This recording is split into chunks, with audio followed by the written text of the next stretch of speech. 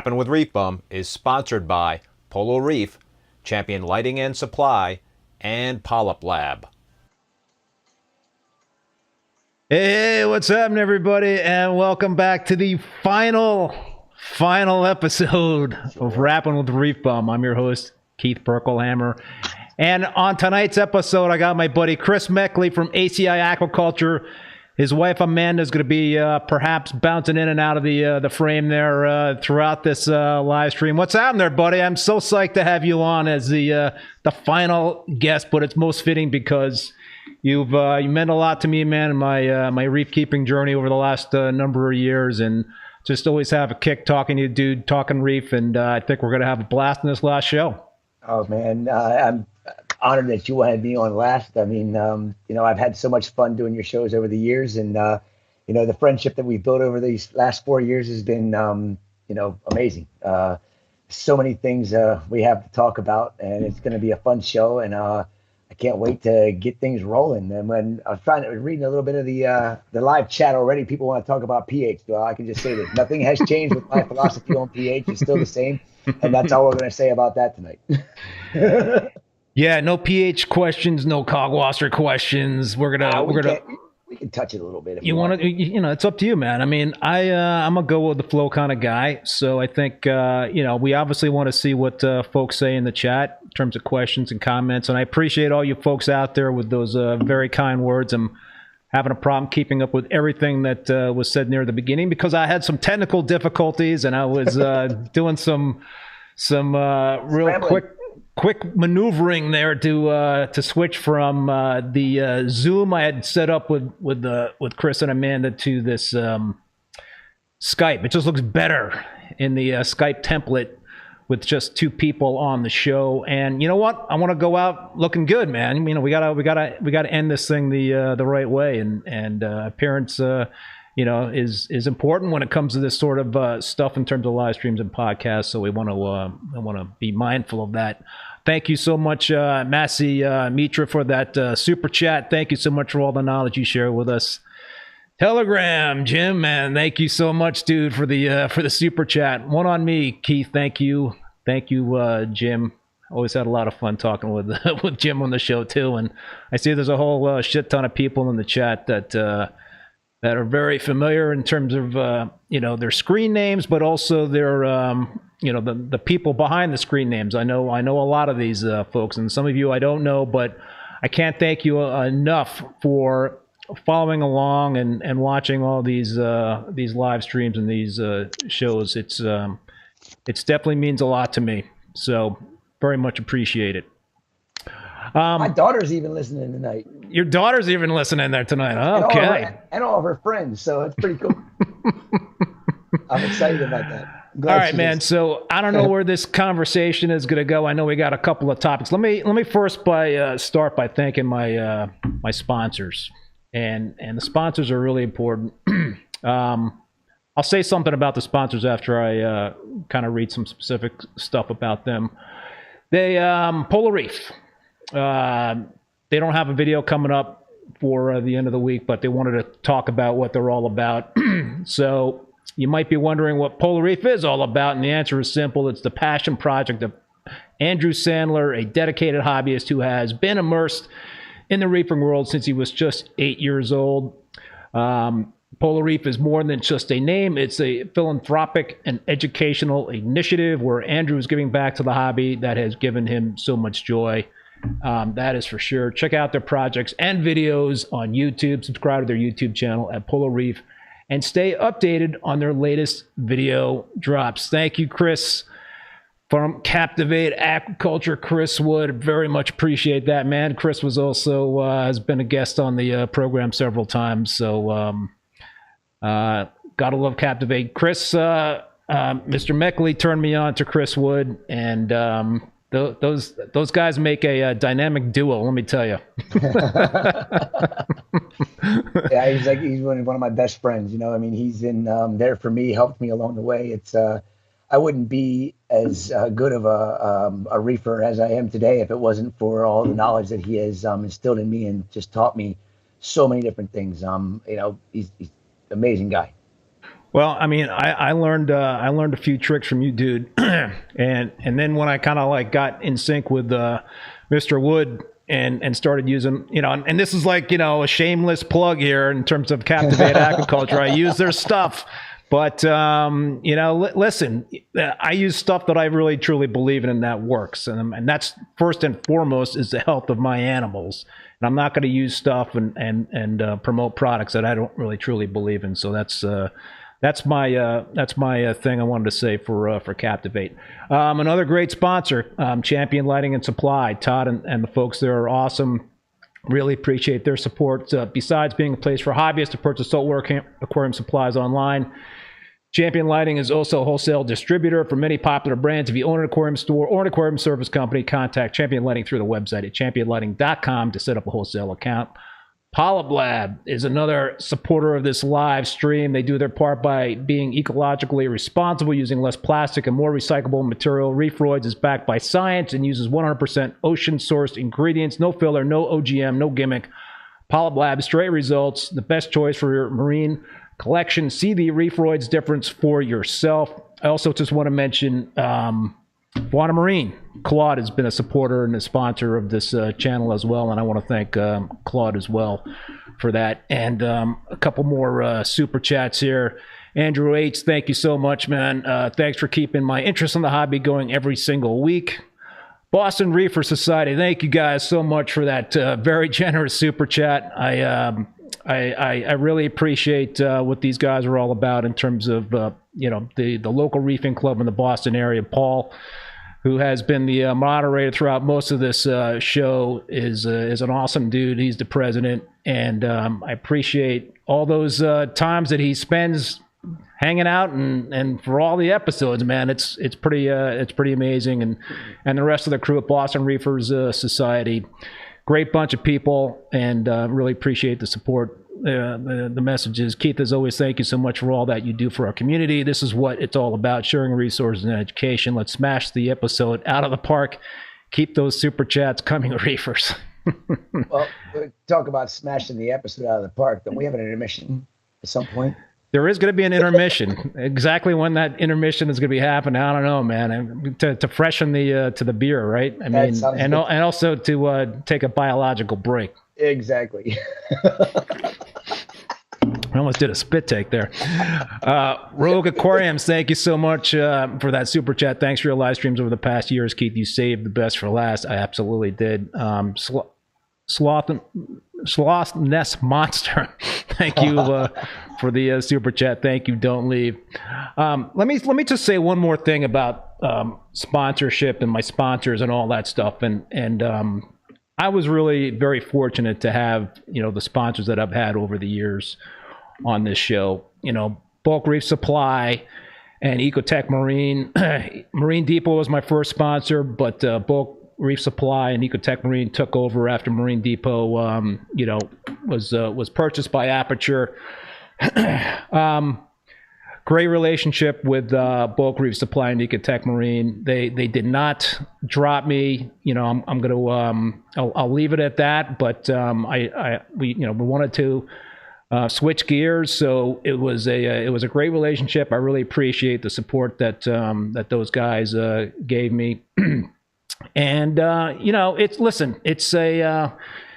it's really a thing in terms of having the support of sponsors, for the show that you truly really do, like I said, believe in, and I think that's important. I mean, there is a lot of stuff that's intertwined within YouTube. There's conflicts, there's material connections, and you know what? Yeah, there is there is some of that on my channel, and I'll be the first to admit it. But I think what all these brands have been on board with is the education piece, and I try to be as unbiased as possible on the show in terms of who I have on the show and my opinions and my videos about sponsors and all that sort of thing. So I'm going to be, after this episode, I'm going to be sponsor free for a while, and you know, it's but I just can't thank the folks out there that believed in me and the show, and it's really also about the guests like Mr. Meckley over there. That's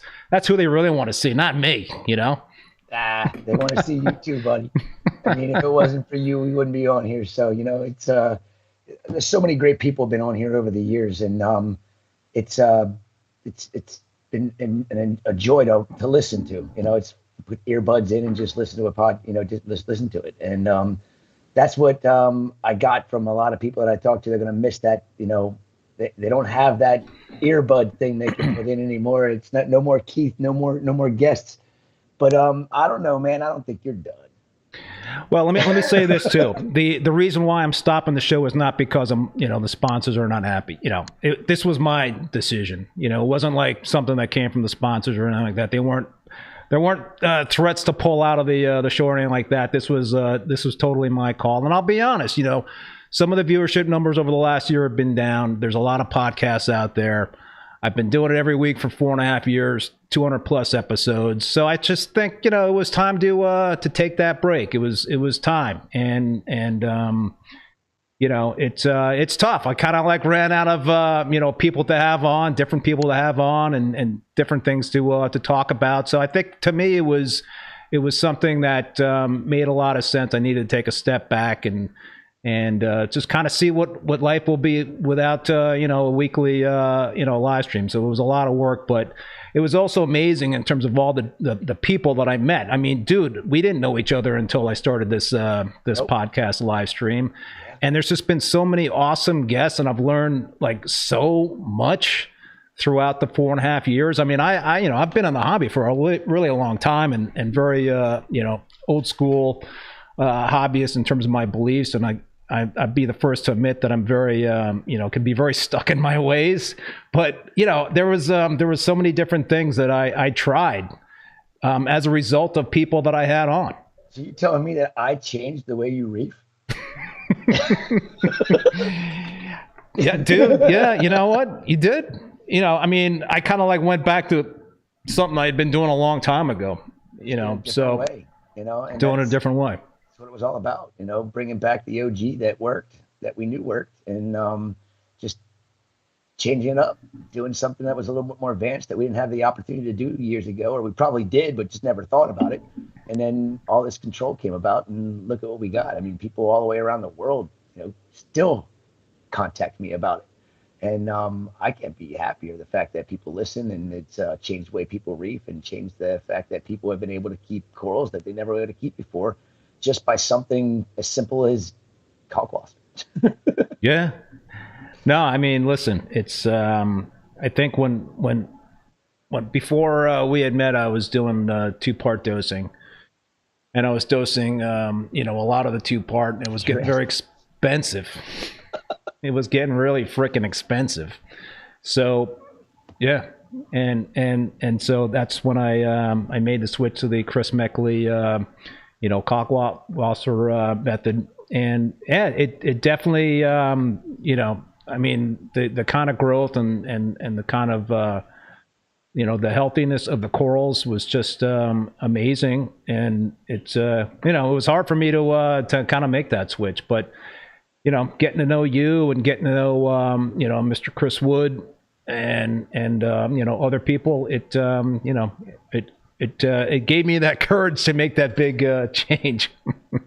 I mean, when was the last time you made? I mean, was that like the last big change you made when you kind of like switched to that method of Kalkwasser dosing? I guess we're getting into a Kalkwasser dosing conversation here, but we might as well go. The rabbit hole's been we're on the way down it, so let's just keep going. That was the last thing that changed. When I started reefing, like I said, many years ago, that I dosed Kalkwasser in my first aquarium, and the tank did really well. And when I moved to Florida, it was still Kalkwasser, and then it was 2-part. I used the ESV by Bionic, and then as the company grew, and as we got bigger and bigger and bigger, and it just expenses were just through the roof with all the 2-part dosing, and then the calcium reactors came into play, and then the whole pH suppression from the calcium reactors, and I fixed it somewhat. But then when Mr. Wood got back into it back in 2020, He's like, what do you want to figure out? And I'm like, pH. And then here we go. And it all started from there. And it was like mind blowing to me. I was like, I forgot all about the basics of reefing and how simple Kalkwasser was. And when we started toying around with that and some other things, and just could see the difference in the corals, 5.5 weeks to puddle an acro versus 8 weeks to puddle an acro. I was like, well, that's got something to say in it right there. That means my costs were cut and my production is up and life is good. And there's a heck of a lot less work for me to do on a weekly basis because I don't have to worry about making sure that all the vessels are full for, dosing, the 2-part. And, I didn't have to worry about whether or not the calcium reactor was, the bottle of CO2 ran out in 3 weeks, 20 pounds, where now it's like 6 months to a year, or longer. It's been a huge eye opener, and that was the last huge change that I made to our systems. And I can't think of anything unless somebody comes up with a better idea that saves me even more time and money. I don't know how else to fix it. Well, the other thing that I made a big change was ICP testing and dosing trace elements. That came right after. Yeah. Yep. Actually, no, I'm sorry. I was toying with the monitoring traces for the turf scrubbers because Chris's first MT, Isolate MT, was Isolate Turf MT. It was designed for, a tank with a scrubber on it. And that's been all changed and modified around as we learned the process of what, is needed. But the whole evolution from Turf MT to MT is that's about 9 months of evolution of the product. And maybe it's a little bit longer than that. Chris can probably chime in there and say, have a more definitive answer on that one there. But it was monitoring trace elements was kind of about the same time I did the Kalkwasser. And so that's kind of, I think, what everybody calls the ACI or the Meckley method. It's, the Kalkwasser, keep the pH stable, and monitoring trace elements, they make a world of difference for your system. The bigger the system, the easier it is to maintain and do. Small systems, just the MT is a great thing to do, and just do it 2-part. Water changes, actually. Yep. Rob, upstate New York, thank you, man, for that very generous super chat. Cheers to you, Keith, and the slight chance of an anniversary special ReefBum Live in 2025. And Polo1126, thank you so much for that generous super chat. Thanks for all you've done for the hobby, Keith. Sad to see these come to an end, but enjoyed the ride. So what did I want to say about trace element dosing and ICP testing? So, like I mentioned, I've been reefing for a very, very long time. And, when I had some pretty good success years ago with a really, really simplistic approach of, it was like 2-part dosing way back when, and then I switched to a calcium reactor and Kalkwasser through an auto top off. But, I never really got down into the weeds in terms of testing. I would test calcium, alkalinity, nitrate, and that was pretty much it. I never tested magnesium. I never tested phosphate, and nope. The first time somebody told me it was a fellow hobbyist that came over to my house who was buying some frags, and he actually brought a phosphate test kit, and he tested my phosphate for me. I don't remember what that was, but I wasn't paying attention to it. And I still got some great growth and some great colors of the coral. But what I will say about the trace element dosing now is that I'm probably getting better colors. Maybe not better growth, but better colors now than I have ever gotten on a wide variety of corals. And I know I see that John writes in the chat. John's been a loyal viewer to this live stream, and I appreciate you, John. And I'll get your... Right? What's that? Isn't he in the UK? Yes. Yes. Yeah. And I got he's got a question. I'll bring that up. But I know, John, you had some skepticism last week when we had Sanjay, Mike, and Claude on in terms of ICP testing. But I forgot to mention it then, but I'll mention it. I just mentioned it, is that for me personally, this is my experience in terms of doing the ICP testing and doing the Captivate Aquaculture trace elements and getting all that stuff dialed in. I have definitely seen better colors with a broad range of corals that I never achieved years ago. That's been my personal experience. No, I mean, that was one of the things that I noticed too. I mean, you started seeing a lot more, like a coral that was red actually is like red, you know, and there was just so many subtle colors popping out of the corals. I mean, and I've seen some amazing aquariums that don't do minor and trace elements have amazing looking acros, and I've gotten some of those, and then I've seen even more subtle colors coming out of them as they've been, you know, seasoning and growing in our systems. And I don't know if that had just to do with the, you know, the light and, you know, the minor and traces, or if it's just a big combination of both. But, you know, it's a recipe for success when you get those minor and traces down. And even if you don't, I don't recommend people chase the traces, you know, chase that number. If you get close to where you're supposed to be, just set it and forget it. You know it's going into the system, where if you weren't dosing it before, but you're noticing the bonuses, or the benefits of it, if you keep trying to chase it, that's where you're going to get into some trouble. Because if you get it to be going too high, or you get, you know, there's a correlation. I firmly believe this, the correlation between a lot of the different trace elements, where some of them are utilized more so than others when others are present. And I have no way to prove all of that, but I've seen, you know, some things with my own eyes. You know, when I have a low levels of potassium and vanadium, you know, I noticed that the gonnies aren't as happy. But then I've also noticed that if I have a high level of potassium, the gonnies aren't as happy. So, you know, it's that once you know you're putting it in and you got a good regimen for doing it, you're doing it on a dosing pump, just set it and forget it. You know, and every once in a while do a test and make sure that you're not getting elevated on anything, and make sure that you're just you're still showing that they're in your system. And, you know, there's always weight. You can always adjust it, you know, down the road, but adjusting it constantly. I found over 3 years of chasing them that I just kept adding and adding and adding, and I wasn't getting any benefits out of it. And I was just using more and more elements. And once I just got to my head straightened out and said, just set it and forget it, everything's just dialed in and looking great. And some weeks I have deficiencies, other weeks I have spot on. It's so weird. Chris Wood says the critical trace elements will impact coloration more noticeably in the short term. Then they will grow. Then they will growth rates to a point. After a couple of months, you will see the increase in growth rates. Yeah. You know, one trace element that I did start dosing that I noticed an immediate, well, not an immediate, but a definitive color change was fluoride. And the blues popping on my acros, you know, especially my Tyree Ice Fire Echinata, man. That thing, like, just freaking on fire now with the blues. I don't have that coral. You know, and I never sent that to you? No, you never sent that one to me. That's actually been one of my nemesises. It's a tough coral to ship. It is. It is. I've had, I don't know how many pieces of supposed lineage ice fire, and I don't know what it is about my system, but those deeper water smoothie type acros, they're always a challenge for me, and I love them. And I've got some really amazing pieces. And my Sahara Sonoy, you might have it, but we don't know because yours isn't growing. I know somebody else has to have a piece of it somewhere, but you know, it's a shame I lost it during the last storm. It's finally bit the dust for good.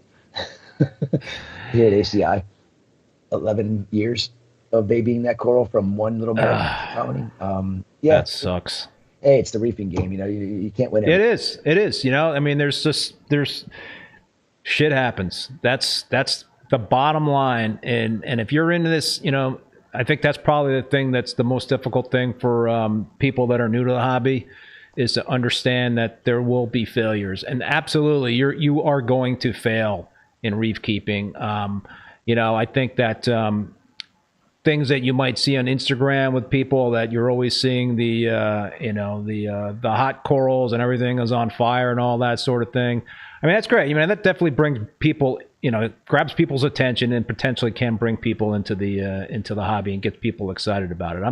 I'm not knocking that stuff, but I think you got to be realistic when you're getting into this hobby and you're starting off. That, you know, some people are a lot more successful quicker than others, but you're gonna have to kind of like pay your dues. And I don't know, man. What do you always? I mean, you're a commercial operation, right? I mean, you're a lot different than a hobbyist because you've got to basically do things at scale.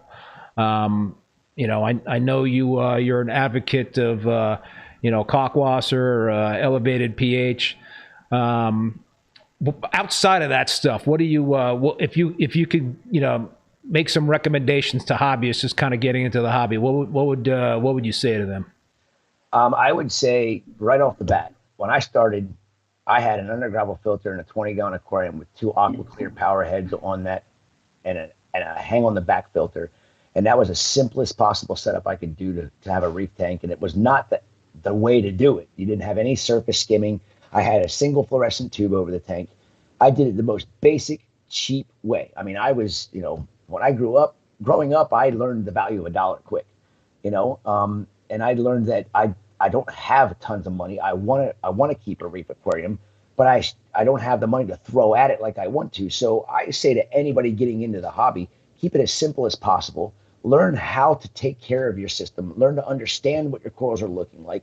When you go somewhere and they're trying to sell you a $10,000 setup and it's 220 gallons, take a big step backwards and say, I want a most basic setup you possibly can get your hands on, and have a sump, a tank, a power head, or something for moving water, and a decent light system. I mean, I used a Home Depot shop lamp.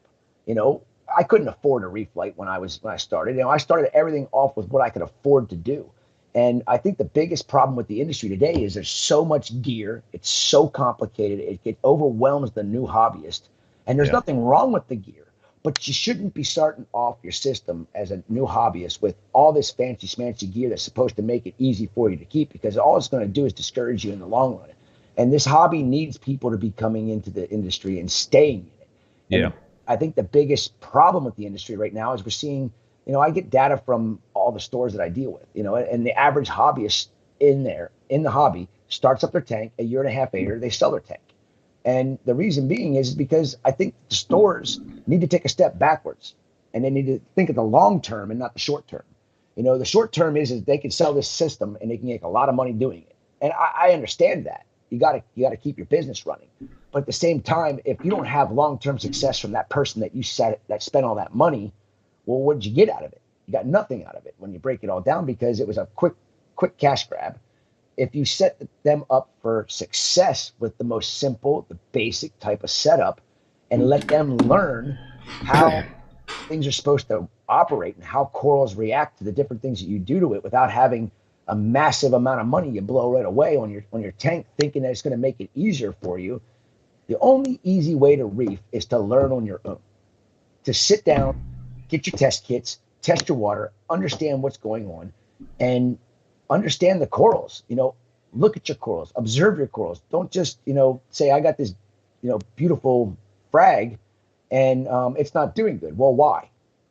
If you can't tell me why it's not doing good because you don't have the test kits to do it, or you say you have all this fancy smancy equipment, well, I don't know. It's difficult for me to wrap my head around all this equipment nowadays, going to new hobbyists.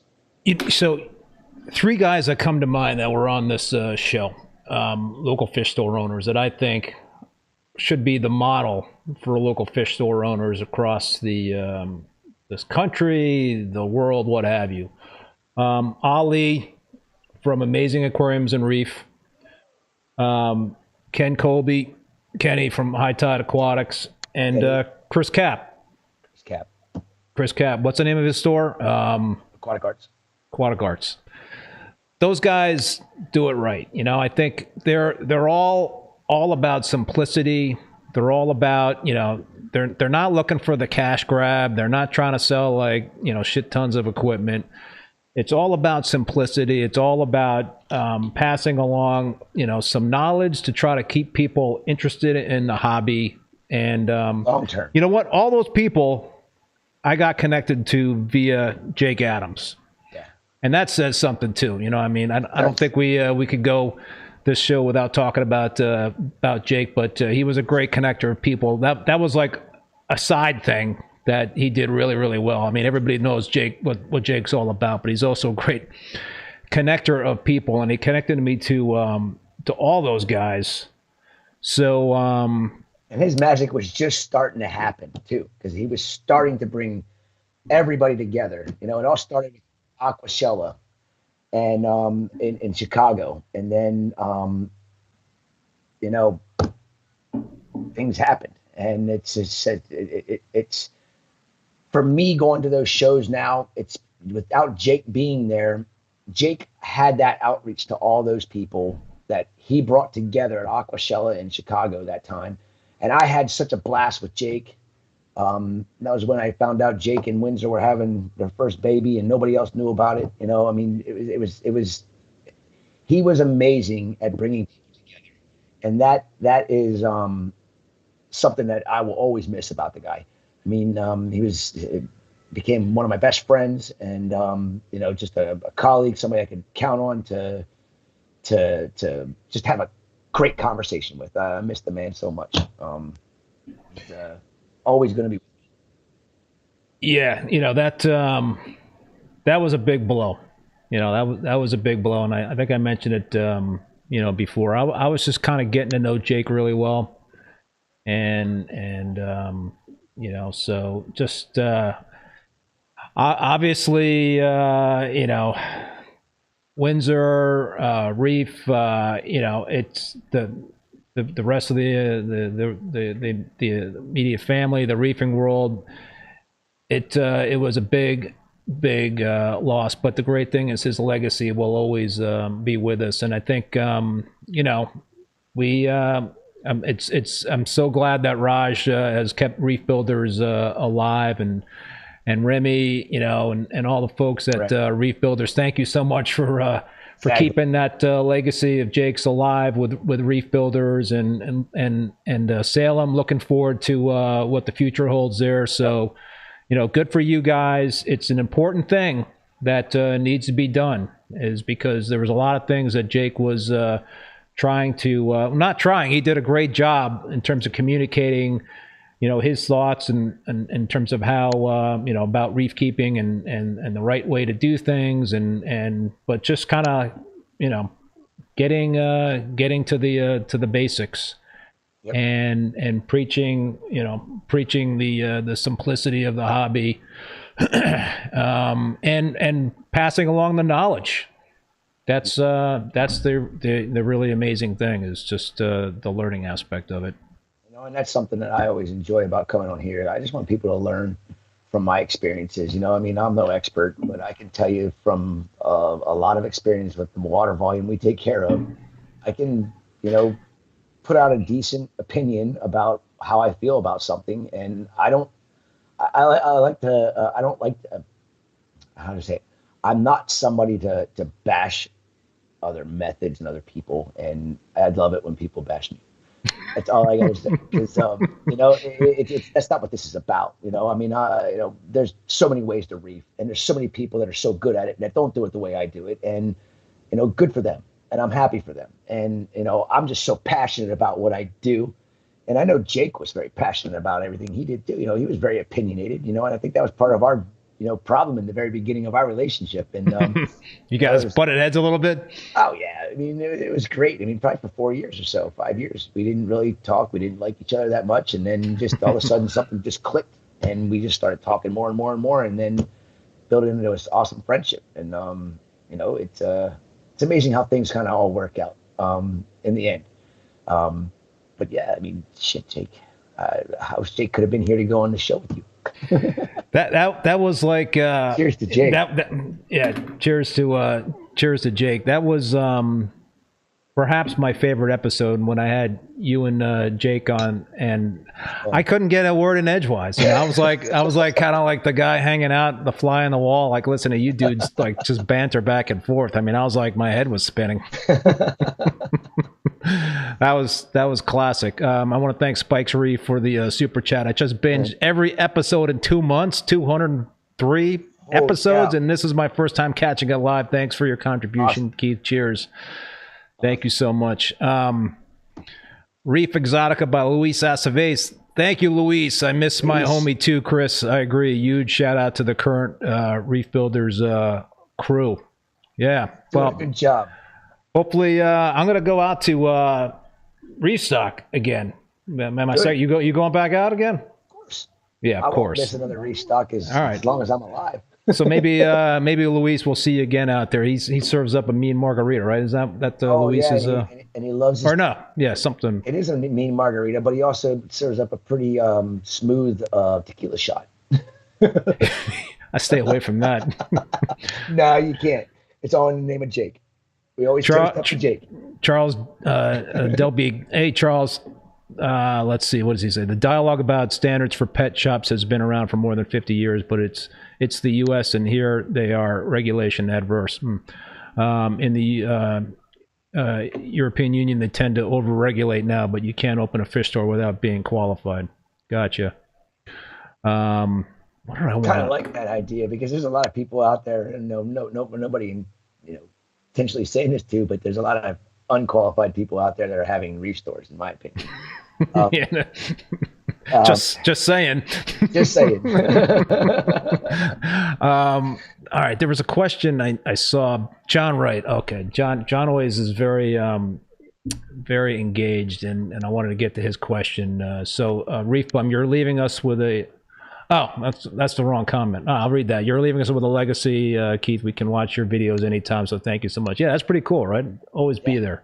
Yeah. Unless I do something wrong and I get my channel gets deleted by YouTube, but I don't think that's going to happen. I don't think that's going to happen. You haven't put bad content out there. John, all right, John, right here. Hi, Keith. Chris is different from a hobbyist, and why would I start dosing Kalk when my tank is full of corals? All right, so we talked about you having a commercial operation. You're not like, but you're a hobbyist at heart. So why, if somebody's got, a tank with a lot of growth, a lot of corals, and what have you, why would they consider switching methods to adding Kalkwasser to the mix? Is it getting too expensive for you to maintain it on the way you're doing it? I mean, that's the only reason why I went to the Kalkwasser method. I mean, the method I was using worked fine, but the cost involved for a commercial operation, and so you got to think about some hobbyists. When you get an SPS tank rolling, I mean, how much 2-part can you dose in a day? How much is it going to cost you to dose it? And if you're going to go the cheap route and get some raw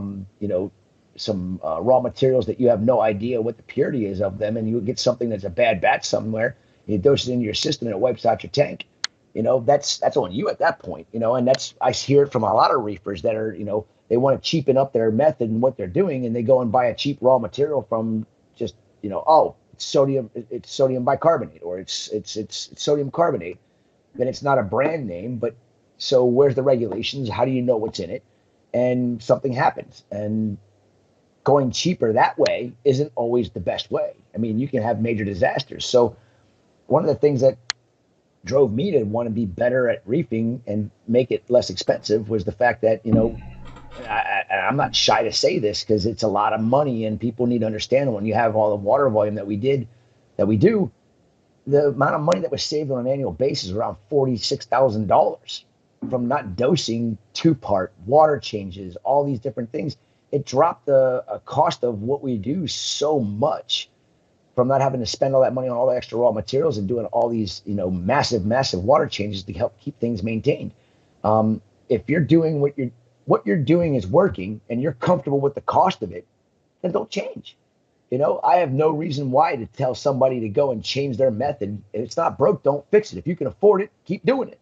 Yeah. But if you want to save yourself some money, I know people that had 210-gallon SPS tanks that grew so quickly and just filled in, and the amount of 2-part they were using, they're just like, this is costing me $150 a month to dose 2-part. I'm going to go buy some, here, there, whatever, some raw material that's off the internet, and they get it. And next thing you know, the tank's not doing so good. They do an ICP test, or they don't do an ICP test, and they have RTN issues start happening where their corals were doing great when they were buying the product that was off the shelf that was made by an aquarium additive company that's been reputable. And the majority of them are really good about making sure their raw materials are of good high purity. And that's all I have to say to somebody that says, why should you switch? I don't say you should switch. It's a matter of whether you want to experience what I experience and the simplicity of it and what Keith sees. If you don't want to change that, then just stick with what you're doing. It works, obviously. Yeah. Chris Wood says stable, elevated pH typically results in faster coral growth. 100%. Remy is in the house. Remy, what's happening? Bahama Remy. Llama Coral. What is that? Is that channel still alive there? We got any Bahama Llama Coral videos coming out? You're too busy. Too busy with the Reef Builder. His comment it's somebody was asking him about Reef Builders. It's one of the most difficult projects I've ever been a part of. I think we can all agree Jake was superhuman. Yeah, for sure. But Remy, you're doing an awesome job, dude. Remy is doing an awesome job. I'm actually so proud of how he's just taken the bull by the horns with that, and he's making it his own. And he never said he wanted to be like Jake or even think he was Jake. And that's what people need to understand. Remy's just doing something to help keep it going. All right, so Charles is asking, and I think he's talking to you. Any updates on the cataphilia disease project? There's no updates other than the fact that I still use my same. What exactly is that? Give us the quick. Amanda wrote a whole article in Coral Magazine about the coral treatment that we use to help with the cataphilia losses. There's so many people in this hobby that say, "Oh, you can't keep an elegance coral alive nowadays." It's not true. If you follow the protocols that we put into play, that was all developed by Zach Ransom, Julian Sprung. Well, Julian Sprung initiated it. Then Zach and his veterinarian at the Frost Science Museum actually came up with a method or a treatment that worked. And when I got the treatment, I tweaked it, and then I noticed that it was making a big difference on wild imported elegance corals. Because I used to tell my suppliers, I don't even want the things. If you're going to send them to me because I have to use the permit, send me the most basic ones, the least expensive ones I can get, because I already know what's going to happen to them. But after we started doing this treatment, which is oxalic acid, and we do we do a half a gram and 10 gallons of water for 24 hours, and I still bring every elegance that comes into my facility. As soon as it's unboxed, it never touches my system. It goes straight into a tank that we have set up just for treating the elegance corals. So they're already stressed, which is the great part. They're usually completely retracted. In some cases, they're just blown up like balloons, and you're like, okay, well, let's deflate this guy so we can let him pull this medicine into his body so he can get treated. And we do every single shipment. I had 22 elegants come in last week, and I put them through the treatment. The system's been treated, and the elegants that are in that system are doing exceptionally well. Do we still have problems with some? Of course we do. It's not perfect, but I can tell you that I feel confident selling an elegance coral to a fish store anywhere in the country. And if they start having issues with that elegance coral after I went through the process of treating it at ACI, I make sure that they know exactly what they need to do so they can save that coral. And I have so many stores that buy elegance corals all the time because they're not afraid to go through and do the oxalic acid treatment when the coral even arrives to their facility. And I tell them, hey, you're just doing preventative. When you get it into your place, put it through an oxalic acid treatment, and then put it out in your display tank and offer it for sale. Don't offer it for sale right away. You don't want your hobbyist that's buying it to lose it, because then they're going to get discouraged. Do your part in the beginning. And if my suppliers are doing it now, and I'm doing it, and then my storefronts that are buying them are doing it, the hobbyists should do it as well. And if they've had an elegance coral in their tank at one point in time, it's a possibility that the issue is already present in their aquarium. If the coral is doing extremely well, and then all of a sudden starts to get the issues, then I would recommend that the hobbyist then does a treatment on their system to eradicate that bacterial issue that is there. But I don't recommend something to be done, on a regular. I think I've only ever done treatments on the 2 wild systems 2 times in 4 years. Yeah. Because I'm afraid of antibiotics. I think it's a shame that people throw them around like they're, no big deal, when they really are a big deal. So yeah, nothing's really changed on that. I haven't gone any new breakthroughs on it, but it continues to seem to work really well for us. And I can't be happier with the confidence I have in selling an elegance coral to a customer. Charles is saying, last I heard, Roy Young was going to look at the cause. Yeah, Roy Young was a part of the elegance coral experiment that we had done with Lee, his vet tech, that was doing an internship, and he was part of the whole 6-week study that we did with a control tank and an experimental tank. And that's all in the Coral Magazine article. That whole entire article was written after that experiment was done, and the data was gotten back from the aquabiomics testing. And the Shed Aquarium actually was the one that we got funding from the state to do this, and we sent all of our samples from all of the elegance corals that we took to the Shed Aquarium, and there was no real definitive answer, because it's the article explains it all. I'm drawing a blank on every aspect of the experiment and how it was. It's been probably a little over a year since I read into that, but it was pretty interesting to what we found out. And I wish I had more space and more time to go through a real extensive long study on these things, because we could probably isolate it down to exactly what it is, but that's going to take a lot of time, and we just didn't have the funds or the time to actually do it. But I know that there's so many people out there that are happy with treating the elegance corals, and I've got storefronts down here in Tampa that have 3 and 4 big, just stupid, exotic, gorgeous elegance corals. They've been there for over a year, and 5 years ago, nobody would have kept an elegance coral that had a cone bottom like that alive for more than 3 to 6 months. It was just a death sentence getting them collected from the wild and bringing them into captivity. Now they have a fighting chance. Dude, I gotta commend you in terms of the contributions that you've made to this hobby, because you've said to me many times that you're not you're not in it for the money in terms of keeping the corals and all that stuff on the farm, and to be kind of like having certain systems set aside to do like this kind of research and these kind of studies is pretty amazing. And I think we're all benefiting from your love of these animals. So it's not an easy job, dude, in terms of what you do. I mean, you got to deal with hurricanes. You got to deal with employees sometimes, you got to deal. I mean, you got like a shit ton of stuff that you got to try to manage to stay afloat sometimes. I mean, it's not easy. It's not easy for local fish stores. It's not easy for coral wholesalers. You're trying to provide for your family. So, I think a lot of times it doesn't, some of that stuff kind of goes unnoticed, right?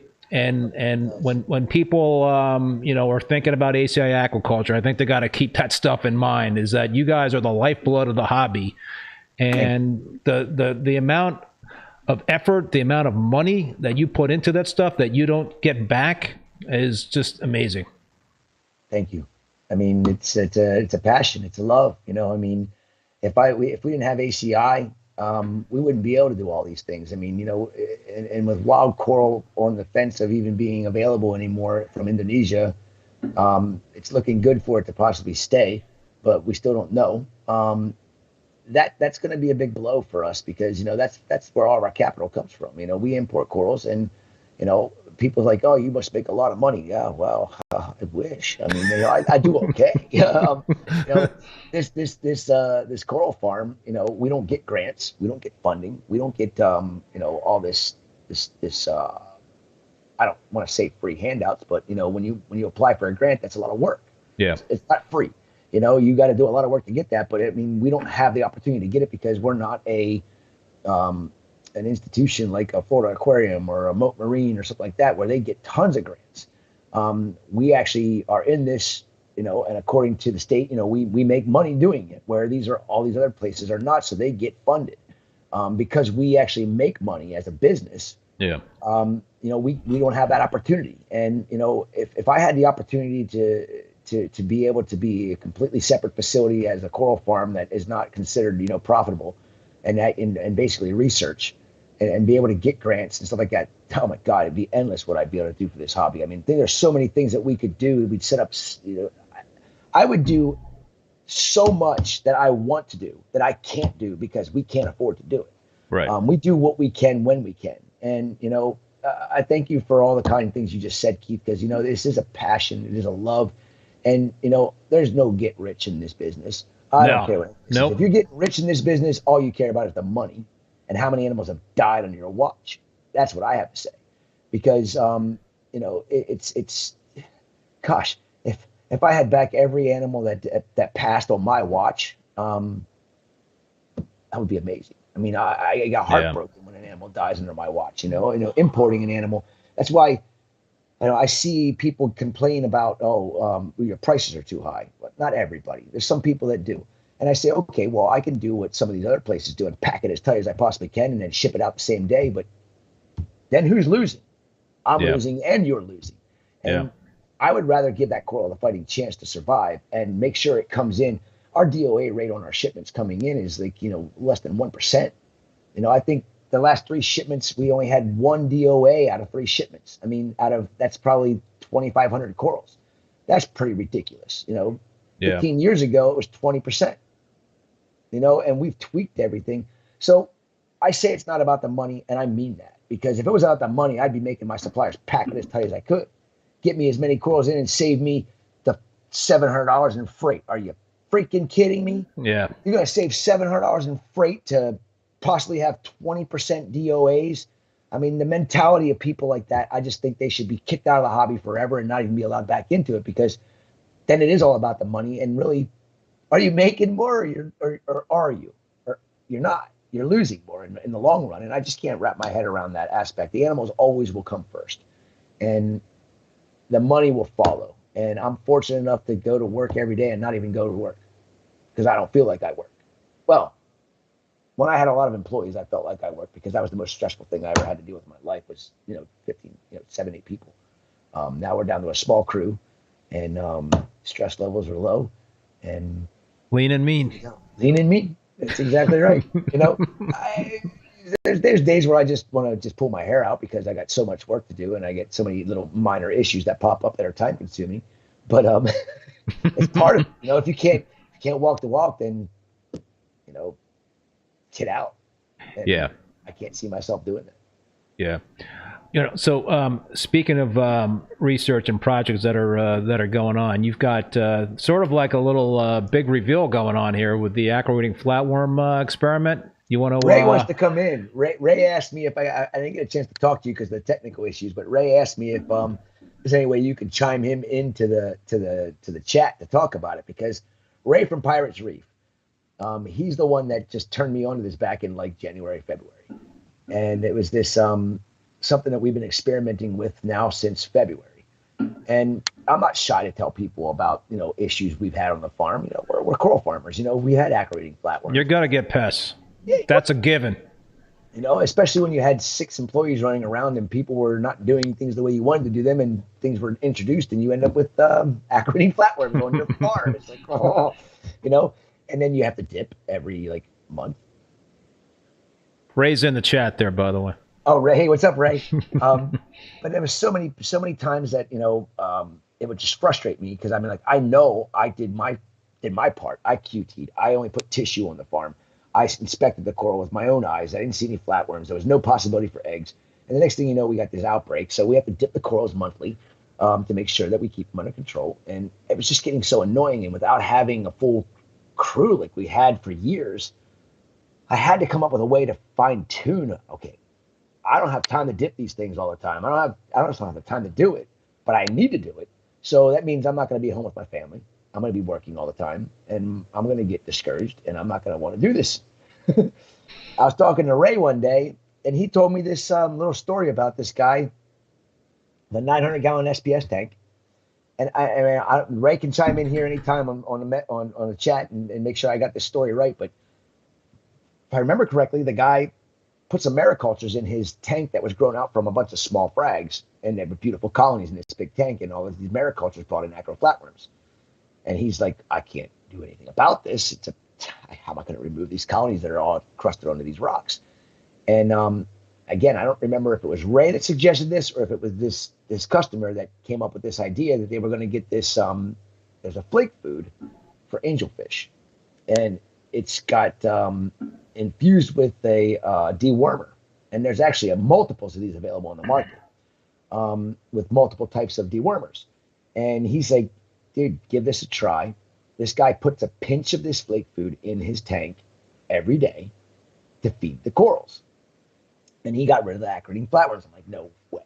No wet. It can't be that damn simple. So I bought this food and I started putting it in our concoction of food. And instead of doing it every single day, I just put it into the concoction of food that we feed our corals. Sometimes bi-weekly. Most of the time, it's just once a week that we do our coral feedings, because we feed our fish so frequently. They get plenty of poop. They get plenty of leftover, fish food. So, one day a week we target feed every single coral in the system. So putting this flake food in there with this dewormer in it, and I started doing it back in February. Well, right before I started doing it, I made sure I cleaned the acros, made sure they were looking good. And when you say clean acros, what are you saying? I'm saying out of the 250 acros that are on the farm, take every rack that has acros on it, pull it out, stick it into Anticipate, Chris's dip the coral, make sure you get all the pests off of it. If you see eggs, scrape all the eggs, and do everything you can to make sure that they're as clean as possible when they go back into the system. And change out the racks, scrub the algae off the tiles, do everything we have to do to make sure that they're good to go for at least another month or longer.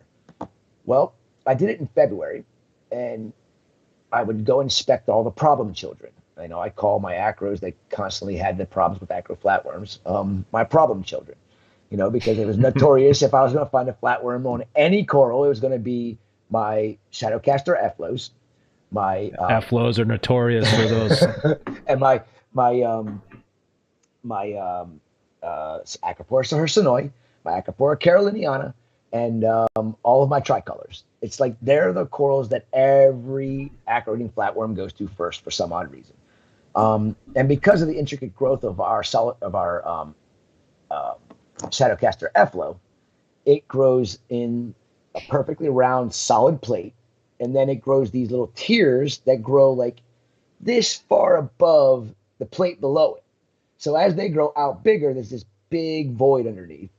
And if it dies under there, well, acro eggs, perfect spot for them. Acro-eating flatworms, perfect spot for them to hide.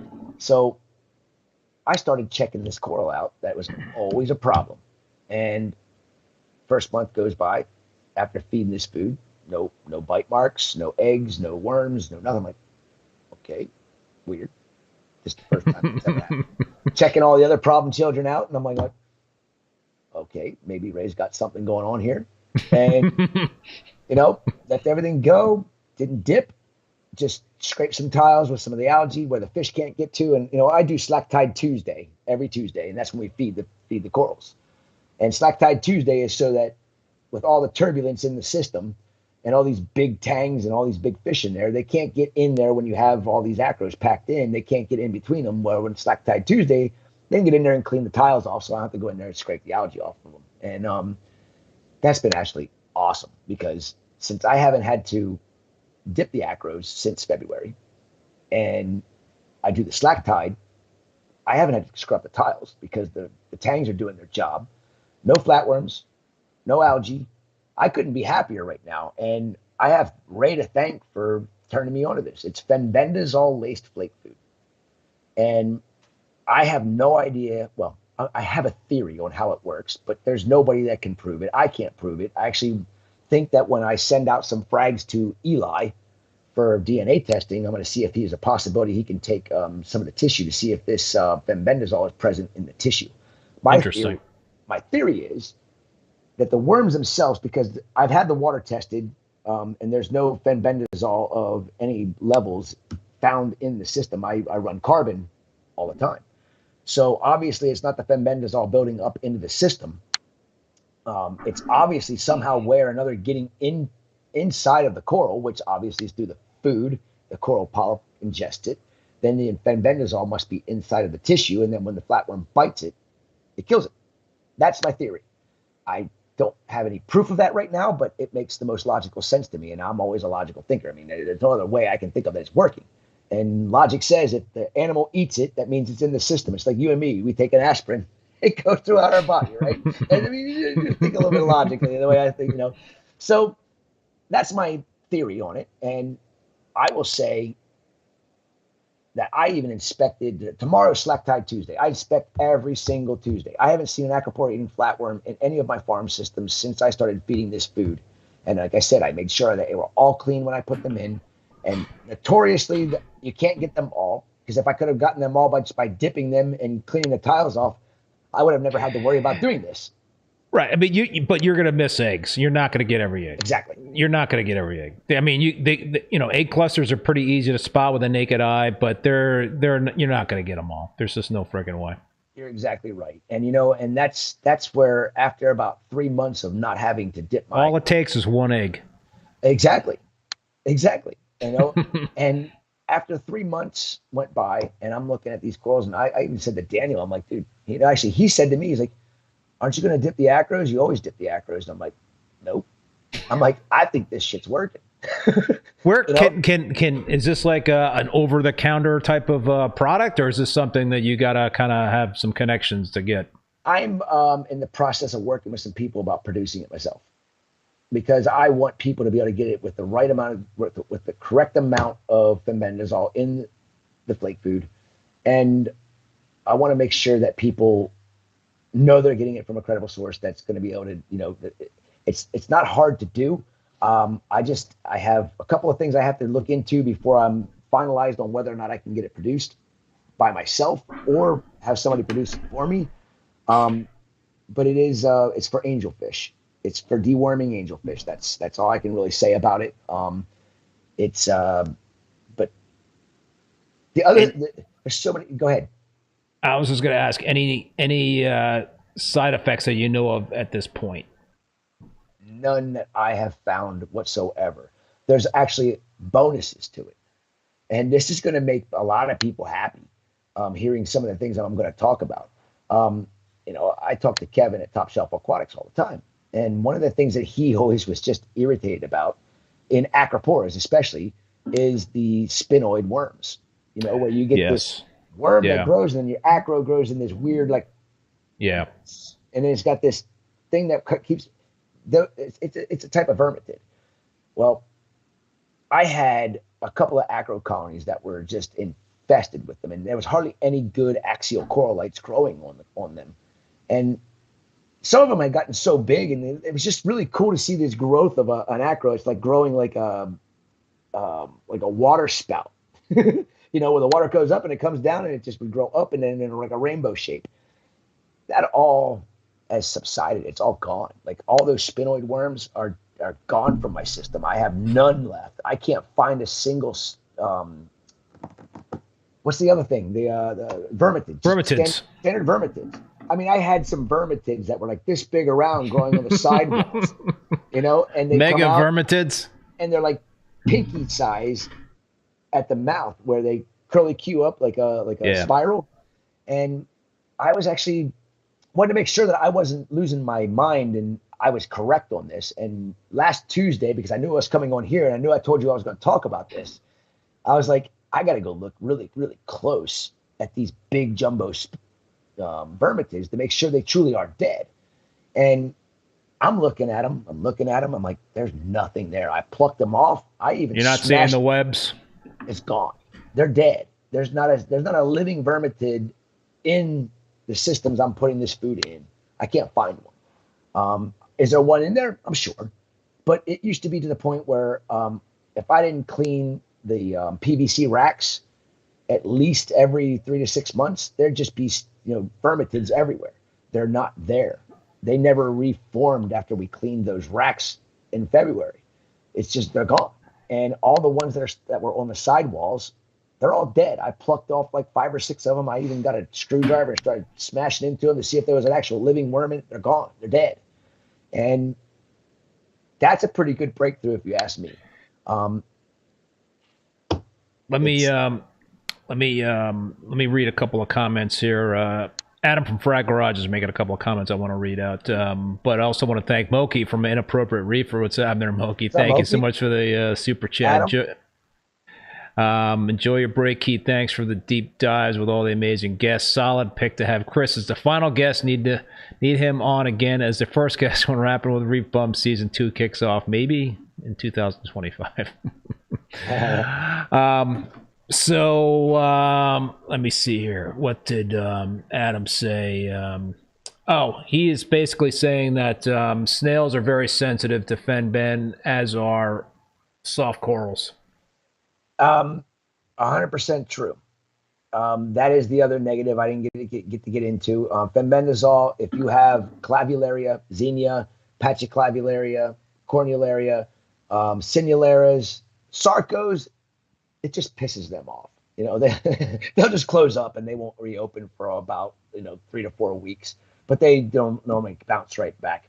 But if you have a xenia problem or a star polyp problem, you can definitely eradicate them very quickly. If you have an anthelia problem, it will take care of the anthelia for you. There's little nuisance daisy polyps that everybody can't stand that are blue, that grow all over, and they just cover up the base of your acros and start growing up your acro and killing it all along the way. It'll take those things out too. That was the bonuses that we got that we didn't even realize were going to happen. And actually, I was quite disappointed. I couldn't figure out why all of a sudden my xenia was just dying everywhere. I'm like, man, I couldn't keep xenia for years. I finally find a strain that I can keep alive. I got customers that are buying it like crazy. And then all of a sudden, it's just disappearing. And then I found out the hard way that it was the fenbendazole that was killing the xenia. So yeah, it can be very hard on your soft corals. So if you have a predominantly SPS dominated or SPS and LPS dominated tank, no issues whatsoever using this. And it is Reefkeeper just asked. Yes, it's Angels Plus. There's 3 different ones on the market. You have praziquantel infused, you have ivermectin infused, and you have fenbendazole infused. And I actually have gone a step farther with the Angels Plus product, and I'm using the praziquantel and the ivermectin along with the fenbendazole to cure torch corals from the wild of their boring worms that kill them over time. And I don't know what's going on with that. I'll find out that probably in 6 months to a year, because I just started that process. I just started putting torches back on the farm because that was my decimation of my torches, other than the fish that were eating them. I had problems with the boring worms, roundworms, that were actually living internally and eating the coral from the inside out. That could be a huge game changer for torch corals down the road, and other euphyllias that have the same issues, and of course other corals that have these issues. There's a lot of things that come in on our wild corals that that you can't take care of. I don't know if it takes care of now that I think about it, there's a handful of barnacles that were in some of my torches and they're dead, and I didn't really? think about it, they're gone. I bet you they grabbed some of this fenbendazole food and ingested it, and that's the reason why they died. So I haven't had any problems with any of my turbo snails or trochus snails in the system. It has not affected them in any way. To what Adam was mentioning, yes, fenbendazole, if you dose it in your aquarium to kill like the anthelia polyps, it will take out your snails. But this does not bother the snails because it's not in a high enough dose in the water column, and it also, they aren't ingesting it. So I haven't seen the issues with it bothering the snails, which is a good thing, because the theory is that the corals are somehow taking in the fish food. Yes. Okay. They're taking in, my theory is they're taking in the food that's got the medicine in it, the dewormer in it, and then that is going into the tissue, same way as if you and I take a pill. Like I said, it's going to get infused into our whole entire body. So as long as the majority of the polyps are grabbing the food, and the tissue that's getting bitten by the flatworm should be getting a dose of the fenbendazole. Again, I don't know if that's exactly what's happening or not. I have no way of proving that, but logic says to me that's the only thing that makes any sense.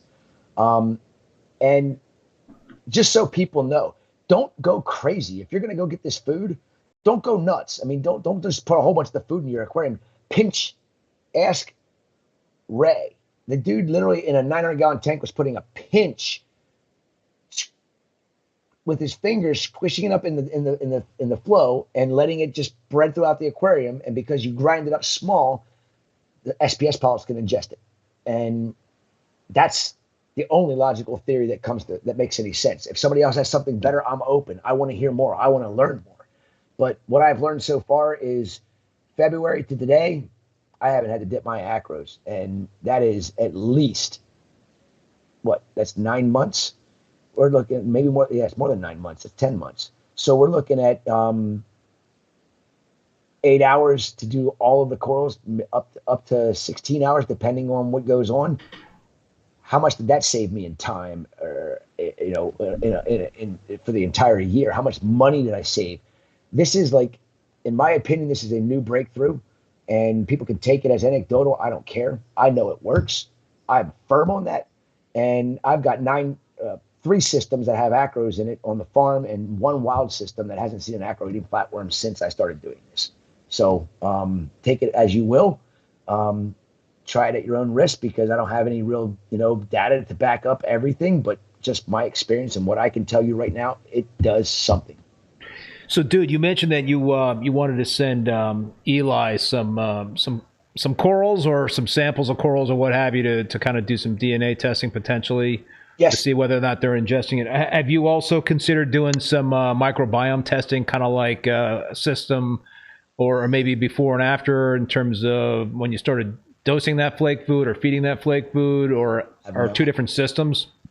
Nope, I have not done it, and it's too late because I've been doing it for so long.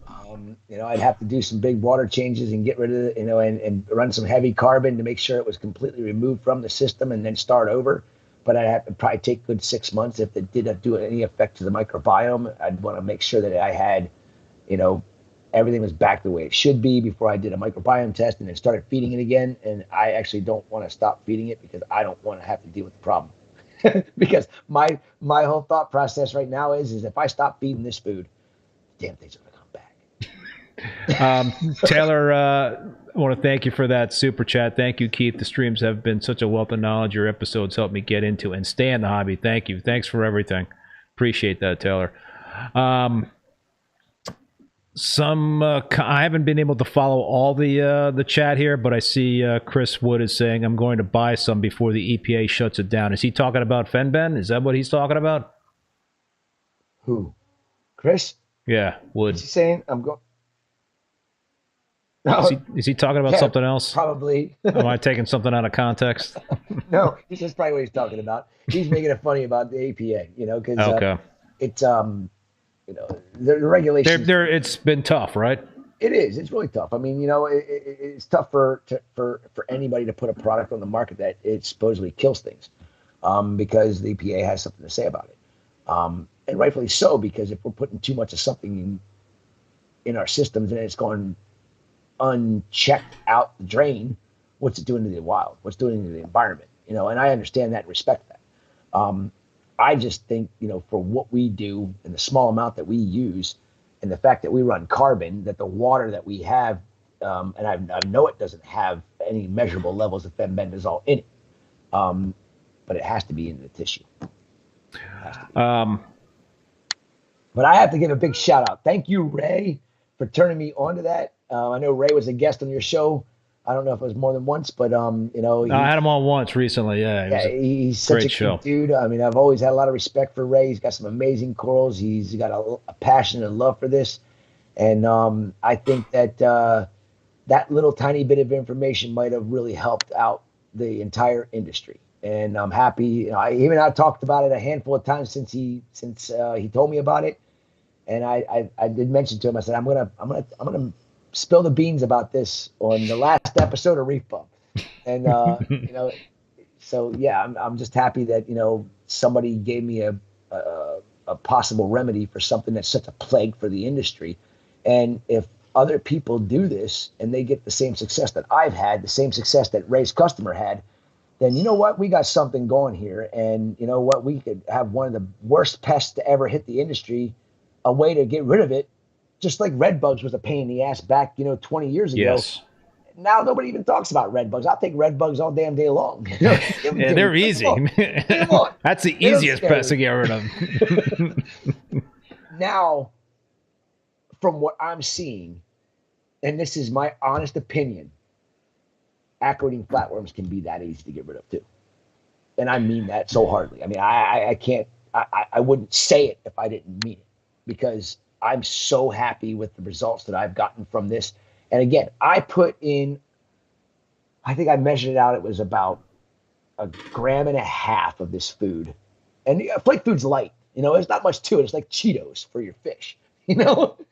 And I measured out in the palm of my hand one time. I'm like, well, I'm gonna put that much in and we're gonna do it once a week. And it was about 1 gram after I weighed it.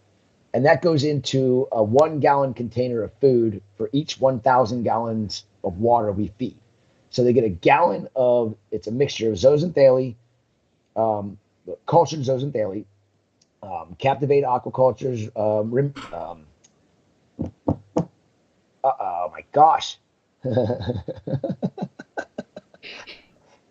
Integrate Reef. Oh my gosh. Yeah, there's so many different products he has. It's Integrate Reef. And then we've put in some Reefroids if needed. And then we also use the flake food. And that's pretty much what our concoction is on a weekly basis. And, you know, we put some pellets in and some stuff for the bigger LPS corals. But, you know, adding the flake food to it changed everything. And it's such a simple, easy thing to do. And if it really is that simple, good Lord, we've been battling acridine flatworms for 25, 30, 40 years. And something as simple as somebody throwing some medicated flake food in their system and it worked for them and now it's working for me.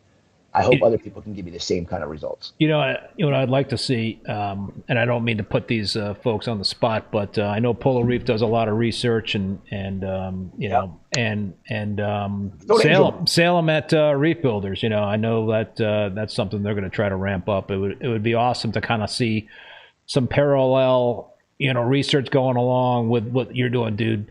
Because, like you said, this is huge, man. This is this would be a big deal. It is. You know, I mean, how many people complain about spinoids in their aquarium? How many people complain about vermitids being everywhere? You know, I can handle those things, but yeah, you know, the acro-eating flatworms stuff is like, that's a game changer. If that you know, stuff can be. I can't handle the spinoids. Like, I cannot handle them because it just ruins an acro colony for me. Where it's I can't do frag to order. You know, if I'm going to frag that coral and I break it and I look in the base and I see the little black hole, I'm like, you little bastard, you got a freaking spinoid in you. You're worthless to me. I got to throw it away because, you know, more than likely that worm's still in that frag. And if I mount it, well, it's not going to grow properly. But that's the great thing is all the spinoids that were drooping, the branches that were just the spinoid with the growing, the acro growing around the worm, all of them turned back up and have axial coral-like polyps on them now. So I don't know. I mean, that's a huge, huge thing for me because, you know, when you have 30 little spinoids growing in a little rainbow shape growing on your coral, and then all of a sudden those 30 little spinoids are no longer there and they're growing straight up like an acro is supposed to with an axial coral-like, in a couple of months, we got an acro frag we can offer up to somebody. Dude, I could be a you know, I could test it out for you too because I got the spinoids and I got the vermitids in one of my display tanks. So do it. Yeah, I'd be open to testing out that. Yeah, I think since February I spent $25. Wow. All right, so dude. Couple things. I think we got a long video we want to show. Yes. It's kind of like a an intermission for you and I, but it's a really important video for the viewers to watch. I don't know how long we're going on here for. How about we go until 9 and then we put the video up. Okay. And then we see how long it goes from there on afterwards. And if people want to continue going, I'm ready. I don't care how long we go, Keith. We can go for 5 hours. I don't give a shit. I have too much fun with you, and let's make this thing just go. Let's put as much content out there as we possibly can. Let me throw a curveball at you. I see that Doug Dorrit from Frag Farm was in the chat at one point, and you know, he is a proponent of the Bolis method. You know, he and Claude have had a lot of videos out about the Bolis method and the advantages of Bolis. the disadvantages of Kalkwasser. What are your thoughts on Bolis? And Bolis, for those people that don't know, essentially Bolis is all about doing a big alkalinity dump about a half an hour before the lights ramp up, and what you do is you really you boost that light schedule by about 20%. So you're kind of like supercharging the intake of that alkalinity from the the corals are being supercharged. So you're dumping pretty much your whole day's worth of alkalinity in that one dose at the beginning, right before the light cycle, to allow the so yeah, it's an old thing that was done years ago. They've kind of brought it back, and there's it's a very controversial topic, in the hobby, in terms of people that are Kalkwasser advocates. You obviously are. I am as well. There's skepticism, and the reason that Doug and Claude believe that Bolis is a method that should be thought about is because potentially it can help with old tank syndrome. With if you're leaning too heavily on Kalkwasser, it will elevate the calcium past a level of a certain level. 440 is essentially the level where you're going to start seeing precipitations form in a reef tank. Those precipitations can be bad because they can, and this is the theory, well, perhaps there is research. I think there is going to be some specific research that they're going to be coming out with the numbers, the data behind that. But these precipitations can absorb trace elements, can absorb phosphates. So it's all about trying to avoid a broken buffer system. I'm sure I didn't do the Bolis method justice by quickly explaining it. There's been 2-hour podcasts and live streams. I've had both those guys on my show to talk about it. There's a lot to it. I would suggest you watch those episodes, watch the other podcasts and live streams. Claude's got a lot of great stuff on his channel. But dude, I just want to get your take on the Bolis method. I've been thinking about it a lot, to be honest with you, because I want to understand it. I want to understand the logic behind it, because it doesn't make logical sense to me. But it obviously is working for Claude and a lot of people that are doing it. So I have to say that it's something about it that works. It doesn't, when I say it doesn't make logical sense, because everybody talks about stability. Well, that's not stability whatsoever. That's just this massive swings going on every single day, massive swings. And, I don't chase my alkalinity. I keep my pH stable. I used to chase my alkalinity. And when I did chase my alkalinity, I tried to keep it as stable as possible. And when I did, I had the best results. Now, I also had to take a step way back to when I moved to Florida 20 years ago, 25 years ago, whatever it is, 23 years ago. And I had to take a look at one of my reef aquariums. And I didn't do the Bolis method, but I remember I had a full-time job. I didn't have dosing pumps. I had B ionic. I was dosing 2-part. So I would wake up every morning before the lights came on, and I would put part A, part B in, go to work, come home, corals looked amazing. It's not that much different than what Bolis is when you break it down. It's not bicarbonate. It was a combination. I think ESV put a combination of bicarbonate and carbonate in their alkalinity buffer. I don't know if they use the other two, the tetraborate and sulfate, like Chris does. But I know that I did something similar where I would just dose my system once a day with the alkalinity that was necessary and the calcium that was necessary, and I had a really good, successful reef aquarium. I can't imagine doing that in our systems at the farm because they're so big, and the amount of bicarbonate that would be necessary would be massive. We're talking probably like 2 liters at a time. And I just scares the shit out of me to try to do something like that in our systems and cause this huge alkalinity spike and then this huge drop overnight. And then the instabilities in the pH. But hey, it works, obviously. I mean, like I said, Claude, I have a lot of respect for Claude. He's been in the industry for a long time. He's got a good following, and he knows how to keep corals alive. I mean, that's been proven. So I can't say anything bad about it because I don't really understand. I don't understand it exactly. And I have no desire to go to that because I know how much it's going to cost me. And if people want to try it, caution. That's all I have to say. I mean, you know, if you listen to what Claude has to say and you follow his regimen on how to do it, are you going to have success? I don't doubt you will. Are you going to have people that don't have success with it? Of course you will. I mean, there's people that I've taught how to do Kalkwasser that don't have the same success that I have.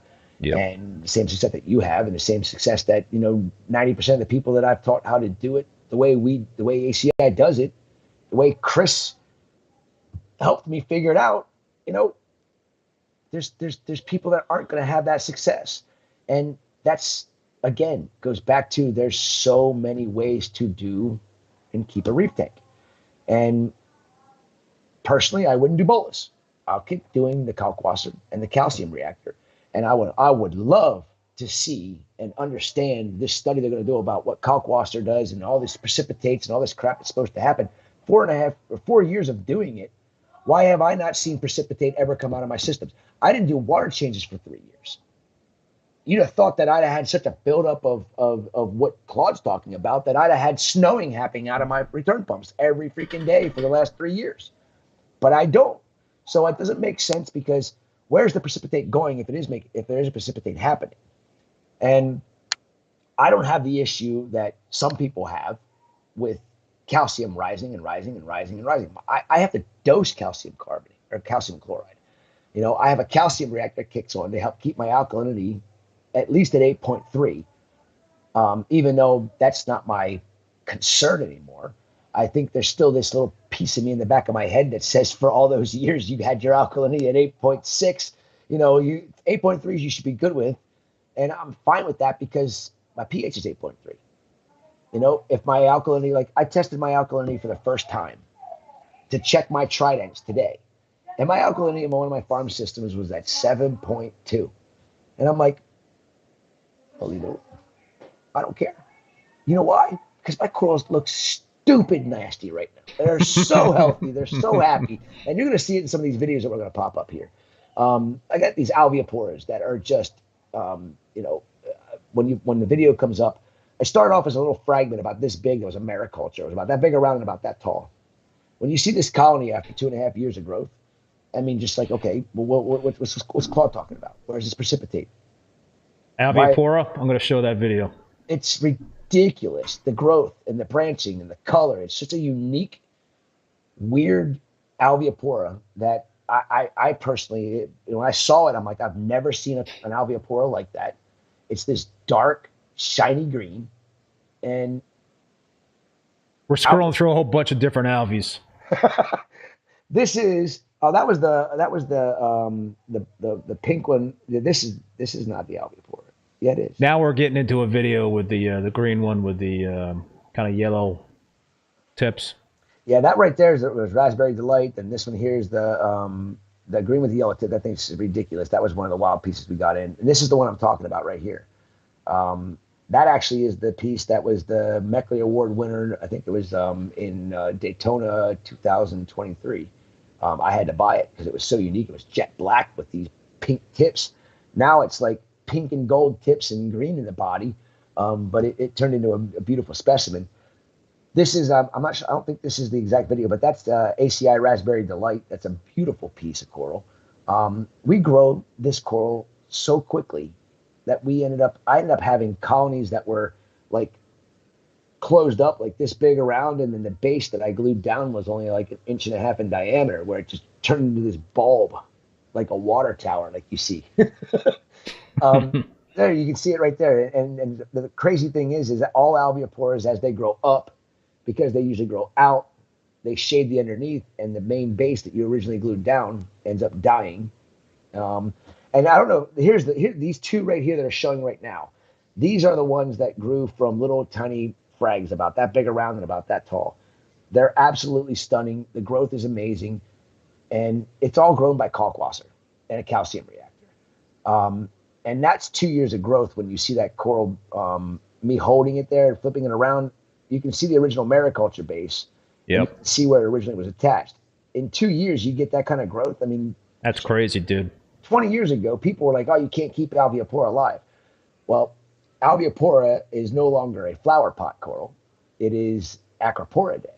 And people are like, huh? What do you mean? What do you mean? It's now classified in Acropora day. So it's in the Acro family. And that made complete sense to me because they are the worst shipping freaking flower pot out there. We used to get flower pots in, Alveoporas in, and they'd be dead all the time. I had to teach my suppliers how to pack them. But this next one that I'm picking up is really cool when you see the underneath of it, because you can just see how it grew out from that little base to this beautiful colony. I've got 3 or 4 of these colonies. And this doesn't do it the justice it deserves by looking at this coral in the video. In person, it has this beautiful shine to it. And I love alveoporas. I love gonioporas, alveoporas, acroporas. I don't care. Any pora. But just to see these things grow out, when even 6-7 years ago, I wouldn't have been able to grow out alveoporas like we do today. And I attribute it to Chris Wood teaching me how to maintain my minor and trace elements, putting the most pure trace elements, concentrated trace elements on the market. I'm not trying to plug him, but I have to say that that's been a huge game changer for me. I don't think we'd be keeping alves and gonies like we are nowadays without, at least my experience, without the minor and trace element dosing, because I think that builds the population of bacteria in the system, which is the majority of what corals eat, is bacteria. And a lot of people don't even realize that, but bacteria is the main source of food for corals. They close up at nighttime, and when they pull in, they pull bacteria in. Well, where's that bacteria go? Some of it is utilized for their internals, others is ingested. And it's pretty amazing. I mean, corals are amazing. And I seeing those corals in that video, I'm just happy to be able to share that with everybody to see how alveoporas really can be a lucrative coral for people to farm. Chris Wood says alves are my next order from ACI. I've got plenty of them for you, buddy.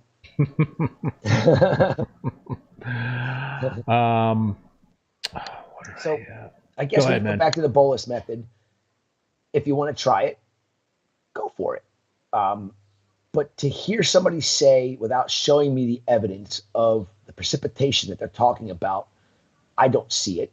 I dose 18,500 gallons of water with a lot of freaking Kalkwasser every single night, and especially since it's supposed to be 39 degrees tonight. I'm sure I'll be dosing about 25 to 30 gallons in the big system and about 15 gallons in all the rest of my systems. And that's a lot of freaking Kalkwasser to go through on a nightly basis. And if there was going to be precipitates popping up because of what Claude said, then please explain it to me. Show me the proof, because I don't see it. And what am I doing that is not allowing that to happen? And let's talk about it. Let's figure out what your theory is, and let's figure out why that theory isn't true with me.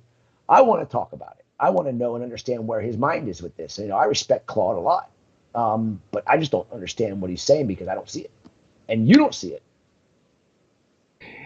Yeah, all you can go on is personal experience at this point in time, so it's a, it's a thing that, obviously they have a lot of research. There is research that I understand is going to be coming out, but, I know that, Claude has the coral farm and so they have that unique ability to be able to, observe their corals and with the ICP testing and being able to, determine certain things in terms of how those things correlate. So that's, that's great. And I think that, it's like you said, man. It's people are having success with it. I think I agree with you. There are many different ways to reef, and is one way better than another? You gotta that's a tough nut to crack in terms of being able to stand by that. But I mean, listen, it's I've had, like I said, I've had those guys on my show, and they've talked about it extensively. So it's just it's another thing where I think you've got to kind of Keep an open mind. You got to have an open mind, and there's a lot of different opinions in this reef keeping community, sure. And that's a good thing to have. It's a good thing to have. I couldn't agree with you more, Keith. And like I said, I respect Claude, and he obviously knows what he's doing. I just want to see what he's talking about myself, because I don't see it, and that's okay. Doug is saying that the problem is really dosing Kalkwasser without a calcium reactor. That's the I guess the main issue. I can see that, because I know a guy that was dosing Kalkwasser and he was supplementing with soda ash. And I said, why are you using soda ash? Well, that's what everybody uses. I don't know. And I think soda ash is one of the biggest travesties to the industry, because bicarbonate is by far a way better alkalinity buffer. You don't get nearly the problems you get with carbonate. And I had a guy that was dosing, had a sand bed, pretty, fairly new tank, but actually, I think it was a year and a half old, and he had some pretty decent SPS colonies in it, and he was having problems with this. The method that I promote and talk about, the ACI method, resonated with him, because he was that guy that was just spending a ton of money to keep his tank going with all the two-part additives and everything else he had to do to it, and he wanted to cheapen it up, but cheapen it up in a better way. So he started dosing Kalkwasser, but he didn't go and bite the bullet and spend the money on the calcium reactor. He just kept using two-part. And I said to him, I'm like, yeah, that's not what I mentioned to you at all. I wish I had known you were doing two-part, because I'd have told you not to do this much Kalkwasser. Doing the Kalkwasser would have been fine, but you're really going to have to monitor things. His sand bed turned into an entire brick. And he was upset about that, because I would have been too. But the soda ash and the Kalkwasser are a recipe for disaster, in my opinion, because you end up with a brick of concrete in your sand bed, and it ends up binding up all. I get that. So I see the precipitate issue that Claude's talking about there. But if I remember correctly, he was talking about a calcium reactor, and Kalkwasser can also cause the same precipitate. And I don't see that. I don't see how it's even possible, because I have to dose so much calcium to my system on a monthly basis. I don't know. I think I put in my big system, I put 8 cups of anhydrous calcium chloride dosed into the system. In the other systems, it's about 4 cups, like measuring cups full of anhydrous calcium chloride mixed into water, RO water, and then slowly dosed into the system over the period of time I need to get the calcium up. So a two-part, I can see why there would be some issues, and with carbonate especially being a cheaper calcium or alkalinity buffer. And honestly, I always said it was kind of a superficial alkalinity buffer, because it's not stable, so it doesn't actually stay in solution long term, and it binds up with a bunch of other things and can be influenced by other compounds in the system, and will cause you to have to continuously add it, which is the money pit. And that's why the calcium reactor pays for itself so quickly. When you have a very high demand system, you're crazy not to put the calcium reactor on your system and dose Kalkwasser. Or switch to bicarbonate for your alkalinity values. Or switch to a balanced one like Chris puts on the market that is 4 different components inside of it that balances it all out so it stays stable. Yeah, Doug is saying, no, we have said that with a calcium reactor is fine as long as you don't do it with the Kalk dosing. And then Chris Wood is saying high calcium demand systems run with Kalk generally don't exceed the standardized calcium value you need to dose with some other calcium source to do that. Yep, 100%. So, yeah, Chris is saying Kalk plus reactor is good, is what Chris Wood is saying. Exactly. And then calcium supplementation if necessary. Like I said, I mean, at some points, if I'm not monitoring my stuff with checking it through ICP and with my tridents, my tridents get kind of wonky every once in a while, and I got to recalibrate them. And I had my calcium value down to 340 one day, and I didn't have an ICP test that was recent enough to check and see what it was. And next thing you know, I get my my iDip out, I check it, and it says it's 360. So 360 is too low for me. I mean, it's not horrible, but 390 to 410, 420 is where I like to keep my calcium levels. There's only one system in my entire farm that goes up to like 450, 440, 480 on very rare occasions, and that's the system that has the majority of my LPS corals in it. There's not a single SPS coral in it. There's very few softies, and it's slower growing LPS corals that gets Kalkwasser. There's no calcium reactor on that system. I haven't had to do a damn thing to that system dosing wise in 4 years. The only thing I have to do is do the Kalkwasser dosing, and the calcium will go from like 460 down to 430, 440, back to 450. And I look at it and go, oh, I didn't get a shipment for a week. So I didn't have nearly as many corals in the system. So the calcium value went back up. My DKH is 13.6. It hasn't changed in 4 years. And people are like, you can't do that. Yes, you can. Look at your corals. If your corals tell you they're happy, then who cares what your freaking calcium and your alkalinity are? That makes no sense. The numbers mean nothing if your corals tell you they're happy. And that's what I have to tell to everybody. Chris Wood at your corals. Chris Wood is saying first line of calcium dosing, Kalkwasser, second line reactor, third line calcium chloride. There you go. Yes, I think that's a great point. We've talked about that a lot, dude, on this show, is that take a look at corals. The corals tell a lot. Observation is key. John Wright, just thank you, sir. He's in England. Maybe it's getting close to his bedtime. I know. What did he have to say here? Just a massive thank you, Keith. I appreciate that, John. And before you get so many messages, I just want to thank you from England and wish you amazing skiing and family life. Everybody thinks I'm going to be skiing a lot more because I'm not doing this. I can't ski at night, I mean, what's going, No, I appreciate that. That's cool. You're skiing in the morning, don't you? Yeah. Down the slopes. So, I gotta take a bio break, dude. And I'm all game for that, buddy. I think so. Do you want to tee up this video that we're gonna watch and let everybody know that Amanda came up with this awesome idea. Your wife, my wife, because this is Keith's last show. I don't believe it, but she came to me last week, late in the week, and she's like, let's get a hold of everybody that's ever been on Keith's show, and hopefully we can get everybody to respond back with a short little video clip.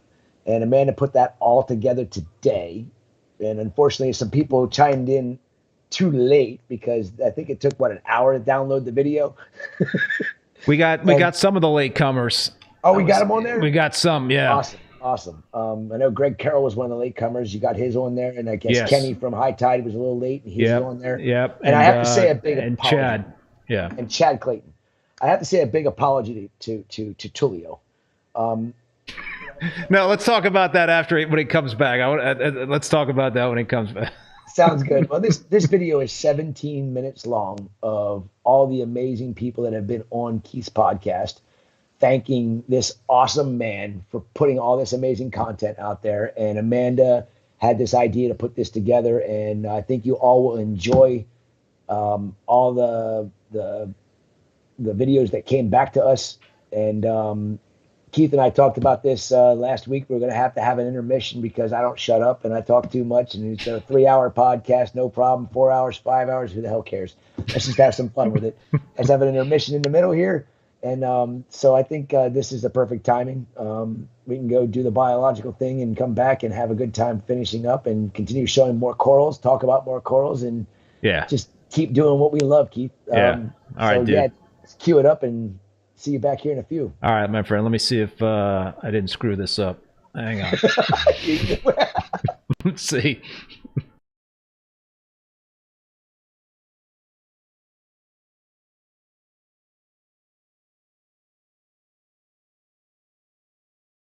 Hey Keith, it's Remy from Reef Builders. Just want to say thank you so much for the years and years of educational interviews that you have done on the ReefBum podcast. We're all better for it. Thank you for inspiring. Thank you for being a good human being.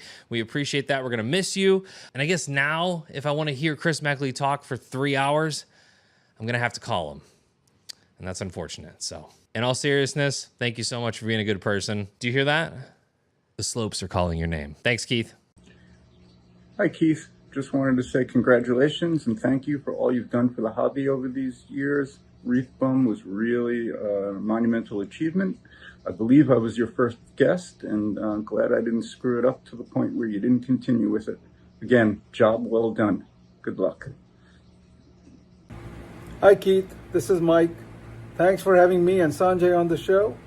It was always a blast hanging out with you and enjoying talking to you as well as listening to your guests. Looking forward to the new version of ReefBum, ReefBum 2.0. Hey Keith, you've done a great job for the last 4.5 years. We're really going to miss you. You were the most educational and one of the few podcasts I watched on a consistent basis. I really wish you the best, and hopefully you'll reconsider and do these again because they were great and we all loved doing them. But most importantly, we always had fun doing them, and that's why we continue to do them. Good luck, Keith, and please stay in touch. Hey Keith, can't believe this is your last show. I know Jacob been proud of you with all the good times we've had in the past, and I'm sure he's going to be happy to hear that you're going out to reef stock. Just wishing you all the best. Thanks for all the great content, all the awesome guests you've had over the years, and look forward to see what you got coming out in the future. Thanks, buddy. Hey Keith, Little Bird told me that the live streams are coming to an end as of the 2nd of December. Just want to thank you for taking the time and investing the considerable resources required over the years to bring such valuable content to the broad reefing community. Organic discussion between passionate, knowledgeable individuals often provides information in a form that's far more useful to others than information presented in a monologue.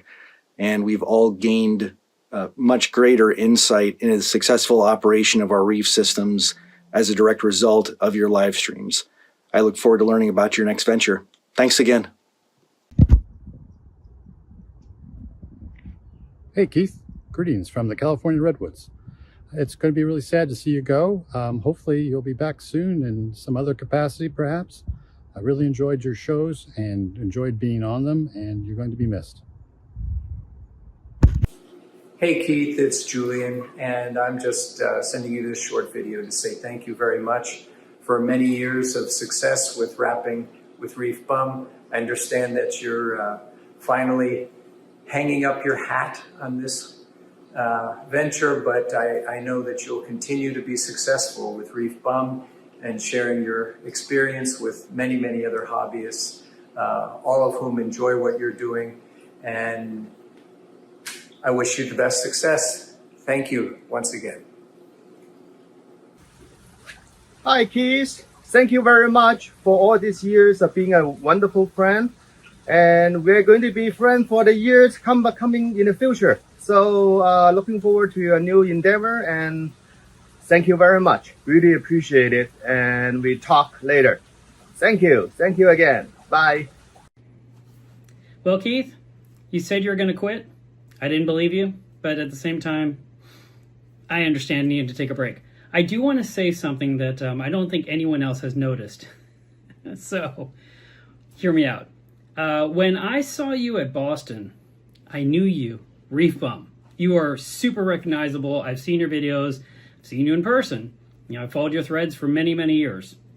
But that evening at the hotel, you took off your ball cap. And literally, I had no idea who you were. I mean, now I finally understand how Superman could become Clark Kent by putting glasses on. Without the hat, you are incognito. No one's going to pester you. You get to live your life. I think it's brilliant. So congratulations on your retirement, and I hope that you find something fun to do with your spare time now. Hey, Keith. Best of luck moving on, man. Thank you for everything you've done for our industry. I know everyone watching has learned a ton from you and your guests. Your tank is amazing. You're everything that this industry needed. And I love it going out on a high note. I know I had a lot of fun when I was a guest on there, and we're all going to miss you. So best of luck, and keep moving those ski poles. See you later, man. Hey, Keith. Thanks for having me on, and thank you for the years of fun and educational content. The industry will not be the same without ReefBum. I wish you the best. Hey, Keith. Just wanted to, I don't know, say something on your last ReefBum live, and wanted to tell you how proud I am of all the work and education you've done for this hobby. You leave this hobby in a much better place today than when you started, and you've inspired people like me to either do it myself or seek out those who do it best. And you did it best. And my Tuesday nights will be now empty, but we wish you well and happiness in the future. Your work will not go unfinished. Please stay well and in touch. I have a feeling the reefing community will be needing you again. That's it, Keith. So ciao from Polo Reef. Ben from Reef Beef here, and I just want to say thank you to Keith for all the years of listening enjoyment. And maybe if you come up with some more stuff to talk about, you can just come right back. We wouldn't be sad about that. Thank you, Keith. Hey Keith, how you doing? Paul Allen with the Boston Reefer Society. I just wanted to say a big thank you for all the information that you've greatly shared over the years on Rappin With ReefBum. You've been a tremendous help to this great community, and I look forward to seeing more of you in the future. Take care. Thank you so much for all you've done in the hobby, Keith. I can say from all of us, you've been a great asset, brother, and we really appreciate you. We're going to miss you. Enjoy the slopes, my friend. Hey, Keith. It was such a huge honor to be on your show. Thank you so much for all the hard work you put into the series over the last 4 years. Your interview format really was a great way to gather information from all the experts in the hobby. And your show was so reliably good that you even have spawned a new generation of reefing podcasts. Most importantly, I think, you have collected a large amount of useful information and made it freely available, and I think it's going to help both experts and beginners alike for many years to come. Now, go ahead and enjoy a long ski on your Tuesday evenings in 2025. You deserve it, my friend. Thanks again, and take care. Well, Keith, thanks for having me on your show. Thanks for the opportunity to talk about my business. You know, it's a rough industry to start a small business in, so I really appreciate what you did and what you did for the hobby. Wish you the best in everything. Hey Keith, it's Jason Fox. I just wanted to thank you for all the information that you've spread out throughout the reefing community over the years, and thank you for featuring me on your channel the one time. Take it easy, buddy. See you later. Hey Keith, Chris Sturgis here. Thanks for everything that you do for the hobby. Thanks for all the weekly live streams. They're going to be missed. Hope you enjoy your off season skiing, and hope that the live streams come back at some point in the future, one way or another. Thank you again. Hey Keith, how are you? I was very sad when I knew that Rappin With ReefBum would have an end. I listen to it all the time, and at the same time, it's good to know that we still have the library to listen to. I wish you all the best, man, and thank you so much for calling me, for the consideration and the respect that you have for all the participants. And it was amazing. It really is. It is amazing because we still have it. So keep posting those videos, acro videos, man, because I really love them. And all the best to you. All right. I hope maybe you could get back to it just like once a month. Oh my God. Okay. I'm going to make it short. Have a great day. Hey, Keith. Man, you had a good run. I think that's pretty cool. Thank you for all of the guests that you had on. Thank you for all of the information that you shared. Thank you for helping me when I needed a little push in the right direction. And thank you for the laughs that we got to have together. That means a lot to me. So, hope to see you continue to make content. Hope to eventually catch up with you personally. And until then, enjoy those corduroy runs, buddy. Winter's coming. Get out there. Thanks, Keith. What's up, Keith? This is Luca Martino. You had me on, owner of Quanta Lights. Want to say thank you for your show, everything you brought to the hobby, and more importantly, I think you set the standard of what a YouTube channel should look like and feel like. You weren't a paid talking head, and I think that people appreciated that, and you had really awesome conversations. So anyways, man, I'm kind of sad that you're leaving, but you know, I hope that when you get rid of having to film, you can do 364 days of skiing every year. I thought that was pretty cool how you kept skiing all year round. Anyways, thank you for what you've done. I think without you, I wouldn't even know who Chris Meckley is. So thank you for that. And again, thank you probably from all the reefers out there for what you did. Hey Keith, it's Joe Scava with the Boston Reefer Society. I wanted to thank you for all that you've done for this hobby, putting a spotlight on education, giving us some great interviews and content, and hey man, just for being an awesome guy. Thanks man, and good luck in the next chapter. Hey Keith, just wanted to thank you for everything you've done for the reefing community, as well as supporting the Boston Reefer Society. We wish you the best. Keith, just want to say thanks for having me on all those years, man. It has been a ton of fun, and we're going to miss you, but I feel really lucky that I was involved in that, man. Thank you so much. Keith, I just wanted to say thank you, brother. It's been a pleasure being on your podcast and working with you off camera on numerous projects over the years. I'm very excited to see what everything has in store for you. It's always been fun working with you, brother, and I look forward to working with you again in the future on whatever your future endeavors may bring. God bless. Good luck, brother. Thank you.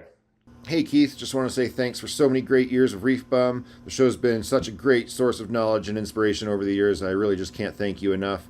I really appreciate the opportunity to be on the show a couple years ago. It was a great experience and a great opportunity. I hope you're having a great ski season out there in Vermont. The snow here in Colorado has been fantastic. I hope it's just as good out in Vermont. I imagine you're making the most out of it. Anyway, I hope you all the best in the future, and bye for now.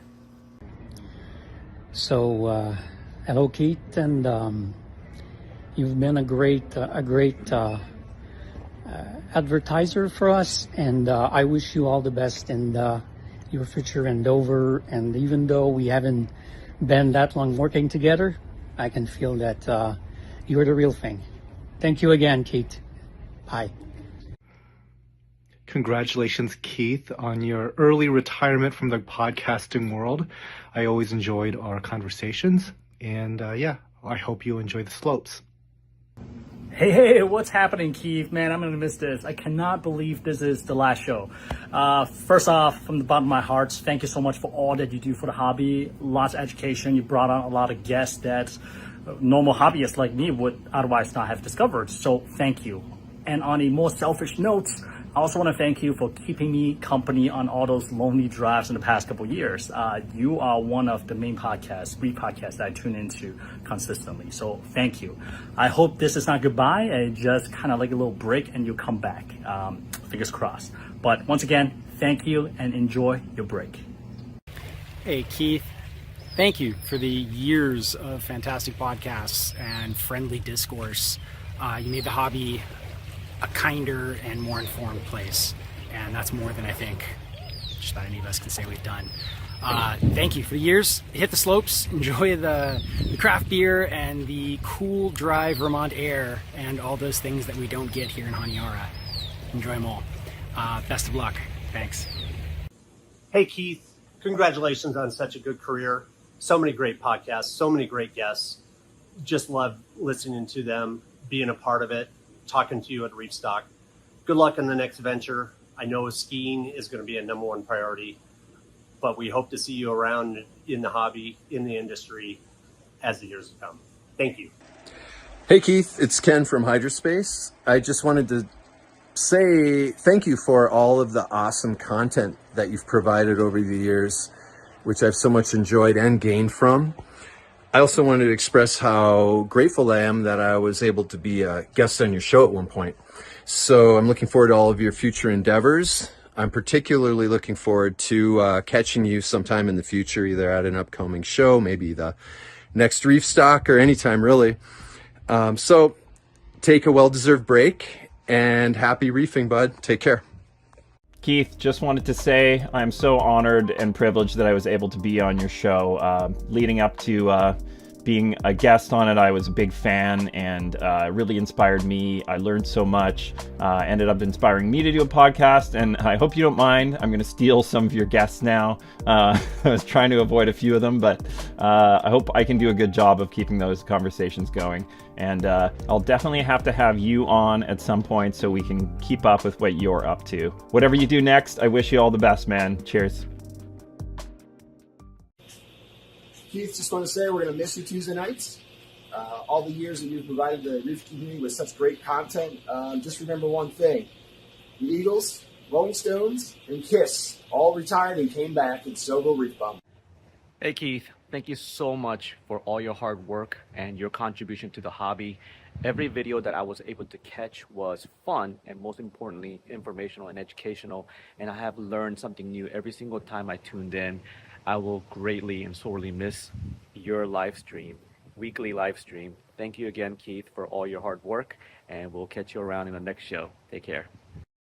Keith, Matt Peterson here with Coral Magazine. I want to congratulate you on 400 episodes of your podcast. It's quite the accomplishment. I don't think I've published that many blog articles. So wishing you and yours the very best. Hope you're ready to enjoy winter, because from one guy up north to another, it came way soon this year.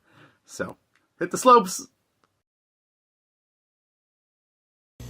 Hey Keith, Chad here with Reef Nutrition. We just want to thank you for everything you've done for the hobby. The 200 plus videos that you've posted on YouTube have just been inspiring, educational, enlightening, you name it. It's just been amazing. Thanks for all the hard work. We really appreciate it. Best of luck with your next adventure. Hey Keith, just wanted to thank you for all the years you've put in Rappin With ReefBum. It's been a great show. Tons of great guests. The answer to your age-old question, live rock or dry rock? Well, if you can't succeed with dry rock, you're probably asking the wrong people for advice. Hey Keith, ReefBum. I just wanted to say what you've done over the last 4.5 years for this hobby and industry is nothing short of amazing. You've made an impeccable mark on my reefing journey, and I truly appreciate everything you've done. I love you. Us reefers love you. Cheers, buddy. Who's that? Oh, that's Kenny. Yeah.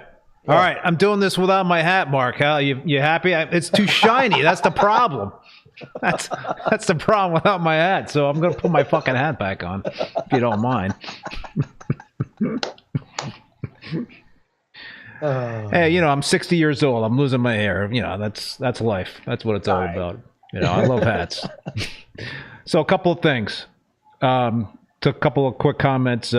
Greg Carroll making the statement about dry rock. All right, gotta love the dry rock. They're him and I had a conversation about that. Greg is an awesome hobbyist and has done a lot for this hobby.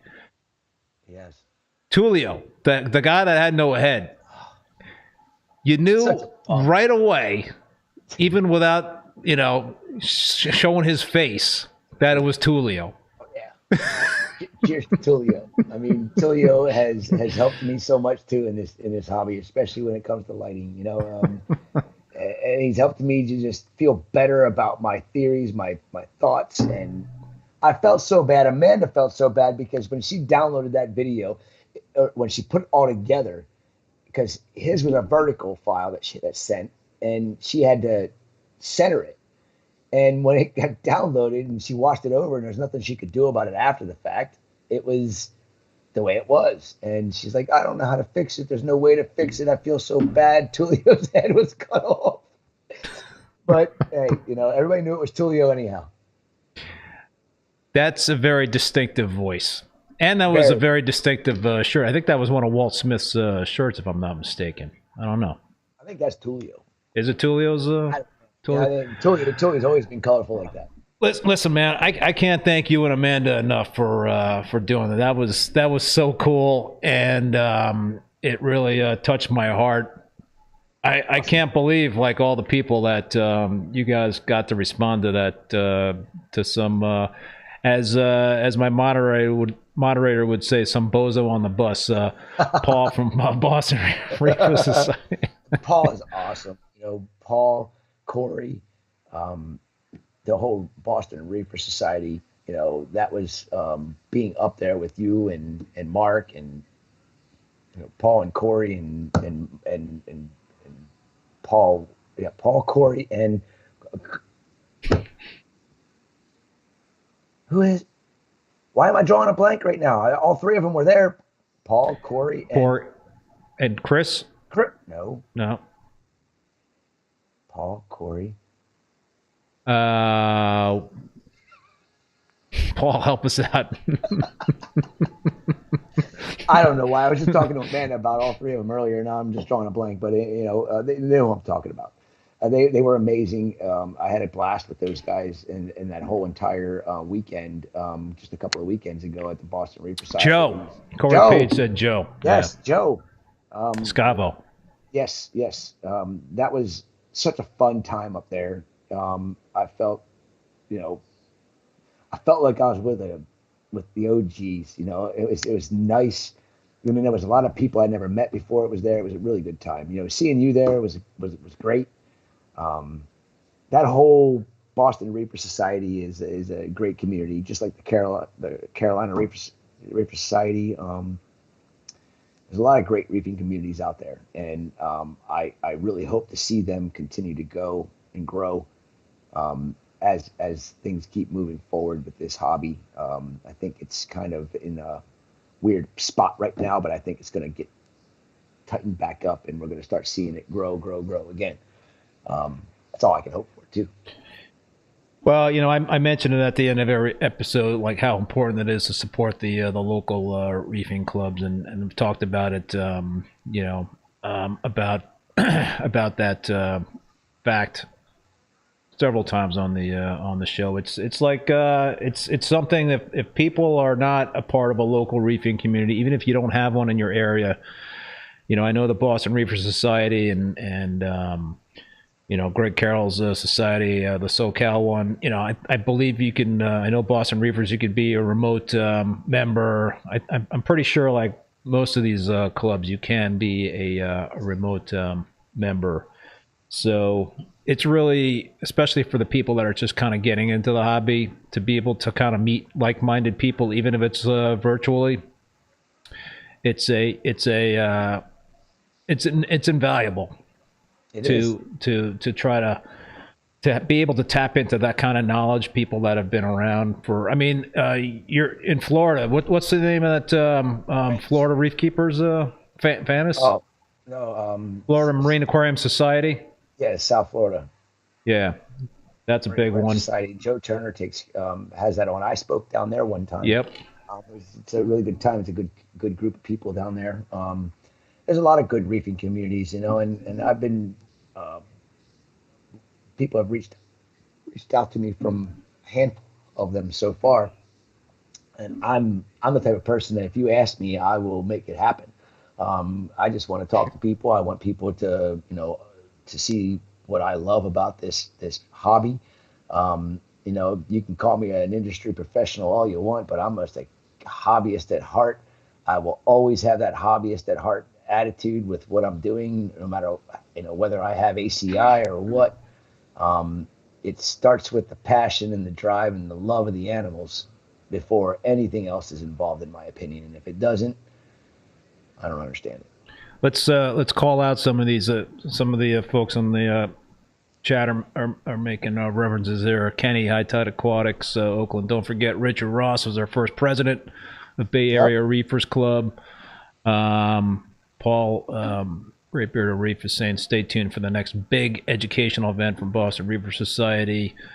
Alyssa, thank you, Chris. CRC, SCMAS, Andrew Bauma. What's happening there, Andrew? Don't forget the PNWMAS.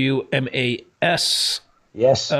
Pacific Northwest. Chris Carney, what's happening? Carolina What's up, Reefing Community. Alyssa says the same thing.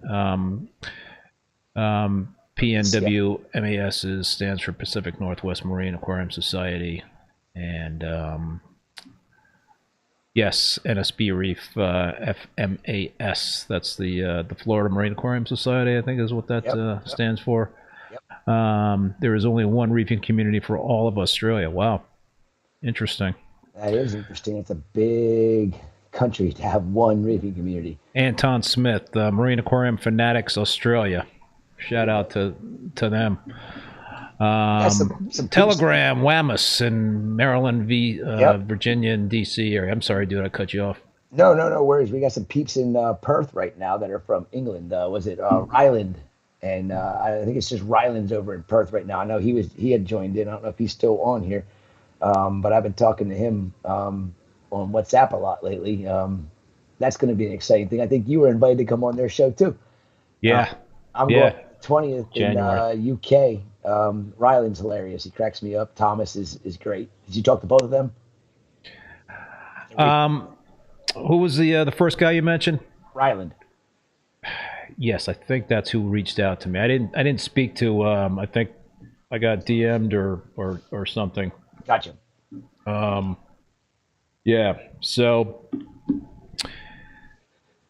Oh, Josh Good group Allen. of people. I can't wait to go on there and see what the UK reefing scene has to say about what we do over here in the good old USA. I have a little bit of an idea, but I do. Josh Allen, Brooklyn Aquarium Society member here. Yep, that's an old club, I think. Mark Vanderwall, what's up, buddy? Mark Vanderwall's in the house. What's down there, sir. Mark? I had to step away. How many beers deep are these two great guys now? Well, it's funny you just mentioned that, Mark, because I said to Keith when he muted us, and I'm like, I got 9 beers in my cooler. I drink about 1 an hour when I'm on the boat. He's like, we're not going for 9 hours. I'm like, oh, come on, man, let's do it. I don't need to sleep. I'll go to work tomorrow at 6 a.m. anyhow. I'm on my second heady topper. I just cracked one there, so. I cracked my third one, so. That's your third one? Yep. What are you drinking? Good old Yingling lager, my favorite. Yingling, yeah. Got me some pounders. I remember back in the day, you can get like $1 Yinglings.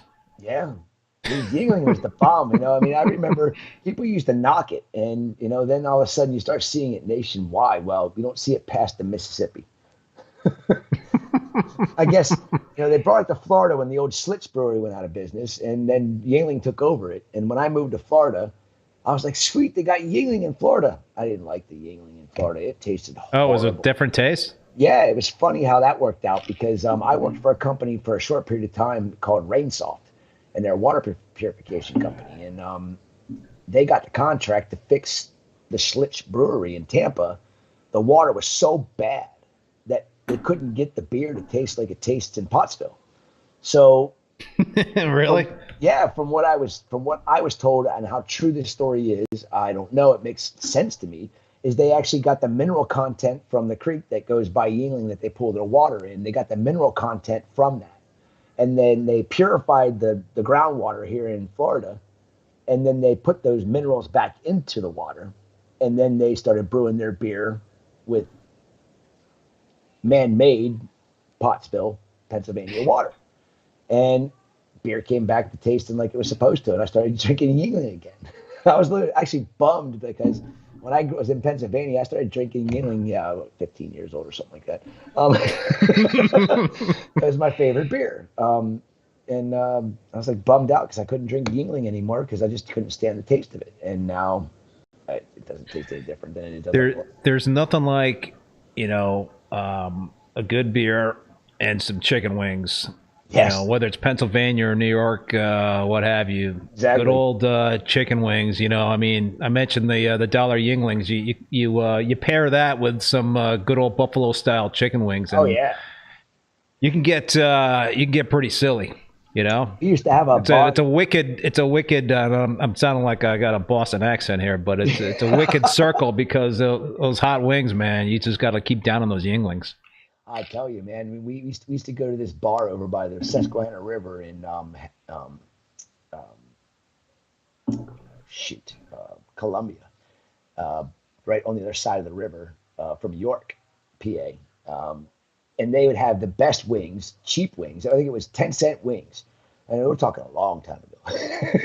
Now they'd be like 30-cent wings, maybe 40-cent. But they had pitchers of Yingling for $5. And you just go over there and sit down and eat chicken wings and drink beer and then be like, who's driving? But you're right. Chicken wings and good old Yingling. Lots of memories with all my old friends from PA. Drinking Yingling at the bar and eating chicken wings. Corey Page, man, thank you so much for that super chat. Vinny Garno Vin says Lake Placid UBU beer is awesome. What does UBU stand for, Vinny? Sounds familiar. We're digressing. We are digressing. Let's talk about coral. Talk about beer anytime. Let's talk about coral. Let's talk about you sent me a few other videos, and we already looked at the Alvies video. You want to talk about this clam video, man? I mean, I was drooling at this freaking blue squammy. There's a few blues. Well, go ahead. No, it's a great story behind both of those clams.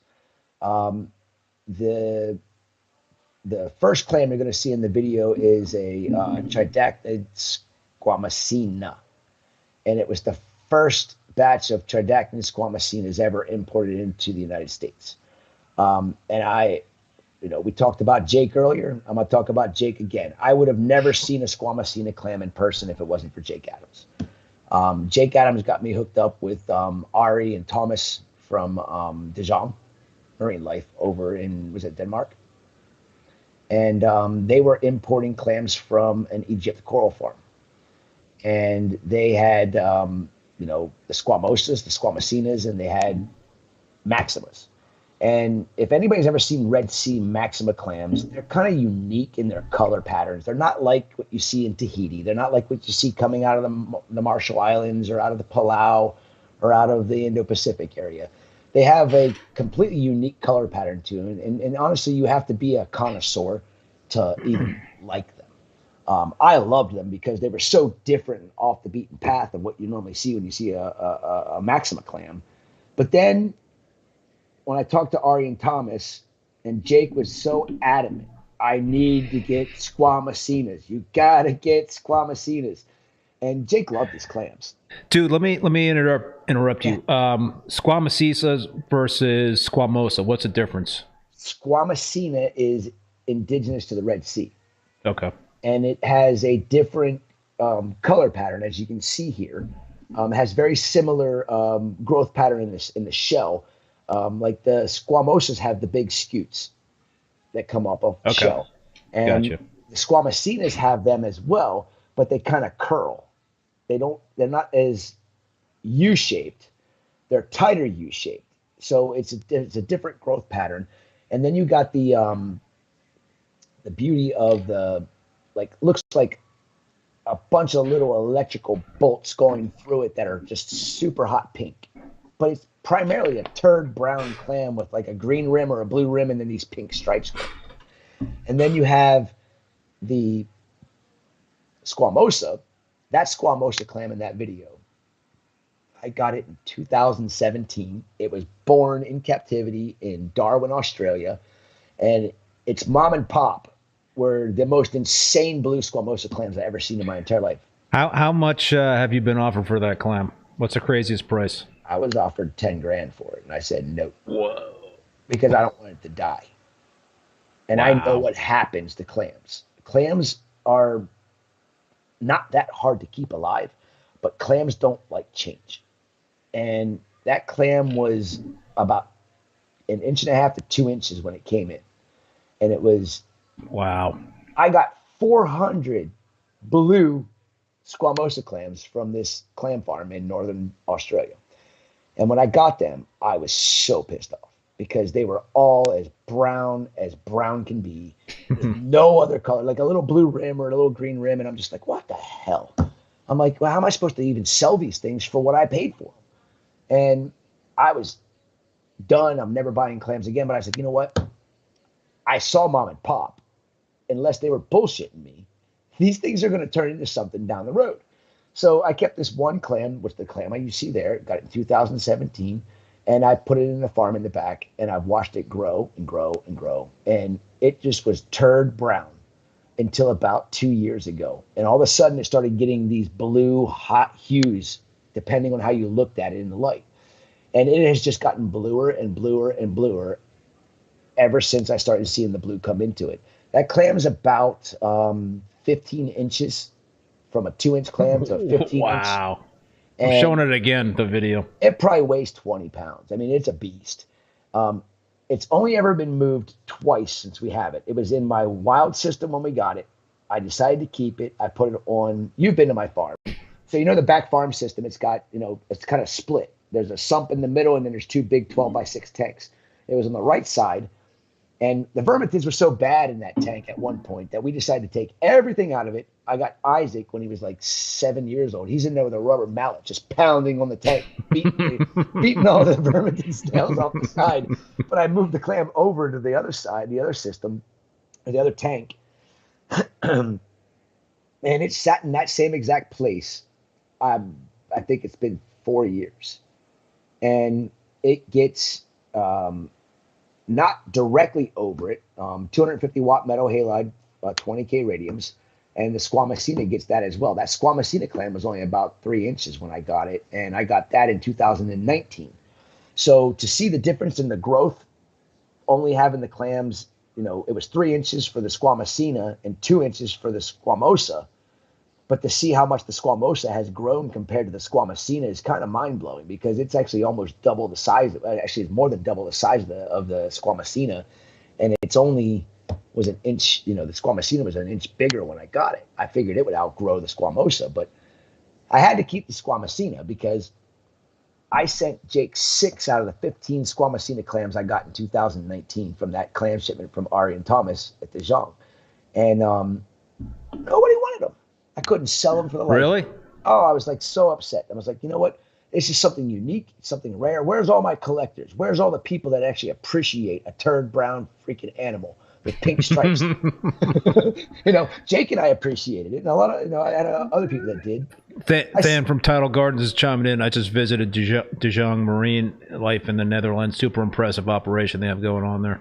Awesome. I'm glad he got to visit him. I know he went back over there. I was like, damn, you're going back over a second time? It's only been like a month and a half since he was there. I love Than. I can't wait to see him next time. I always enjoy hanging out and talking with Than. He's such a good soul.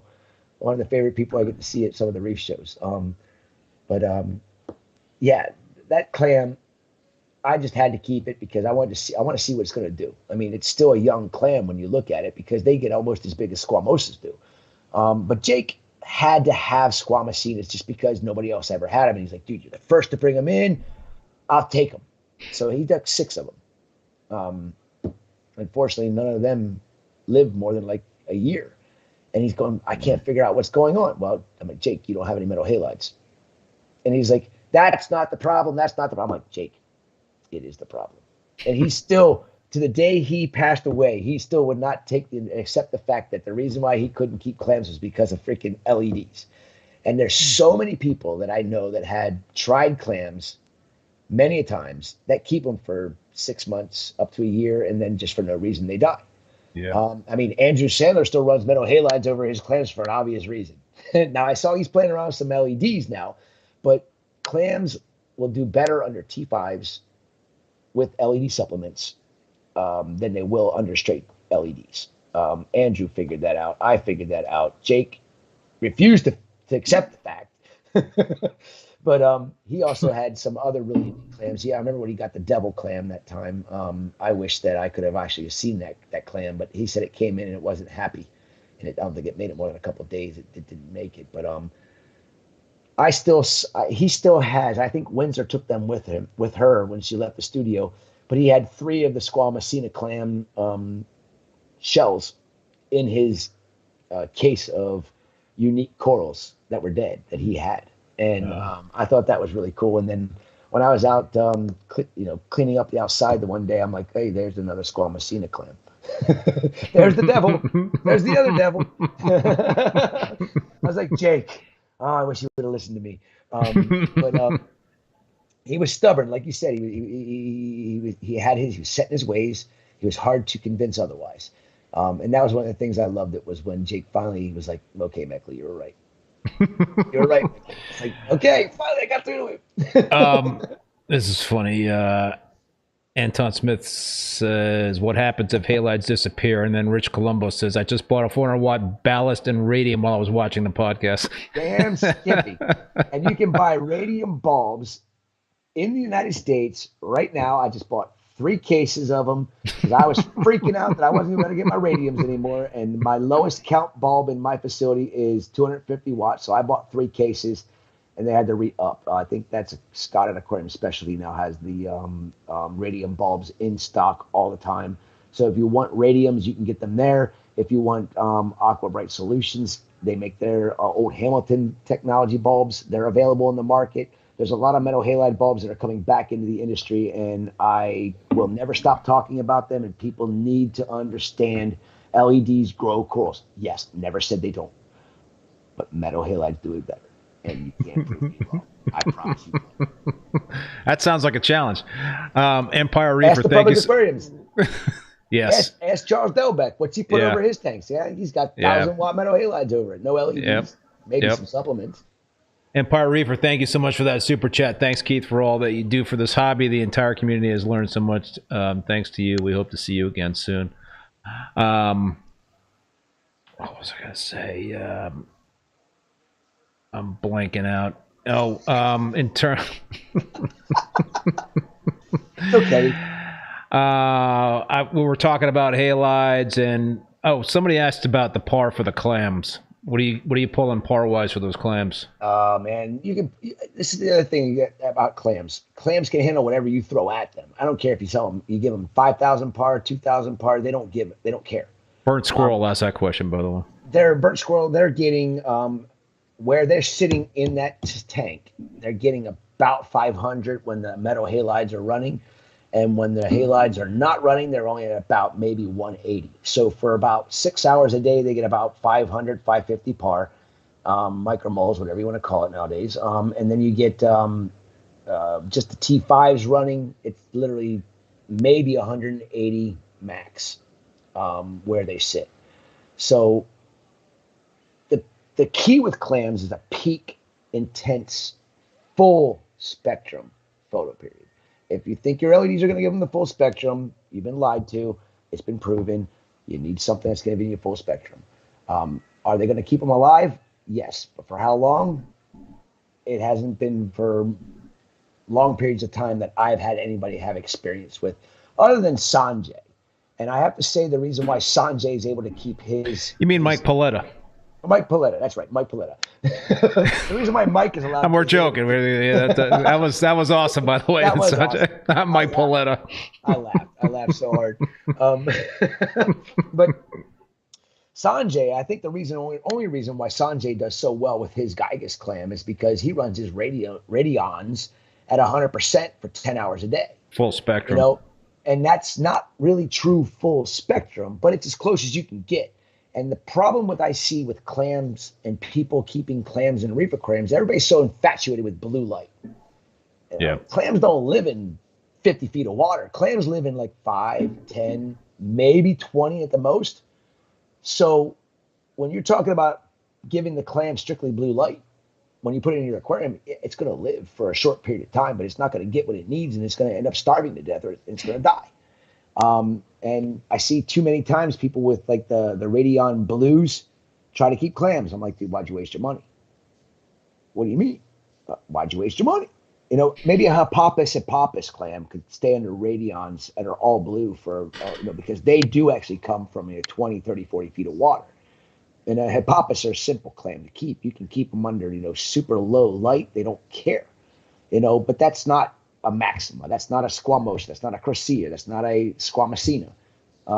They live in shallow water and they need as much full spectrum light as you can throw at them. And again, I know people that have had, the late, Greg Scheimer. I'd never met the man, but I know that from talking to Joe Iula, talking to Sanjay, talking to Mike, talking to other people that knew Greg Scheimer well, and he was like the guru that could grow acros faster than the ocean. He had a 400 watt metal halide over a tank that had a 2 foot or 3 foot Gygus clam in it, and it was literally only like 4 inches under the water surface, and the metal halide was strictly up above it. So it was probably getting smoked with like 1,000 par right on the clam. And that clam was amazing. I've seen pictures of it. I've seen Greg's tanks in the past, and I actually end up luckily owning a piece of Greg Scheimer Acropora Formosa. And I remember the day he fragged it, because I talked to my partner at the time, knew Greg, and we're talking on the phone, and Greg said, I'm breaking a piece off for you. He shipped it to me 5 days later, and the damn thing was already puddling on the damn plug. And I'm like, how the hell is somebody growing acros this damn fast in 5 days in your sump at that? And that was metal halides. I don't know anybody that can grow an acro that fast under LEDs. Greg Carroll says, "Damn, What's up, Greg? my clams are gonna die." He's got the he's got the Radions. No, Greg, that's not what I said. You run full spectrum. I talked to you already about this. You run full spectrum long enough that your clams are happy. But the problem is most hobbyists don't like that full spectrum, that all white light. They don't like the blue. The clams. Yeah, they don't. They need it, but they don't want straight blue. They want all the way up and down the spectrum as much as you can get. And again, people do keep clams under LEDs. Sanjay is an example. And Greg, obviously, you're an example. There's exceptions to the rule, but the problem with the hobbyists nowadays are so infatuated with the blue light that is the biggest problem with clams, and it's been proven. So you mentioned the Boston the Frags giving when we saw each other there. What percentage of the tanks that had corals were lit by blues? All but yours. Right answer. I observe that stuff. Believe me, that's one of the first things I look for is what are they displaying their corals under, and then can you show me them under whites? Because I like white. I love the blue, but I really love the white. And I sold my corals out. You sold 100% out. I don't think there's anybody else. Well, I also got to thank Dong for that, because he snapped up. He was getting some deals left and right at the end of that thing, man. Let me tell you, man. Dong was he pounced. So now Greg's telling me he's got Radion blues. How long have you had your clams, Greg? He says 2 or 3 years. Okay.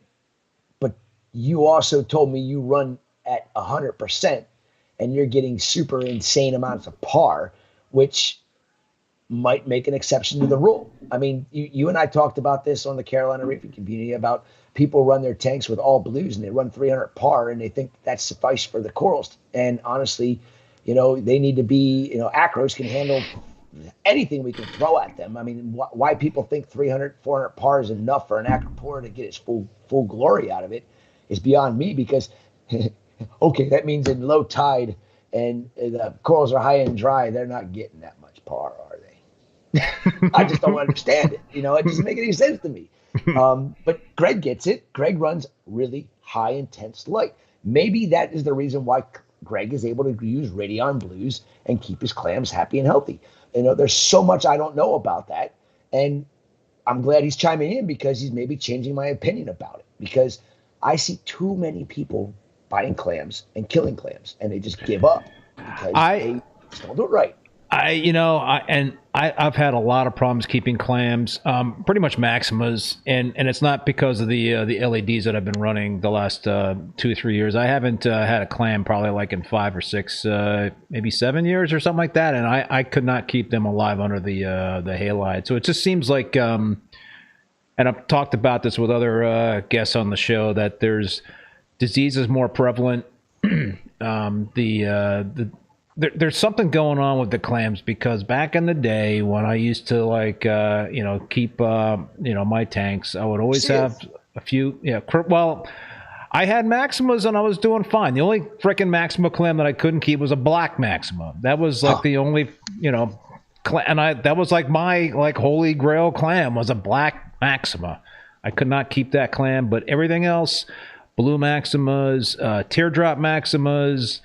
Fine. I kept them for years. But then when I got, I took a break from the hobby, and then I got back in after a few years, and I could not keep those clams. So, I mean, it's, obviously Dursas and Squamosas are hardier than Maximas, but it just seems like something, is kind of, there was a shift that happened.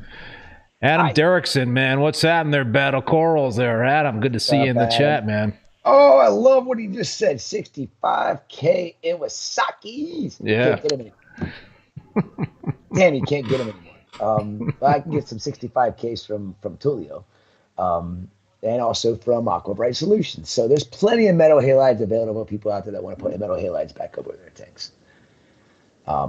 Yeah, it makes me wonder. I have some. Well, let me ask you a question, man.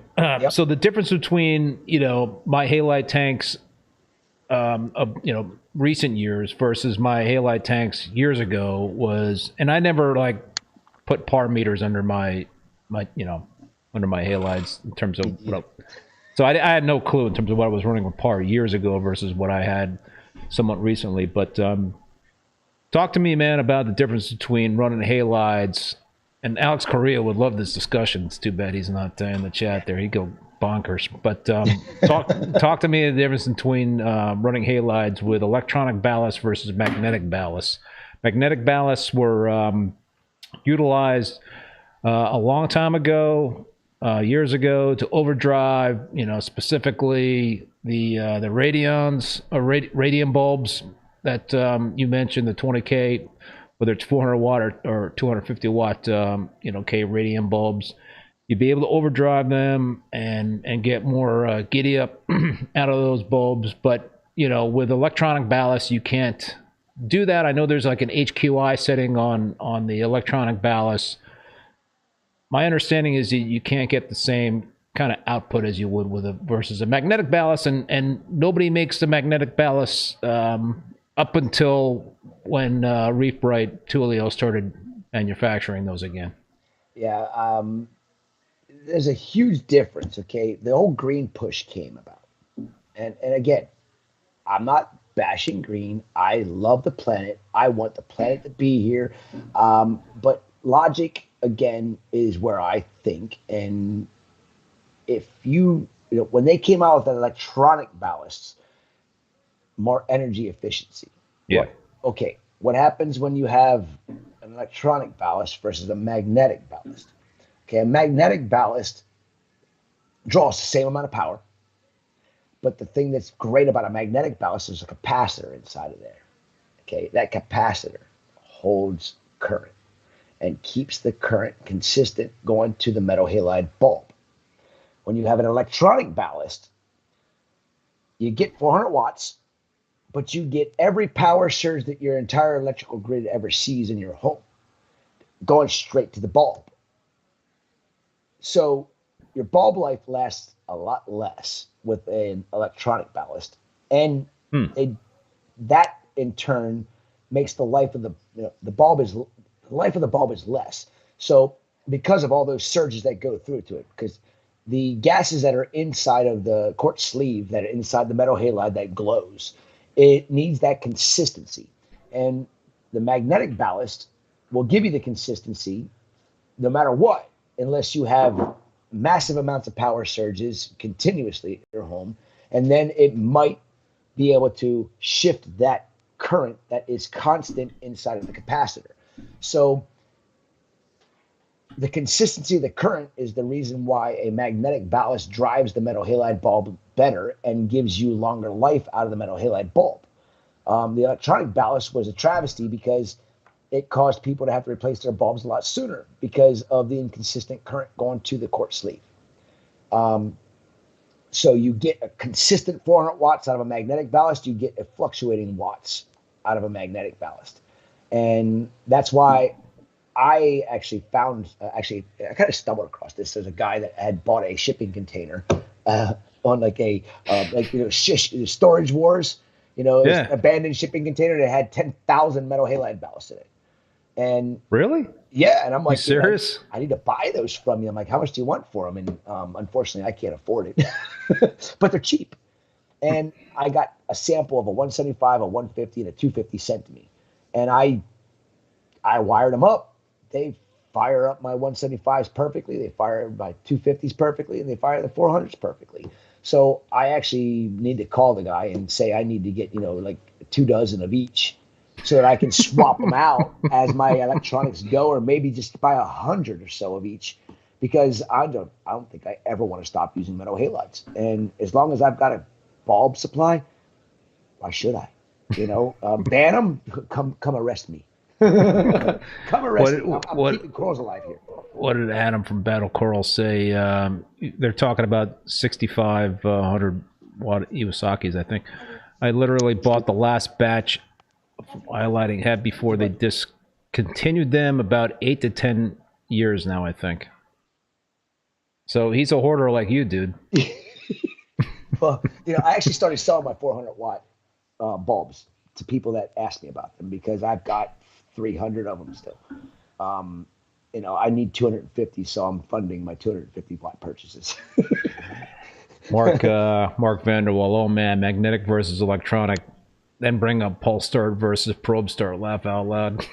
Why don't we just get into like an old school metal halide lighting discussion here? And here's the great thing about. I appreciate what Mark said. I understand that. In my facility, I could care less. In a home, you know what? The great thing about these ballasts, they don't have to be right next to your damn aquarium. Put the damn ballast in your attic and run the light down back through the wall like the rest of your electrical outlets and plug the damn thing in. You don't hear it running then. You got you don't get the heat transfer then. Okay, metal halides put off heat. No shit. The reason why they put off heat is because they actually give you a real full spectrum lamp that gives you infrared lighting. And that heat is all infrared heat. It's no different than going to a food shop that's got infrared lights over top of it to keep their food warm. You're getting a full spectrum light. If you don't get that infrared heat off an LED, well, there's something wrong in my opinion. That's a ding, ding, ding to me, saying, what are we missing here? We're trying to fix what's not broken. The planet's not broken. Well, not broken completely, but the sun sure as hell isn't broken. And why are we trying to say that we don't need the sun to keep our ecosystem, not the corals? Infrared light's important for life. UV light is important for life. LEDs don't produce infrared or UV. I don't know. I can't think of any other logical thing to say than you need both of them in a box without the sun to keep a long-term ecosystem thriving and happy and healthy. Greg's going to come in and say something here. I know he's going to. He does do it well. Listen, I know a lot of people that keep beautiful reef tanks with strictly LEDs. And I also know a lot of those same people can't keep certain corals alive. Why is that? Acros, if you have a super intense lighting over your tank and it's all LEDs, I've seen some beautiful tanks. Show me a mixed LPS tank and SPS tank. I do it. LPS, SPS, same system. There's not many people in this hobby that can do it like we do it. Jake Adams said it best 4 years ago when he came over and saw my systems that had acros down the center, LPS on the sides, and he's like, how the hell do you do this? He's like, I got to figure this out myself. And it is an art. It's not easy. But I attribute it to the fact that I don't use 100% LEDs. I use plenty of them. But I use mostly metal halides T5s with LED supplements. And In some systems, I have metal halides, LEDs, and then a lot of T5s. As my main lights are metal halides and LEDs, and then T5 supplements. So there's a lot of ways to do it, and you can be successful with LEDs. But I don't know anybody that's got a 20-year-old tank that's strictly run by LEDs. I think at one point I asked Jake the question, out of all the different lights, that you've looked at, used, if you were able to pick the light that you would say would be the best light to, for corals in terms of growth and coloration, what would that light be? And I believe, and I'd have to fact check myself, but I believe he said Iwasaki's 6500. It's exactly what he said. And we had major conversations about the OG 65K, Iwasaki 6500s. That was one of the most intense lights ever put out. And it was proven to grow corals very well. And it made me sad to hear that they stopped making that bulb, because the gas composition in that was something special. I mean, Joe Waiula, I know if they came out with 65K, or if somebody found a whole stash of 65K 1,000 waters, Joe'd be like, I want them. Because he used a lot of 65K Iwasakis over the years, over that 20,000 gallon monstrosity that is absolutely ridiculous, and again lit by LEDs and metal halides. It's a public aquarium. Charles Delbeck will tell you he uses metal halides over his reef aquariums and I'm sure he uses LED supplements. But even the Georgia aquarium, I know Steve Harder there, and they were talking about how they were removing the majority of the halides, and then they started putting them all back up. SeaWorld took them all down, put them all back up. Something say about systems like that are big like that, that they benefit from the true full spectrum of a metal halide versus what you get out of LEDs. And again, LEDs will grow corals. I've never said that, but there's something different about them. Rich Ross, Sephead, said in the same clip, Jake also said that there were a million great reasons to use LEDs and that the simple question didn't tell the whole story. Agreed. Well said. Yeah. Agreed. Yeah. 100%. But again, I mean, I don't like looking at a strobe light. I'm sure the corals don't like strobe lights either. And that's what we have. And that's, my head can't stop thinking about what the sun produces and how we think we're better than 4.5 billion years of evolution and how we can fix what's never been broken. But we're right. Right? Yeah. I just can't wrap my head around that logic. There's no logic to it. We have done a lot of amazing things on this planet, but we've also done a lot of shit. And I don't know. It is what it is. We could go on and on and on all day about metal halides. So Rich is saying, I think the real issue for PAs and lights is that LEDs are only now starting to hit the depth that PAs need. As soon as that happens, they will switch because of the public aquariums. So yeah, I guess that's what my understanding, right, is that in public aquariums they have they got tall tanks, they got deep tanks, and then the metal halides are essentially have the necessary punch to provide corals the necessary light. So I guess that's a thing, right? I don't know. I mean, I tend to want to agree, but after seeing what Tulio has done his studies, and he went to the biosphere over in Arizona, and he went through there and told them what their problems were. They had the sun lighting up all their exhibits, and then they had these underground exhibits that were lit up with LEDs, and they were wondering why they had problems all the time. And they were very deep systems, and LEDs were penetrating deeper than the metal halides were with intensity because they're more focal. So I don't know. I mean, we can go back and forth. I still say LEDs are superficial light and not a constant, steady light source like a metal halide is when it's glowing. It's gases that are excited, not just a diode that is got a phosphorus coating over it that's producing a light. It's not real light. Elements glowing is light. LEDs glowing is not real light. Van says, enjoyed spending a week with Joe Aiulo and on the Netherlands trip. Public aquarium displays are so different than home aquariums. Yeah. They are. And I saw one of the public aquariums he was at, and they had a ton of LEDs over it. I don't think they can even use metal halides over there. So what are they doing over there that's different? I'd love to understand that, because obviously it's working because they've got some beautiful, massive reef aquariums over there. Are they running ultraviolet sterilizers on the system, which is causing the water column to get that UV spectrum that is necessary? I don't know. Are they using sunlight? I don't know.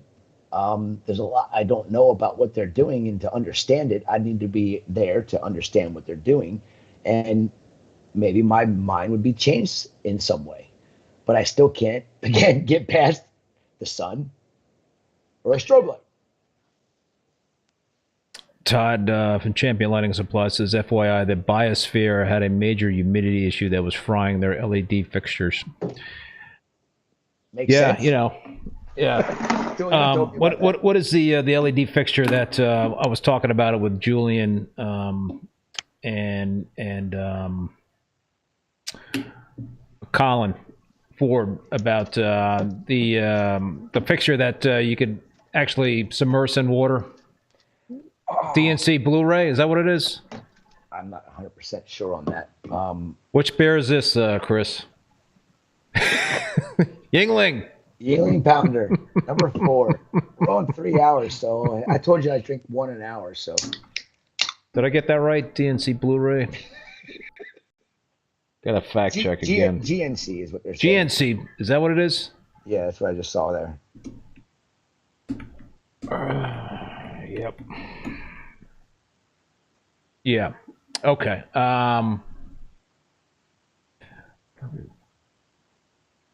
Stan, Burger Zoo has the most amazing big displays. A reef tank head colonies that were probably 12 feet wide. Wow. Jeez. See, now I got to see something like that in person. So I'm supposed to be going to the UK next year. I might have to make my way to that aquarium, Burgers. I want to see a 12-foot wide colony in captivity. I mean, I want to see it. Oh, that'd be amazing. That would be sick. Heaven. So, dude, what's going on with the coral spawning efforts at ACI? We took a hiatus this year. We're not pursuing it this year because I did not want to. I don't have the time. It's a lot of work, and you know, I love it. And we still got our babies. Our babies are getting big. Our babies are absolutely beautiful. The colors are coming out. The Acanthophila, right? Acanthophila, yes. We ended up getting all the Acanthophilias from Interfish in Australia, and they're doing really well. And we have ours. They're doing extremely well. And Amanda was saying the other day how big they're getting. And they literally are, like, some of them are almost the size of your thumbnail. And they'll be a year old the second week in December. What's that? I didn't hear you. Yeah, okay. Amanda just corrected me. They're bigger than my thumbnail. So that's awesome. I was being a little conservative on it. They're absolutely stunning. The colors are starting to really come in. They're beautiful.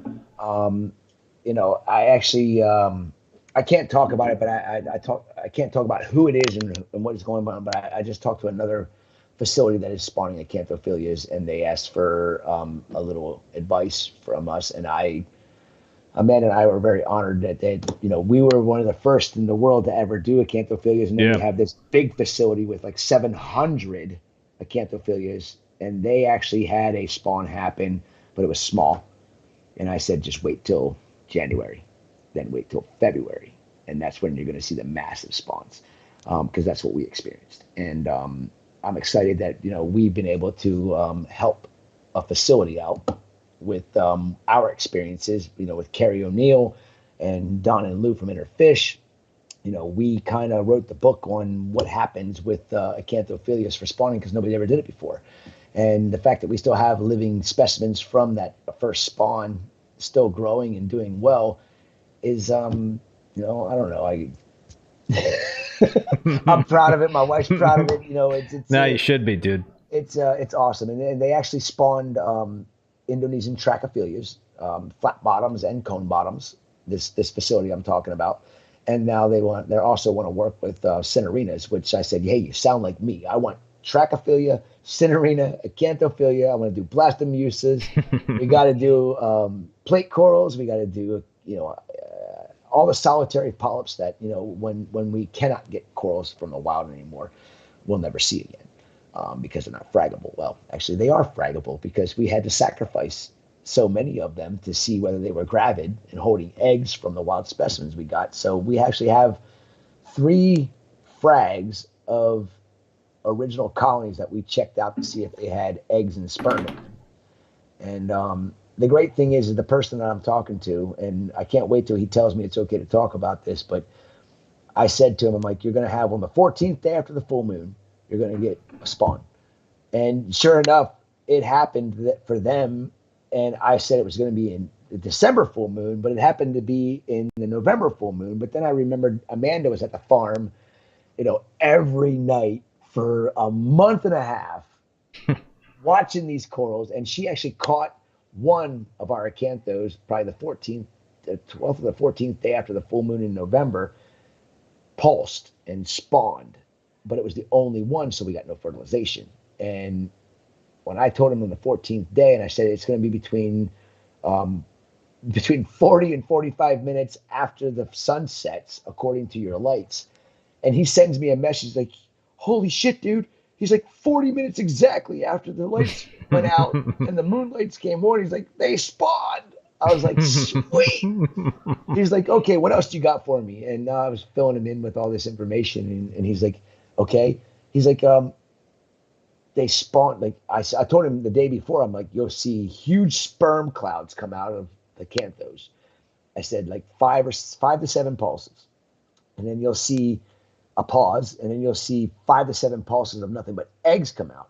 He's like, exactly everything you said exactly is what came true. And it was 40 minutes on the dot after the sunset. And it was great to see that they had the same experience. I can't wait to see what they have with 700 acanthos in their system. It's a laboratory. What's going to happen in January? Because that's when our big spawn happened. And then it was even bigger in after the January full moon. That's going to be insane to hear what they come up with and how much they're going to be able to actually get to fertilize and to settle. Because this is an institution that would be able to offer these corals then up worldwide.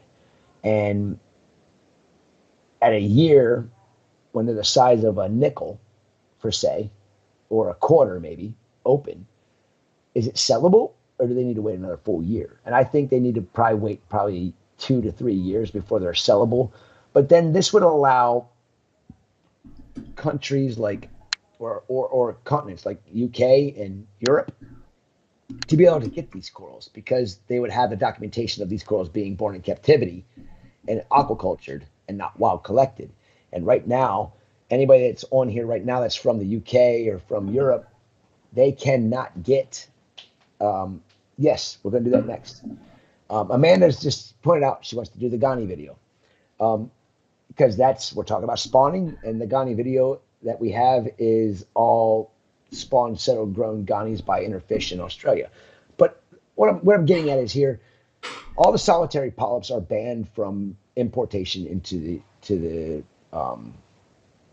UK because of the questions of the sustainability factor of collecting them. And I get that. I just wish they would actually go and see it for themselves and see that 90+% of them are turd brown and nobody's going to want them. So how are we going to, affect the reef by taking the colorful ones when nobody would buy the brown ones in the first place? Again, it's knowing enough to make a law stating something is illegal. If you don't know enough, don't make the law. Let me, all right, so let me show the Spawn Ghani video right here. So walk us through this, dude. What are we looking at? This Some pretty sick Ghanis, first of all. I mean, Jesus, dude, what the hell am I looking at here? Are these like... These are chimeras. Jesus. These were spawn, settled, and grown in Australia. And are these like some sort of splicing going on here? Or, there's a really cool story on how this happened.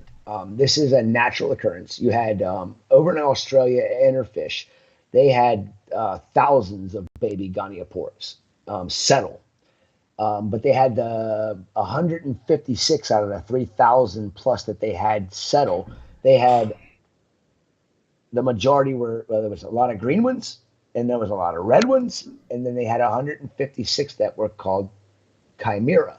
And chimera is where a blue with a green center and a red larva settled literally right next to each other. And before they turned into a polyp, two individual polyps, they fused as they were metamorphosizing into that polyp.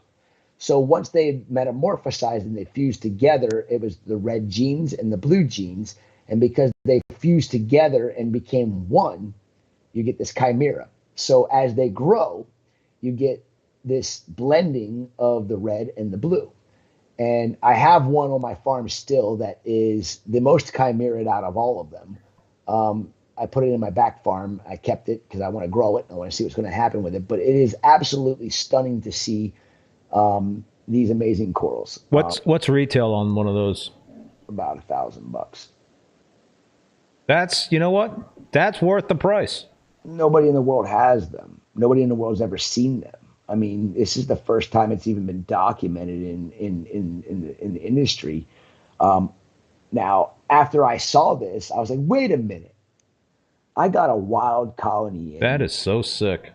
I got a wild colony in 2017 that was purple and red. People, by the way, are like just losing it over the They're insane. Yeah. In the chat, people are like just can't believe it. One of the most amazing sites I've ever had a chance to put my eyes on. And again, it makes me just love the industry, love corals even more, knowing the fact that as we learn how to spawn and settle and grow out all these different species of coral, what are we going to be able to do in a laboratory or in a closed environment?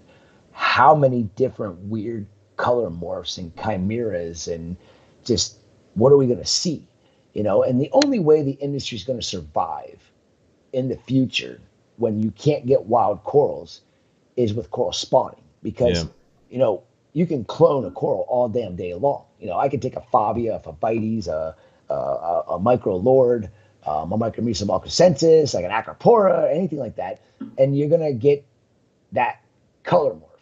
But how are we gonna get new color morphs in this industry if we don't figure out how to spawn, settle, and grow them with genetic differences? And I said this like 6 or 7 years ago. If we don't figure out how to spawn corals when we can't get wild corals in a handful of years after they stop wild importation, we're going to have a stagnant market because everyone's going to have the same thing. There's nothing new, nothing exciting. And I've said this on your show many times. What's my favorite part of what I do? This is a quiz. You know the answer. The question is did you having the corals to play with, you know? The back of your head.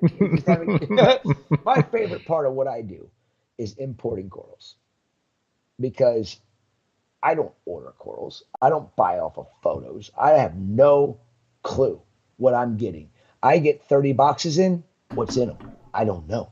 That's like Christmas Day for me every single time I get a shipment. And that's the beauty of having suppliers that respect you, love you like family, and treat you like family, and send you these badass, amazing corals that come from the ocean. And that's my favorite part, is importing that shipment, opening that box, seeing all these unique, different pieces. Now, do I get excited about coral shipments? Yes. Do I get blown away by coral shipments? Never. Because I've seen so damn many corals, it takes a lot to impress me. And when my supplier doesn't send me at least a half a dozen pieces that I'm like, what the hell is this? I'm calling him up going, dude, you disappointed me. You know, I'm never disappointed, but I am. Because I like to see that uniqueness, that different. And that's what makes this continuously be interesting for me and keeps me going continuously. And that's why spawning corals excites me, because you can take... Jamie Craig's posted a post about his Homophilia australis, and he, because of the cost of them in his laboratory, when they were allowed to import homophilia into UK, and they aren't allowed to anymore, he was only able to afford the lower grades. So he spawned the lower grades. And unfortunately, the genetics didn't give him any good grades. They were all kind of lower grades. So you got to have the high grade stuff with the low grade stuff, and you got to cross that together. And that's what's going to give you the genetic diversity that we need to keep this industry continuing to move forward in a happy, positive way where people are excited about it. Because if everybody's got the same corals because we're just fragmenting them, what's going to happen to the industry? It's not going to be around for long. I mean, look at the snake world. I mean, these guys that are breeding snakes nowadays, they're crossing this, het pie, blah, blah, blah, all these. I don't understand it. But that's not my gig. When it comes to corals, when we get the standards actually put into place for the industry, when it is becoming more difficult to get wild animals in to make the genetic diversity, and more people are learning how to spawn them, and it becomes easier to do, that's what's going to keep this industry completely exciting for me. Spawning corals. I don't care what it is. What about the economics of spawning corals? Like you said that this year you guys could have to kind of take a it's expensive, right? So what how are we going to move forward with that issue in place in terms of the expense? We talked about it's not easy for a lot of operations to be spending that kind of coin and making those kind of sacrifices. How can we potentially see that come to fruition, at scale? The more we learn, the more we fine tune. It's like ACI's evolution. We went from hobbyist me, Kalkwasser, 2-part, to calcium reactor, back to Kalkwasser. That was kind of an evolution thing. And it just needs to be people thinking outside the box, thinking of better ways to do things. How do we collect the eggs without it being so time consuming? How do we settle the larva without it being such a pain in the ass? I mean, because it really isn't the easiest thing in the world to do. I mean, Amanda and I spent so much time. She spent a heck of a lot more time at the farm and get these things, waiting for these things to spawn. And then it was like, okay, we got all this work ahead of us. It was like 4 hours of work just to collect the eggs off the surface. How can we make that better? I'm thinking about it. I'm trying to figure it out. As we evolve with year after year after year, and we might be 10 years down the road before it's even lucrative for a commercial facility to actually do it. And that scares me, because are we going to have wild imports in 10 years? I don't freaking know. We got to get this figured out. And unfortunately, because of the previous year, we spent a lot of time, a lot of effort. And, I'm going to spill it out and tell everybody the reason why we're not spawning acanthophilias or anything else this year. Last year, when we spawned acanthophilias in January, we were so proud and so happy, and we couldn't believe that we did this with the help of Kerry O'Neill and the help of Interfish and the help of Jamie Craigs and other people and Richard Ross. I got to mention Richard. He'd be pissy with me if I didn't mention Richard Ross, because I would message him all the time about all the things we were doing. And Richard helped me a lot. Even though he didn't spawn acanthos, it was still data, something I needed to know. And we thought it was over in January, after the full moon in December. Well, I have now a theory on acanthophilias that I don't think that they just spawn once in a year like most squirrels. I think they spawn every single month of the spawning season, because we had a big spawn one coral spawn in November, after the November full moon. We had a bunch of them spawn after the December full moon, which is where we got all of our babies from that we're growing out now, and had no clue that we were going to get a big ass spawn in January. And I imported another. My supplier is a super good friend of mine, and he has been hoarding some of the most amazing acanthophilias I've ever seen in my life. And he sent them to me after we had our spawn and our settlement. He's like, "You need these? I can't do this. I can't figure this out. You're taking my babies, my big adults, my rainbows, and putting them on your farm." So what did I do? I ended up we had 69 acanthophilias. And don't ask me how it came out to that. It wasn't for any particular reason. It was only that all we had in the farm to put in the system. It was 69 acanthophilias, and that's what we spawned first. How many of them spawned, I don't know. We added 40 more to it. And we had a massive spawn after the full moon in January. And it caught us completely off guard. My dumbass, and I'm going to tell I'm a dumbass for this. I did not set my ORP alarm to go off when the ORP got down to 100, like I did in every other system in my facility. But the new spawning system, Apex, didn't have that programming. And I this might actually get me going. I might start freaking crying because I'm so devastated by the stupidity of myself. I had 100 acanthophilias and 150 gallons of water. And these beautiful animals all decided they were going to go off and spawn. I didn't have an alarm set. I didn't look at the Apex the next morning like I normally do. I came into the farm, instead of coming in the morning, I came in at 4 in the afternoon.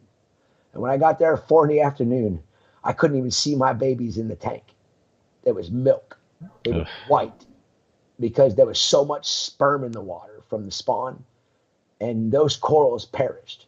And it devastates me to this day that I was so stupid because I was so proud, but I got set back because I didn't think about what the consequences of 100 acanthophilias in 150 gallons. Dude, you're a pioneer, man. You don't be so hard on yourself. That's you know. I haven't told the public that ever. Like, I was embarrassed about that, but you know what? You can't be embarrassed about something that you learn from. And it's cutting edge stuff. Learning experience. It's cutting edge stuff. I still have every single one of those things. I will never let them go. They will always be forever in a 5-gallon bucket sealed shut as a reminder of my stupidity. I know I'm no expert. Don't call me an expert. I screw up. That hit me hard. But you know what? That is also what reef keeping is all about. We all make freaking stupid mistakes. I have lost track in terms of the stupid mistakes that I have made as a reef keeper. There's just so many different ways to screw up, and even with all the years that you have doing this shit, still screw up. You still screw up, and that's the beauty of the hobby, right? Yeah, and that's the reason why I haven't pursued doing anything this year, because you have 100 acanthophilias in the system and you lose the majority of them, and you look at the monetary aspect of it and how much it set my company back. I mean, you're talking about a full-size SUV, brand new, straight from the fucking factory. Excuse my language, but that it devastated me. And it still devastates me to this day that I overlooked something so simple. And I could have been warned about this when it actually happened and gone over there and actually probably had the biggest spawn and settlement we ever had seen in the acanthophila world. And because I didn't do one simple thing and set an alarm, I come in late in the day and what happened, and it is what it is. But we're going to do better next time, and I'm going to have a lot more put into place to make sure that something like that never happens again. Because, again, we don't know how old these corals are when we get them. And that's, I think, the biggest problem that hit me hardest was the fact that these beautiful animals should be alive today, but because of a stupid mistake, they're gone. And you can't bring them back. The only thing you can do is try and be better the next time you do it. And I didn't have the strength to go forward and do it this year because it was a weird year for us. And well, yeah, you kind of had a little storm that came through and knocked out power for 5 days. That sucked. That's a whole nother thing. That was again, that was another thing. You think you think you're prepared, and you do the right thing. We got the backup generator this year. You got the, all the other possibility, the suicide switches that you're supposed to have ready to go. And the backup generator does its job. And then you got these open gables in the farm because we're open air here. And you don't think about 110 mile per hour winds blowing south. No, that's not really kind of like in the thought process in terms of designing that farm, I would think. No, and you don't think about the Spanish moss that's an invasive species in Florida blowing off of the trees that are directly behind your farm and all the leaves going up under the gables, clogging up your drains and overflowing your system. One system. All the other systems ended up faring really well. So the backup generator did exactly what it was supposed to do. And unfortunately, we have to put screens on the gables now because we can't go through that process again. So another learning experience from all the learning experiences I've had in the past. I mean, always learning, never an expert. Than says mistakes happen. And then Gene Plotkin says, Than said, in this hobby, you are always one bad day away from losing everything. That is so true. Yeah. And that's the other thing that I don't care what anybody says. People say that I've got it made. I work for myself. I got it at a coral farm. You know what? It could all be dead tomorrow when I walk into the facility. And nobody thinks about that aspect of it. Nobody thinks about the stress that's put under somebody that has a coral farm that does this and loves this. What are you going to do if you go in and everything's dead? I know a local fish store owner that this is years and years ago that had a thriving, an unbelievable SPS dominant, or maybe it was a mixed reef tank. I mean, this thing was like a kick-ass tank. And one of his employees put an air freshener, plugged it in near the sump, completely wiped it out. So many times I've heard that story. What do you do? I mean, who knows? Who would know? But all it takes is like one thing, and that's what we deal with with this hobby that we all love and know. It is. So. Show us some pictures. Yeah, we got more stuff, more corals to talk about here, right? So let's. What else did? Dude, I'm not a chalice person, but a branching chalice, that's pretty rare, isn't it? It's super rare, and this is a Jake piece. Jake loved Acropora horrida, and I remember getting in what we thought. And what my supplier thought was Acropora horrida, and it was purple with green coralite eyes. And it turned out that it was Acropora maniformis, which is very similar to Acropora horrida. But Acropora maniformis plates, then shoots spires up, which makes it look like a branching chalice. And when Jake got a hold of this piece, the Acropora horrida, I'm like, where the hell did you get that? I'm like, I don't think anybody will ever want to buy a silver stick. I want it. And he's like, oh, dude, no worries. You'll get it. Never gave it to me. And I ended up talking to Julian after Jake passed. And I said, one piece of coral that I wish Jake would have been able to send to me, and he was going to when he got back from Bali. But unfortunately, he was never able to send it to me, was his branching chalice, the Acropora horrida. And Julian's like, oh, he sent me a piece of that like 2 years ago. And I'm like, 2 years ago? Jack!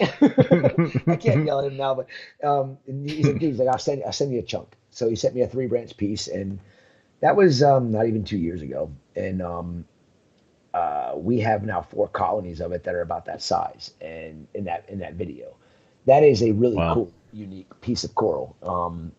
It's just silver, but it's just super cool in its growth pattern, and anybody that's a coral connoisseur would appreciate that coral a lot. And since we have 4 colonies of it, I actually was thinking that the beginning of the year, I'm going to offer it up as frag to order, like my acros, because it kind of grows like an acro.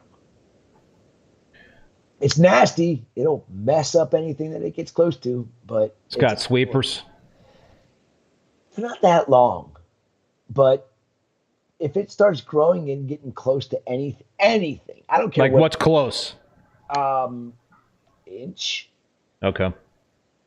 2 maybe. It'll kick its ass. Like it's gone.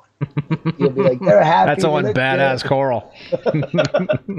There's a lot of corals that are like that. You're like, oh, these guys are doing good together. It's like when I found out, that Albiopora and Goniopora were not in the same family. I knew that, but I couldn't prove it. And when they reclassified as Acropora Day, I remember a story, or not just one story, but my own stories about alveoporas and gonioporas touching and polyps intertwining and never having a problem. And then you have a nutrient shift, and the alveopora just eats the goniopora for lunch. And people are like, huh? And I remember Gene at Reef Labs, he had that same exact issue. He never refilled his nitrate dosing bottle and was continuously dosing, and he got complacent, forgot about it. And then one day he comes in, and all his gonies are gone that are right next to the alves, and the alves are happy. So nutrient shifts can make a coral get aggressive or not, just so people know that. Yeah. Wow. Metalhead, somebody else told me that Jake called it the metalhead chalice as well, but I don't remember it being called the metalhead. He never said that to me. Maybe Windsor can clarify that for me at some point. But that's Chris Carney. That is Chris Carney. Yeah. Keith, I gotta go for another bathroom break. I'm running out. I was thinking the same thing, man. I gotta go too. Go. Tell everybody we're back in 2 minutes. All right, you're gonna come back and you're gonna take over the show. Sounds then good. Then I'll go. All right. How do we convince you to keep doing these, Gene Plotkin? Oh, I don't know. You know, Gene, it's like I talked about this at the beginning of the show. I think it's something that I need to kind of sit with it, see what happens, without the show in my life, and see how I feel. And I guess you never say never, but the weekly grind, it's tough because I'm a one-man show, and it's a lot of work in terms of booking guests and trying to keep the show interesting, trying to come up with new things to talk about, trying to find new people to have on the show. So, for me, doing it week after week, after 200 plus episodes and after four and a half years, it was becoming difficult to keep it fresh. Let's what would you guys any suggestions in terms of Rappin With ReefBum 2.0? Put your suggestions in the comments below. I'd be interested to see what you have to say. I've had some ideas. I'm not saying I'm going to act on those ideas, but all right, I'm back. He's back. You go. He's back. All right, man. You're going to take over the show. I got it. All right. Don't leave I'll me be back. I want to thank everybody that's still continuing on here. We got 107 people still on here. I'm just, glad everybody's tuning in for Keith's last show. It's been fun so far, and I'm willing to go as long as Keith wants to go, but who knows how long that's going to be. Cheers to everybody that's still here.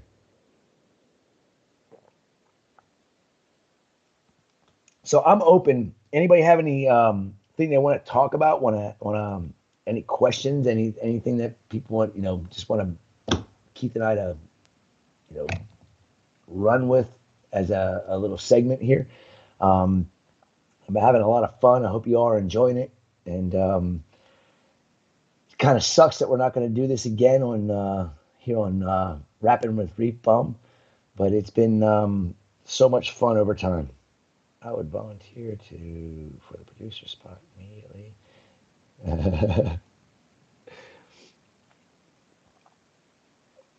Cheers. Once a month. Yeah, I talked to Keith about once a month, and I'm sure it's not out of his realm of possibilities, but I guess we'll find out here what Keith's going to do. I'm sure he's going to take a nice deserved break. I know it's a lot of work. He's talked to me many times about how it is tough to get guests on occasions, and then getting somebody new, and it's got to be tough. I mean, he puts a lot of work into this podcast, and I'm grateful for everybody that sent a video in that Amanda put together, the whole collage of them. I thought it was awesome. Do you still have Jackson's Tenuous? As a matter of fact, I do have Jackson's Tenuous. And yes, Chris Wood, you are getting a scat tomorrow. But the Jackson Tenuous is doing extremely well. I know Keith still has it. I also have the purple monster, and my purple monster is looking spectacular lately. I wish I would have It's doing good. Yeah, I wish I would have got a good picture of it to send to you to show people. It's the first piece you sent me was a turtle and would not grow. This one here, knocking on that damn wood because it is taken off. Like I have not seen a purple monster have this kind of growth on it. In all the different types, all the different so-called purple monsters that I've had over the years. This one's really doing extremely well. I actually put it directly underneath of a 250 watt radium, and I sent you a little video of it. I don't know, it was a video. I sent you a picture of it, like 2 months ago, a month ago. It's doing really, really well. I mean, it's gotten even bigger since. Okay, bye, Keith. Joseph, I swear to God, dude, that Amazeball's put on twice as much. I'm back. It's getting big, dude. I wish I could have gotten the video. Joseph asked me about the Amazeball Ghani, because that's been one of my nemesises for. I think I've had 12 frags of it. I've spent so much money on this stinking coral. And when I saw Joseph up at the Aquatic Expo in North Carolina, I was like, dude, you got this coral? I'm like, I need one of them. And he saved one for me. I felt so bad for him. He sent me this spectacular batch of corals on a Wednesday. Supposed to be there on a Thursday. Didn't make it on Thursday. Didn't make it on Friday. Got to me on Monday. And it had this big Amazeballs Ghaniapora in it on the top, as well as the, correct me if I'm wrong, is it the Rainbow Blossom Acropora tenuis, Joseph? That was the only coral that lived in the Amazeball out of a dozen pieces. And he packed them so good. And I'm like, oh man, it's just a shame that, if it had got to me on Friday, they probably would have all been alive. But it didn't get to me until Monday. That's amazing. And the Amazeball. And the Amazeball is spectacular. And he told me not to put the damn thing with other Ghaniaporas because it'll kill it. So I'm like, where am I going to put it? I got Ghanies everywhere. So I put it in my soft coral system. And I made this rock. I took this piece of stacked rock about this big and glued a piece of PVC pipe to the middle of it. Glued the Amazeball to a 4-inch tile. And put that on top of the PVC pipe that's this tall. So it's got like this pedestal. It's like the king of the tank. And it is under metal halides. And I got it and I'm like, this thing is gorgeous. And I looked at it and I sent him a video of it a week or so ago. It's pulling green, gold, orange, red, purple, yellow. I'm like, oh. Shazam. Amazeballs. I'm like, yeah, Shazam is more like it. It's absolutely stunning. Super, super happy with that coral. And it's in a soft coral system that doesn't have any other Ghaniaporas. So as far as I'm concerned, I can keep it there until it covers that entire 4-inch tile before I cut it down into frags. Rob, upstate New York, man, thank you again, dude, for that very generous super chat. Really appreciate it. Rich Colombo, after almost a 5-year break. Rob is saying quarterly. I think what he's saying, I should do these shows quarterly. Yes. Rich, after almost a 5-year break from a hobby, coming back last year, I was very appreciative of the information in your podcast, Keith. I feel like 2018 and 2022 was a crazy time in the hobby that I missed. Yeah, that was a pretty interesting time there in terms of all the things that a lot of shit been going down, Yes. Yeah, Joseph is saying he was so happy he would have been heartbroken. Perfect. Just keep doing what you're doing. Let's go back to the Tyree Purple Monster. Have you been getting any of those Solomon Island imports? No. I don't know. I'm on the fence with Solomon. I mean, and Tim's probably listening to this, and I'm still Tim Kelly. I was happy Tim was able to send you a video for the collage that I made and put together. But I've been talking to Tim a lot. I got a shipment from him once, and I have to make sure that I get stuff that is going to be lucrative and I'm going to make money on. Again, the money doesn't bother me. I love the corals, but there's a lot that I need for variety price points, and it's unfortunate that there is somebody over in the Solomon that has given it kind of a little bit of a bad name, and because of the tactics, and it really frustrates me. Tim's got a good thing going. Tim knows what he's doing. Tim cares about the corals. Tim was one of Jake's good friends, and Tim actually gives a shit, and that means a lot to me. I want to support him. So I'm going to have a talk with him either tomorrow or the next day, and we're going to figure out what we're going to do for next year. And I do want to get some of the Solomon Purple Monster in. Never going to be the OG. Never going to be the same coral. Genetically, I will make sure that I have a piece of the OG go to Eli and a piece of the new coming in from Solomon go to Eli, so we can prove that they're genetically completely different.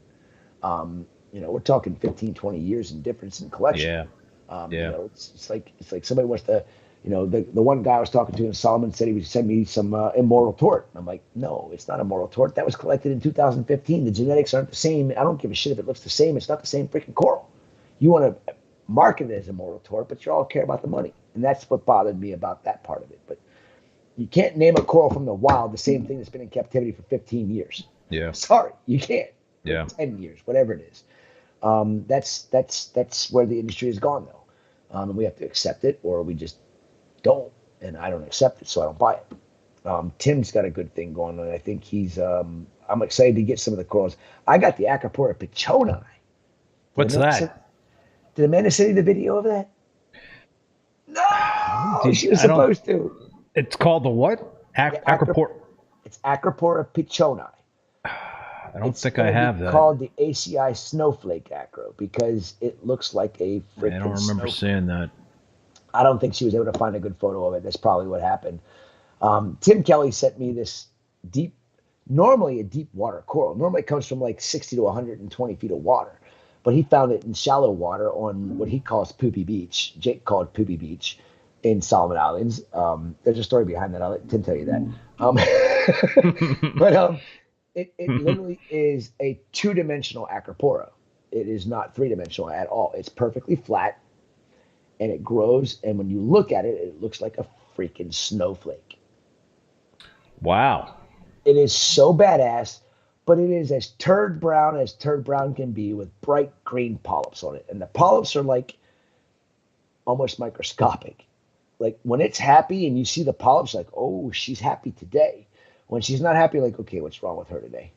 Because I don't see any polyps, but she goes through these weird mood swings.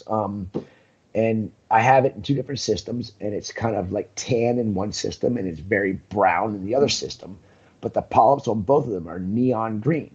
And I will send you a photo of it when I get a chance to, but it is such a unique piece of coral.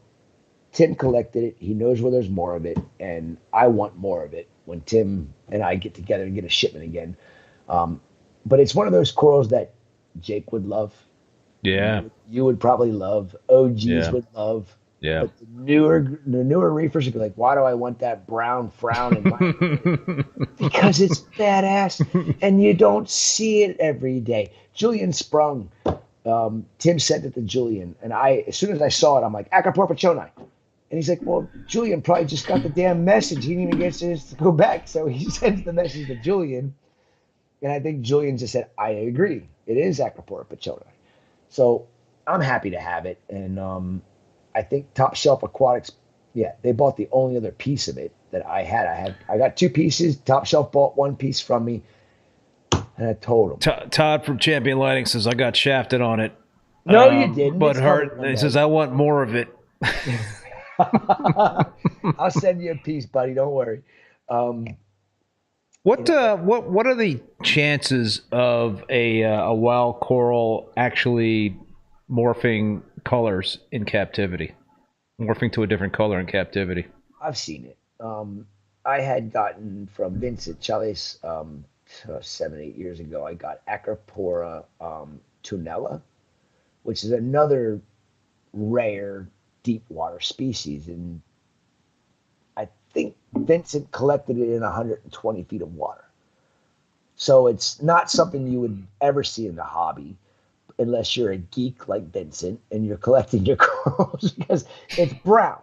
I mean, who wants a brown coral? I mean, I do, and other people do, because it's just the fact of having something that is not your everyday, It's the shape. Yes. It's the form. 100%. It's the growth pattern is what fascinates me about all corals. But that coral fascinates me. The Pachoni fascinates me, just like a lot of the other deep waters fascinate me. And when Vincent sent it to me, it was just brown. And it had these purplish, bluish tips on it. And I put it in my sump because I knew it didn't like a lot of light. And this thing turned this beautiful dark green with purple tips. And because it was kind of flat like Pachoni, but not. It was, if you look up Tenella and you look up Pachoni and you put the pictures next to each other, you say, I see why Chris said they're very similar, but they're different in how thick they grow. And the fact that Tenella actually becomes three-dimensional and Pachoni is always flat, and like literally the thickness of a credit card is all the thicker it gets. And it's just super cool. And the Tenella got this dark green. I sent a picture of it to Vincent, and Vincent's like, it turned green. He's like, it actually has color. He's like, it looks good. I like it. There you go.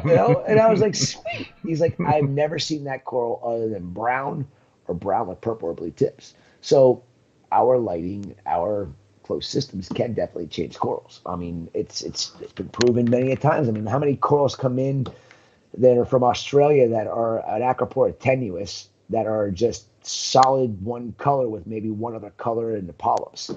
And then you get them and you sit on them, you cook them, you baby them, you talk nice to them, you treat them like they're your, partner, and you want to make them happy. And the next thing you know, oh, look at that subtle color. Look at that subtle color. That's what we do as hobbyists. We make them what we want them to be, or we try to make them what we want them to be, even though they might not ever do it. And that's the beauty of being a reefer, is if you see something for what it is when you get it and have no faith that it's going to do something else, you're not a reefer. Because you got to have the faith. You got to have the faith, man. What else do I have from you? Oh, this one more video, and then we'll. Do I have another video? I don't know. I got the spawn Gani, the Algae, branching shot. Oh, Dirty Insanity. Oh, you want to talk gosh. about the Dirty Insanity? This is not. I don't think this video does it justice. I mean, the polyp extension of this thing is like off the hook, crazy. You have it, right? No.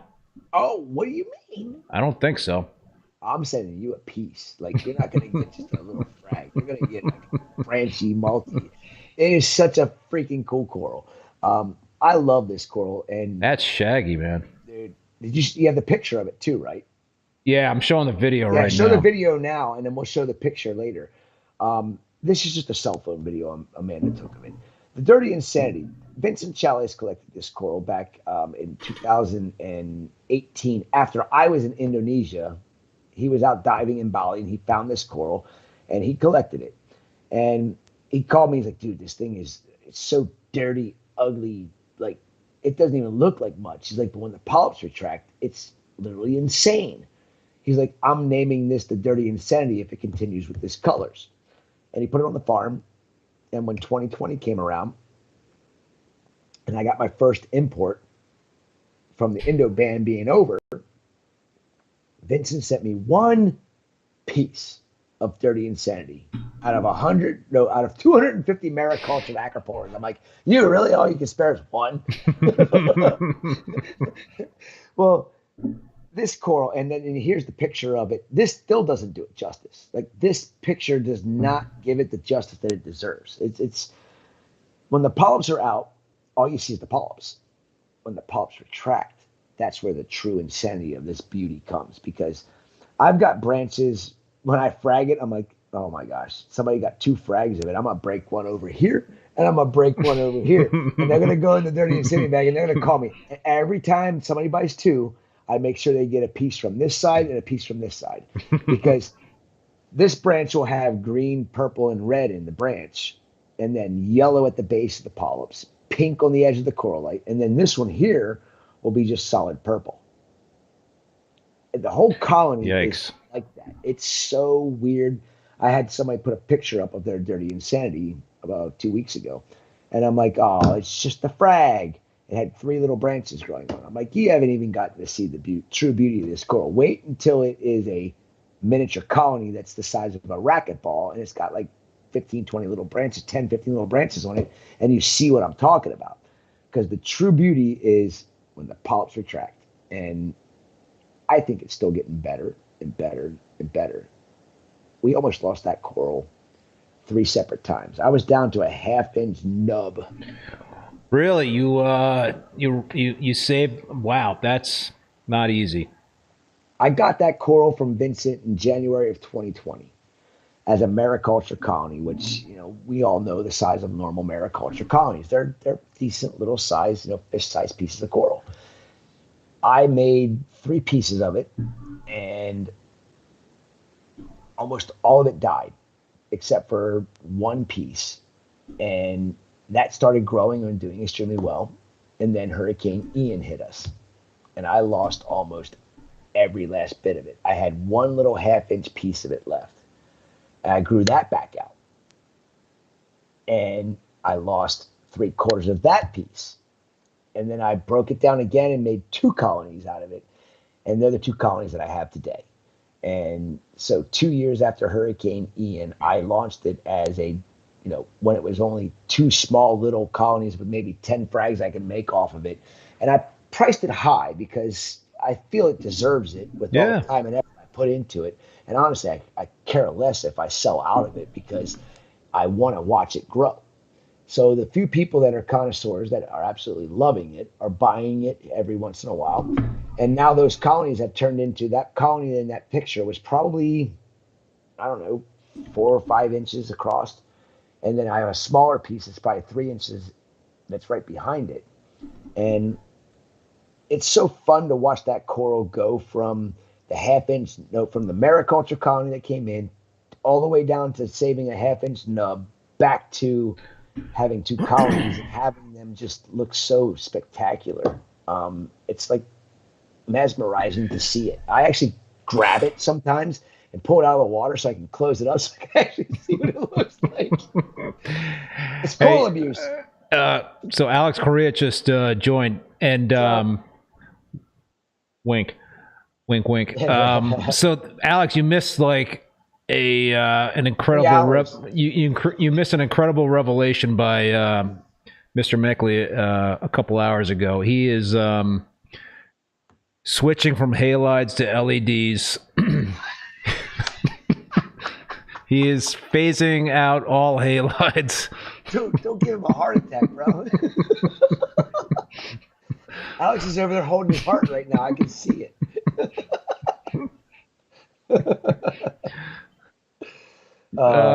That's one good soul right there, Alex. Yeah, very passionate reefer. I've had him on a couple of times on the show, and love the guy. He's that's what we need more of in this hobby is passionate reef keepers. And he's got his opinions. He's a halide dude, and listen, I think we need more people like that in terms of just really believing what they I'm sorry, I'm trying to follow the chat right here. He is a very good soul, and I appreciate Alex in terms of all what he's contributed to the hobby. He's a real deal. Good dude. And a good dude for sure. But just joshing there, Alex. Chris ain't going off of halides. When I run out and I can't get any more, then maybe. Or the last ballast dies. We'll Keith, say it ain't so. Thank you for everything, and I hope this will not be your last. You are an amazing person. Oh, thank you. Well, I appreciate the super chat. Very very kind words. Man, you've been getting some awesome super chats tonight. Thank you everybody for coming on here. This is an honor for me to be on here for Keith's last show, and I'm just having fun with it. And I'm ready to go until Keith says I gotta go. So you won't see me say I'm done. Are we doing like? Is this gonna be like a record podcast or something? I thought I saw somebody say something like, usually I only watch football this long, and we're already 4 hours, almost 4 hours. We're coming up on 4 hours. Yeah, it's all right, man. I don't care. I mean, as long as you're willing to keep chatting and people are still willing to engage. I'm willing to do this as long as you want to do this. I mean, I enjoy having all these people on there. I'm willing to I want people to ask some questions. I want to talk about something else. Yeah, ask questions, people. And that's let's show some more corals, and we'll let the questions come about. Yeah. All right. This is a pretty sick coral, dude. The confetti scoly. Oh my God. What the hell is going on with that? I remember when Lou and Don at Interfish sent me a picture of this coral. And I'm going, what the hell is that? Like, I didn't even realize it was a Homophilia australis. And I'm like, I need that. And, there's a funny story behind this. I when I saw this coral, I'm like, this is the most ridiculous, insane Homophilia australis that's ever been seen by human eyes. And the great thing about this amazing coral was it was just red when they collected it. And Don said, okay, we're putting all these masters, all these crazy bleeding apples and all these unique Homophilia australis into our spawning system. We gotta throw something that's just plain in. So it was, I think, 4 years ago, when they started their Homophilia australis project, they took this bright red Homophilia australis and stuck it in the spawning system. And it just sat there and sat there and sat there and sat there and spawned. And it sat there some more and it spawned again. It sat there some more. And it just kept getting better and better and better as time went on. And for 3 years, this thing went from a red coral to that coral, all in the spawning system, and actually was a part of their Homophilia australis spawning that they had a year ago. And I was like, I need that coral. Well, they got offered a crazy astronomical amount of money from somebody in Beijing, China. What was the number? I don't know. I don't feel right saying it. You don't feel like saying it? I don't feel right saying it because just say it, dude. Just what is it? What was the number? 15. 15K? Yeah. Wow. And I offered somebody in the States. They said no. And then Don came back to me a month later and said, the perfect storm just happened. Somebody offered me money for my company. I want you to have this coral. I'll give it to you for this much. End of the story. I said, send it. Most money I ever spent on a single piece of coral in my entire life. I'm like, okay, who's going to buy it? Called up somebody, decided they were done with Homophilia australis, didn't want any more. Said, shit, what the hell am I going to do with this freaking coral? Okay, I'm going to enjoy it. It's beautiful. Posted a picture of it on Facebook. My phone blew up. My messages blew up. I had like 7 whale customers contact me about this coral. And I respect all of them. And I said, here's the price. You make the decision now. It goes off the market. You try to beat me up, it stays on the market until I decide it's time to take it and take a lesser value for it. I got a phone call from Stephen Bays at Top Shelf Aquatic. And he's like, I need that coral. How much? I told him the price. And he's like, damn it, I knew you were going to say something like that. He's like, yeah, I can't do it. I'm like, just think of the marketing value you're going to get out of this coral, the PR you're going to get from it. And he's like, you don't have to sell me on it, Chris. He's like, I want it, but I don't want to spend that much money on it. And I'm like, I'll give you this for it. I'm like, nope. How about you wait until all the other people make their decision, and then if nobody wants to pony up, yeah, there's a dollar amount that I needed to get out of it to make it worth my time and effort for the risk. I need some reward out of it. I don't care if I have to sit on it for a while because I enjoy looking at the beauty. And if you don't want it, somebody will take it eventually. And I got all these phone calls and all these, everybody's like, oh man, oh. damn it, I hope I can find someone that wants to spend that kind of money on a coral. I'm like, dude, flip it for a $2,000 profit. I mean, really, is it that bad? Do you have to double your money on a $10,000 coral? Really? Seriously? Do you have to double your money? I'm not. So how about let's work together. Steven came back to me and he's like, damn you. I want it. Just take it off the market. And I kept it for, I think, 4 days, and I got to enjoy it for 4 days. But by the time I settled in at my place, I glued it down to a 4-inch tile. And when it opened, all you could see were the corners. But when it was closed, it was only about 1.5 inches to 2 inches in diameter. And I've never seen a Homophilia australis look like that. Absolutely stunning coral. And then I guess Frank AO, they're one of their main guys that deals with a lot of their private customers, sold it privately. And if I remember correctly, and I might be wrong about this, but I think they flew it out personally and hand delivered it to the customer. I think Frank flew with it on his lap. I could see that. Well, that's what he told me he was going to do. I mean, Frank, if you're here, chime in. Tell me what happened. You guys never told me the story.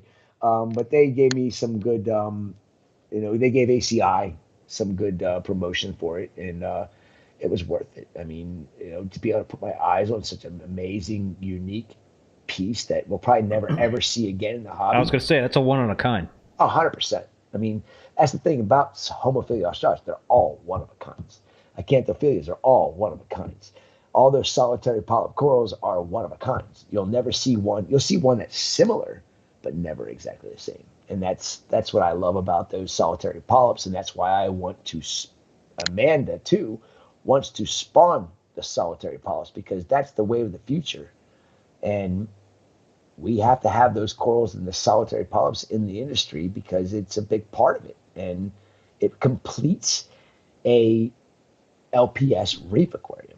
The solitary polyps that you keep in the sand, to keep in, the shaded areas, the stuff that is just, unique. And that's what keeps us rolling, the love of the beauty and the never know what you're going to get.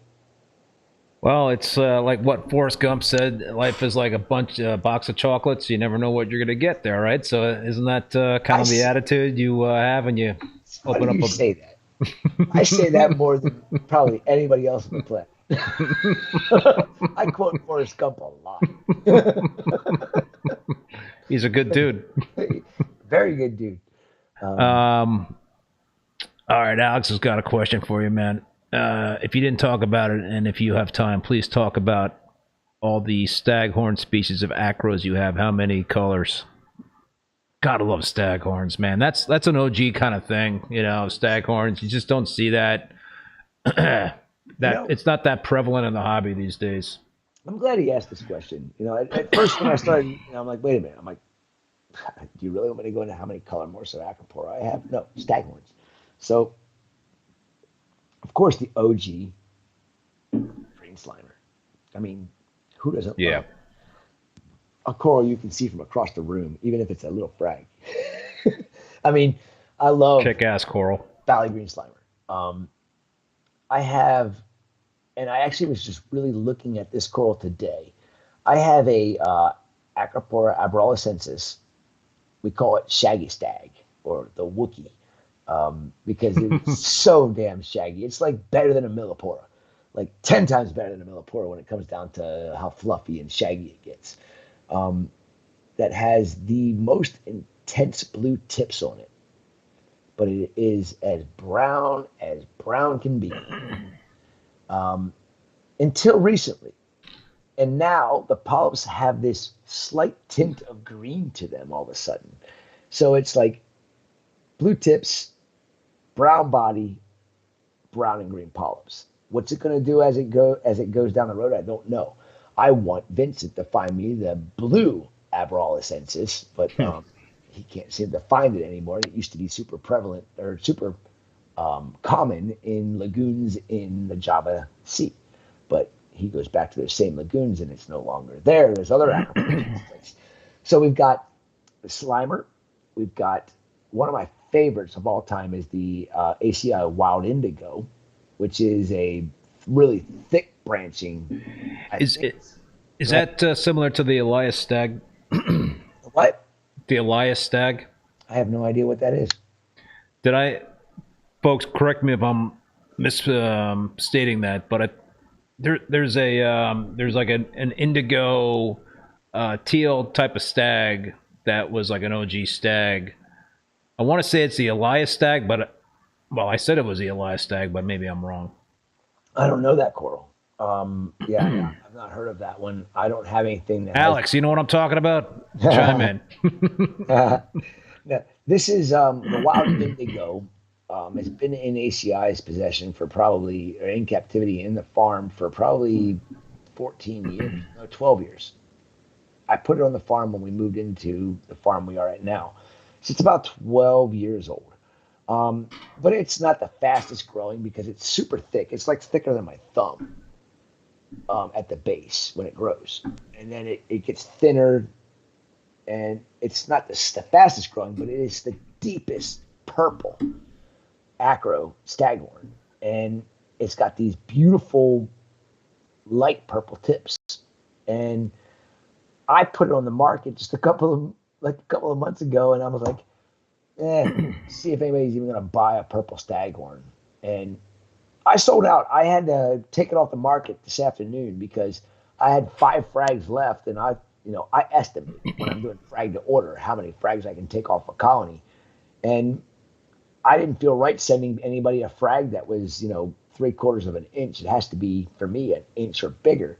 And I was kind of bummed. I'm like, damn, I didn't expect this thing to sell so fast. Okay. So I broke all the little tips off that were really small, and I started new tiles because obviously it's a pretty good seller. People want it, but it's also not that expensive. So we've got green, we got the abro, we got the wild indigo.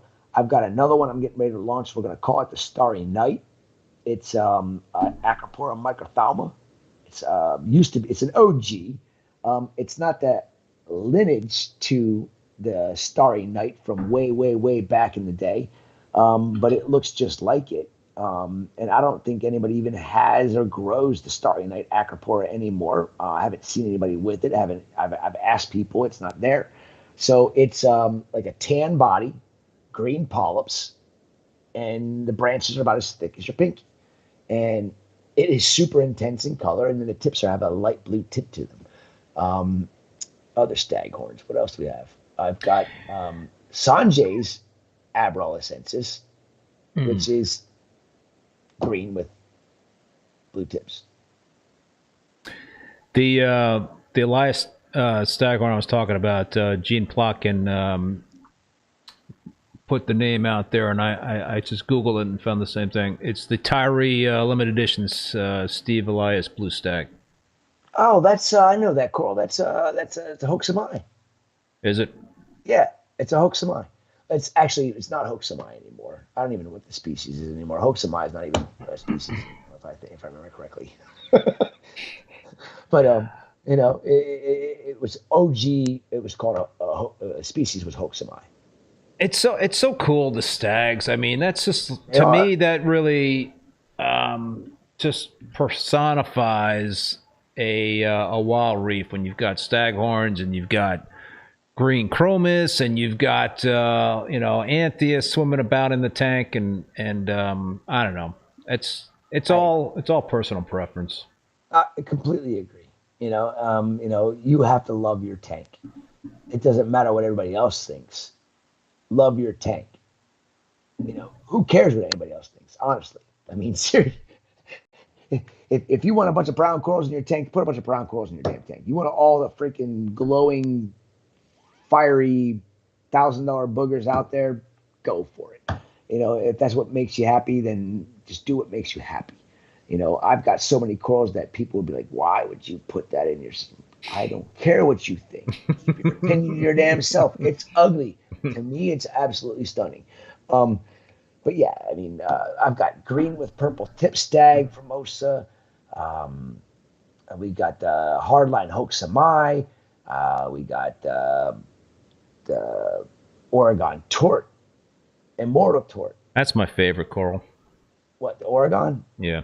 Dude, Jake, I got the Oregon from Jake. It was a nemesis of mine forever. And when Windsor says to me when I'm out there at the studio, this will be, God, I can't believe this will be 3 years, 2 years. I don't remember. Anyway, I got, she said, take this colony and then, get it on the market, spread Jake's love. Damn coral didn't grow for a year and a half. LEDs, I'm telling you. Now that it's growing, it's growing. And it's got some, actually, I got to the point where, okay, I better put it on the market because if not, they're going to grow out of the tank. And they literally were like, when the water was hitting them, you could see that if I shut the water off, that the tip would be sticking out of the water. And that's when I decided to put it on the market. And unfortunately, because it is such a big, lanky, thick staghorn, I only had like 25 frags I could actually make off the entire colony, and it's like the size of a freaking basketball. But the people that got them got some pretty generous frags. I think I sent the last 4 out today. Oh, really? Yeah. I got Cali Tort. I've got shit. I don't even know. There's so many staghorns in there are staghorns in the farm. I know I'm missing some. PC Rainbow. That's a kick-ass coral. It is, but you know what? It don't like me right now. It hasn't liked me for like. Why not? Man, we sold so much of PC Rainbow, and I started the whole colony off from a single fragment we got at one of the shows, and it grew quickly, and we got on the market quickly, and I made multiple colonies of it. Now it doesn't seem to want to keep any color in it, and I can't figure out why. And I think it might have been because I butchered it so frequently because it was such a popular coral that it just now is saying, you know what, F you, Meckley, I'm not going to be colorful. You're going to let me grow, let me turn into something again before you start butchering me again. Because in reality, it was seriously, we were fragging that thing, every 2 months. From cutting it down, mounting the plugs, growing it out, cutting it down. It was like never let it actually turn into something other than like a colony like this big because the demand was so high for it. And now that it's been like 2 years off the market, holy shit, it's finally what's that? What happened? I just lost the whole YouTube live stream. Is it gone? It's gone? Are we still on the air? It looks like we're still on the air. Are we? I don't know. I guess we're still going. After four plus hours, like my whole screen just blinked out on me. I was like, holy shit. You're still on. All right. Good. I don't know. I just had a major computer fart here because it blinked on me and gave me a white screen, but I'm reading the comments here, and Amanda's exactly right. She can't take pictures of the damn staghorns because they're so damn close to the surface of the water, and we have no lens that focuses on them. Yeah. I have to take them down to the bottom of the tank before I can get a photo, or just pick it up, and then, of course, you don't see the beauty of it.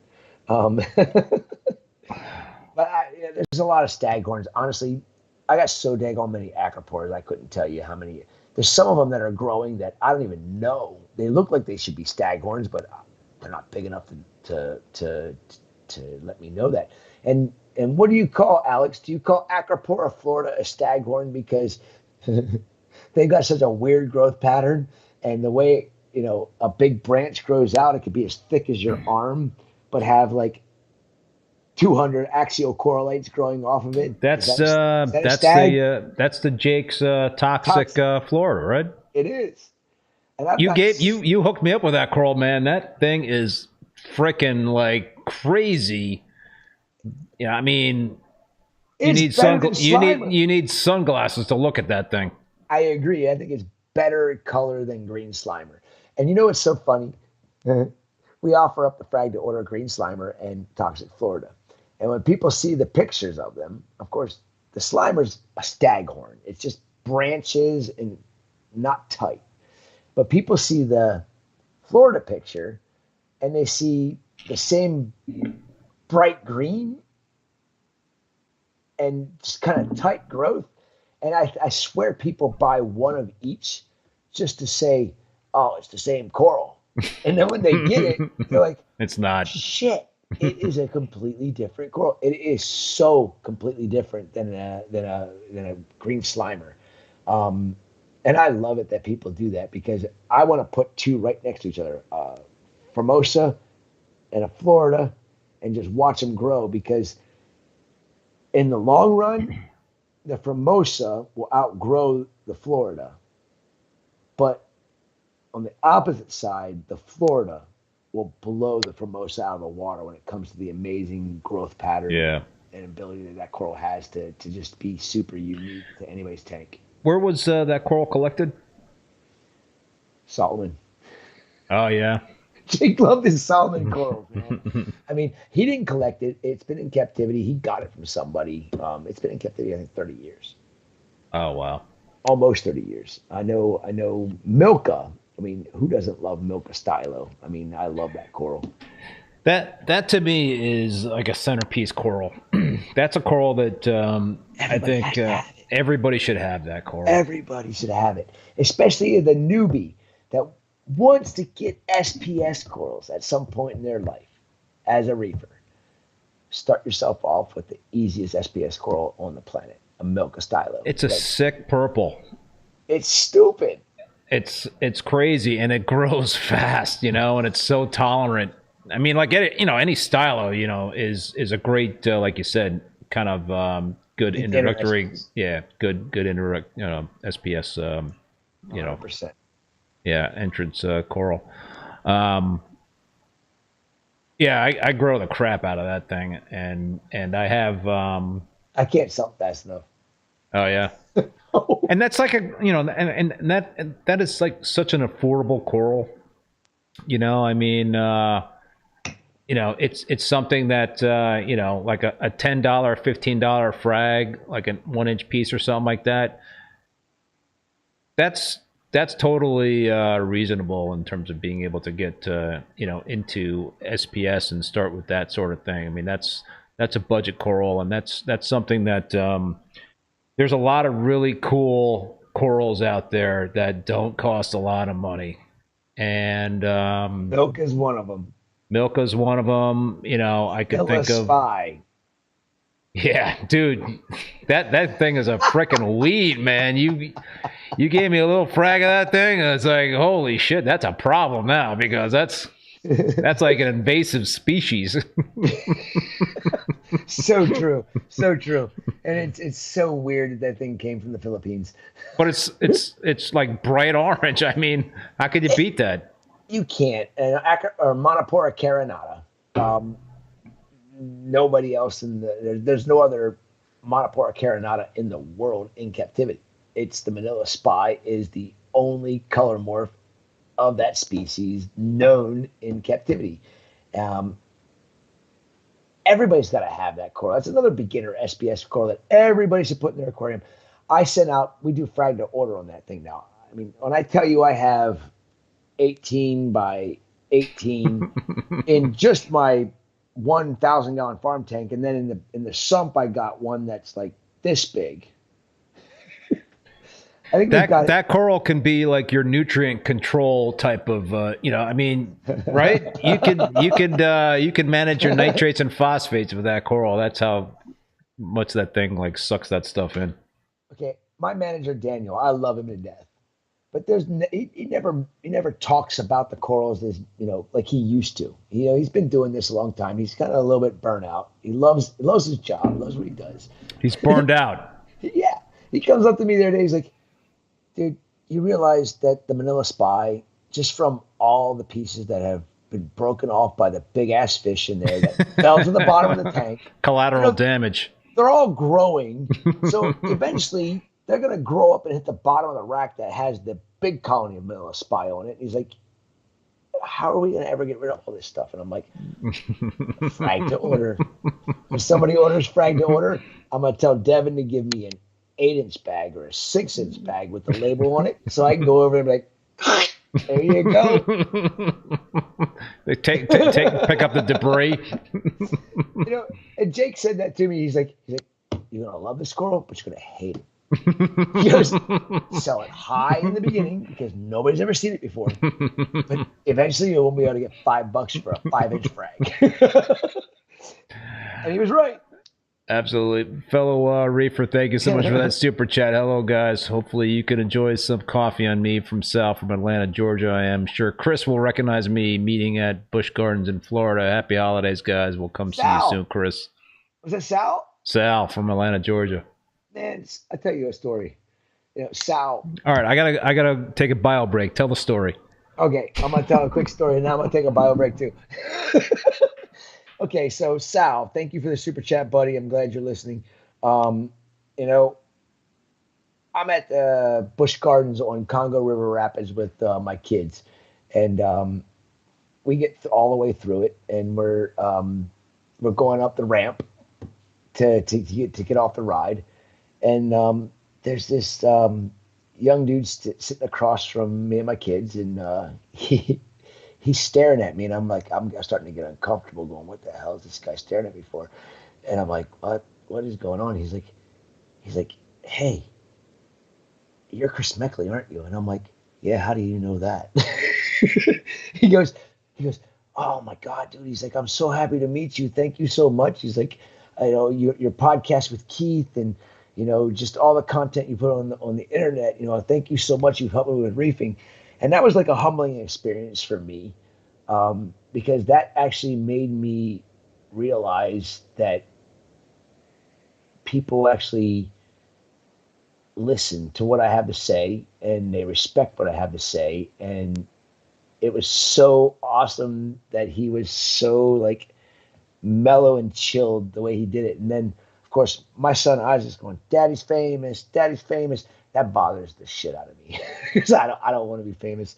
I just want to be me and be this guy that teaches people how to take care of tanks and helps them with their problems. And it was the first time that somebody outside of a reefing show had come up to me, and I think that was 3 years ago, maybe 4 years ago. It was right after COVID, I think. So Sal, I have to thank you, my friend. The friendship we've built ever since that day has been amazing. I'm glad to be able to help you out, and I'm glad to help you out in the future as you move forward as a reefer. That was a very interesting experience for me, having somebody that I've never met before come up to me at a theme park and say, "You're Chris Meckley, aren't you?" So thank you, Sal, for opening my eyes to I need to chill out. Dude, I think I'm going to hand you the baton for this show. I think moving forward, you got to do the weekly show. I can't. Rapping with Chris Meckley. No, buddy, I can't do that. I got too much on my plate. When you ask me to come on the show, I got to make sure I know this in plenty in advance so I can plan for this shit. I'm all over the damn place. If I had to put this on every single week, I'd be a nervous freaking wreck and a stressed out. There you go. No, I got enough stress. You just talked about it tonight, all the stress I'm under. I don't need any more. All right. I will be right back. It was your turn. Now it's my turn. All right. Questions, folks. What do we got here? Questions was, Chris, question for you. All right. We'll have to hit him when he comes back here. Great beer to reap. Paul, take it easy, man. Couldn't hang out for the marathon, huh, dude? Oh, man. Anybody else have any questions for me while we wait for Chris to come back? We're pushing. We're over 4 hours already. Alex, you sent questions. Yeah, I know. Hit us up with some more there, dude. Well, I just want to thank everybody again for all the awesome comments and super chats and all that stuff. It's very humbling to kind of see all these accolades, and I very much appreciate everything everybody is saying, and makes it tough to step away from this show. Certainly does. Alex Correa, is the only reason you changed to LEDs because of heat. Why did I change to LEDs? No, I mean that was like one potential thing, but GHL is a very valued partner that I work with, and I had a new tank build with my Peninsula tank. So one of the things that they proposed was I think they proposed it, or maybe I don't know how that happened, but for my new tank build, my Peninsula tank, I ended up going with the GHL Mitras versus the Halides that I was using. You're back, dude. I just got a question about from Alex about why I changed to LEDs. So I think it was partly because of my relationship with GHL. I've been all in on GHL stuff for years. They make high quality stuff. I've been using their cage director, their dosers, the Profilux controller. So it was part of that whole new tank build. I did a whole series of videos on that new tank build, and so GHL was a supporter of that video series. And listen, I'll be honest with you, I was nervous about using LEDs on that tank. I did not know, really. I mean, I knew a lot of people had great success with them, but I was nervous about it. And to be honest with you, Alex, and I think I've mentioned this to Chris before, that I probably had the best results I've ever had with those LEDs on my SPS dominant tank, and I got a lot of them. I got 6 LEDs. 6 of the GHL Mitras over the Peninsula tank, which is a 6 foot long by 3 foot wide by 20 inch tall tank. So, I've had very, very good experiences with them, and I've got their new coral pop lights on my other display tank, and actually I think they're outperforming the Mitras that I put on my Peninsula tank, to be honest with you. I'm getting even better colors and growth with the coral pop lights from GHL. And but listen, that's my experience. That's all I could talk about. And like I've said so many times, LEDs. Well, your sound, dude. I can't hear you.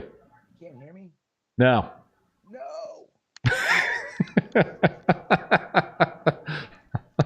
Did your headphones lose power or something? Not really. I mean, I can barely hear you. What about now?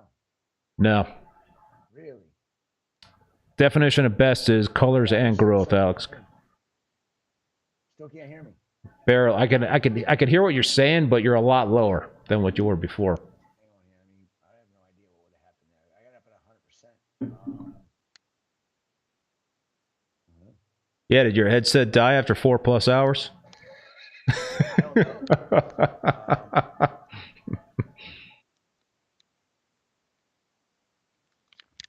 How's now? Better. Can I? Okay. Still pretty low. Still low? Yeah. Hang on here. Okay, what about now? Better. Can you keep jacking it up? Yep, I keep hitting that button. Yeah, right keep hitting the button. What about now? A little better. I don't know if I can hit it anymore. Charles is saying the headphones are on backwards. Maybe I did. How's that? There you go, Charles. Thank you. Didn't even think about that aspect of it. Put them Put them on backwards. So the fingers are back that way. Okay. Yeah. Always good. Oh, fellow reefer, thank you so much. Thank you, Chris. Hopefully I will see you soon. Yes, sir. Hopefully too. Oh wait, that was Alex. Or no, that was Sal. Right? He just did fellow reefer. Yeah, he did a second one. Yeah, he did a second one. Yeah. He's such a good soul. You know, he moved into a new house and he had a mishap, and I have an idea, and I'm going to surprise the shit out of him. And he's going to listen to this all he wants, but he's not going to know, and I'm not going to tell him, but he's going to get a surprise when he gets his tank set back up. Because he's been such a good, an eye-opening human being for me. You know, humbled me. He's made me think a lot about what I do, what I say, and how much it resonates with people and makes what I talk about feel like it has a real purpose. One of the few people that has really just made talking about reefing like you do for me, he has done for me as well. That's awesome. It is. It's you know, the reefing community is so small, and when you break it down into the scheme of things, and we as reefers don't realize how small it really is until you get to the point where I am, the point where you are, the point where some of the other big dogs and OGs are in this industry. It's just a tiny little blip in the freaking world. I mean, you know how many people know absolutely nothing about coral reefs, nothing about corals? I mean, do you know how many people come up to me and say, boy, those plants are beautiful? Shut up. God. I mean, it's like disgusting to me.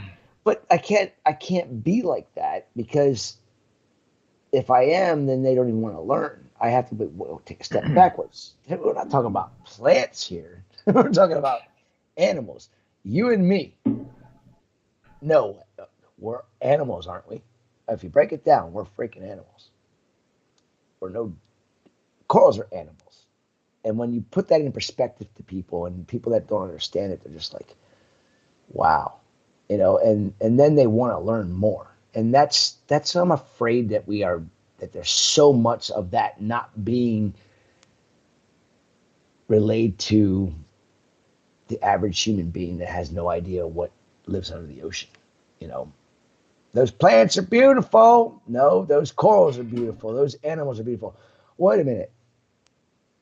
This is a coral? Yeah, this is a colony of corals. This is a head of corals.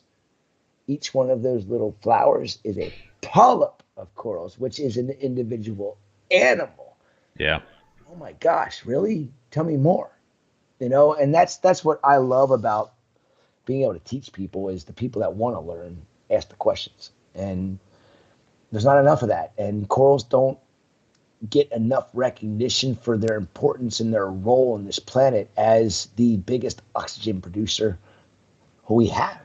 What do you, dude? What do you think in terms of the youth, you know, of this world, in terms of the coral reefs and this hobby? What are your thoughts in terms of that next generation? Right? I mean, yeah. I do. I have hope, because I think that there's a lot of people that are more curious than they ever have been.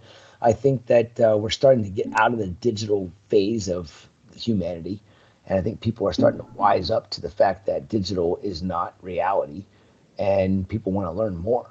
I've seen it in a lot of younger people, just asking questions that you didn't get for years. And it was all about the video games, the likes, the clicks, can I be the next YouTube star? Now it's, okay, reality's setting in, and people are starting to learn that that's not reality of life. And I need to learn.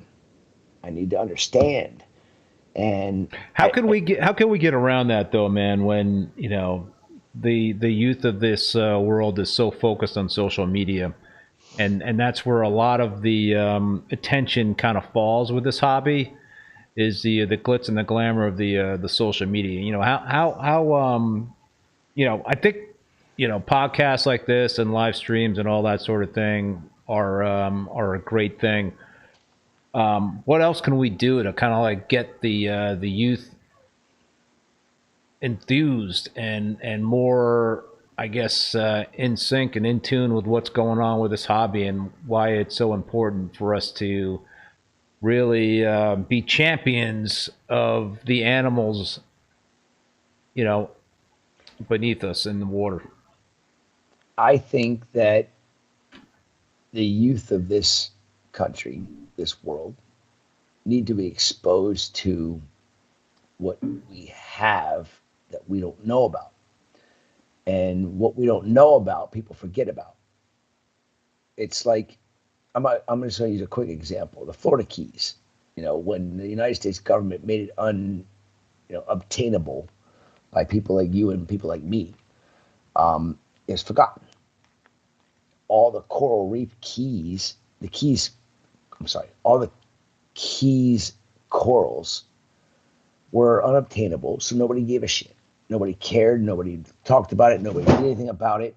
And look what happened to the Florida Keys. The awareness of what we actually had there was lost.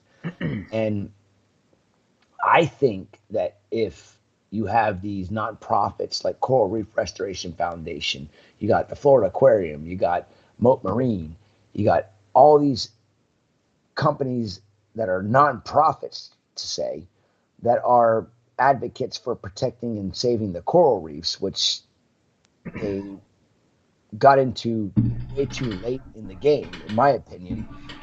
They need to educate our youth by using all this taxpayer money instead of wasting it on bullshit like, I'm going to save the reefs by growing corals. Well, fix the freaking problem first, assholes. Sorry. Okay, and educate our youth about what used to be there by taking that money that I gave, you gave, and every other American gave them to do their research and put it into a fucking school. Sorry. It's a big part of me that pisses me off more than anything, because you see these coral reef restorations and all these nonprofit organizations out there, and you see these elaborate lifestyle these people are living. And it's on my dollar, your dollar, and every other American's dollar. But then they haven't done anything for the reefs. Where's their facility? Where's their research? Okay, oh, you grow your corals in the ocean? Guess what?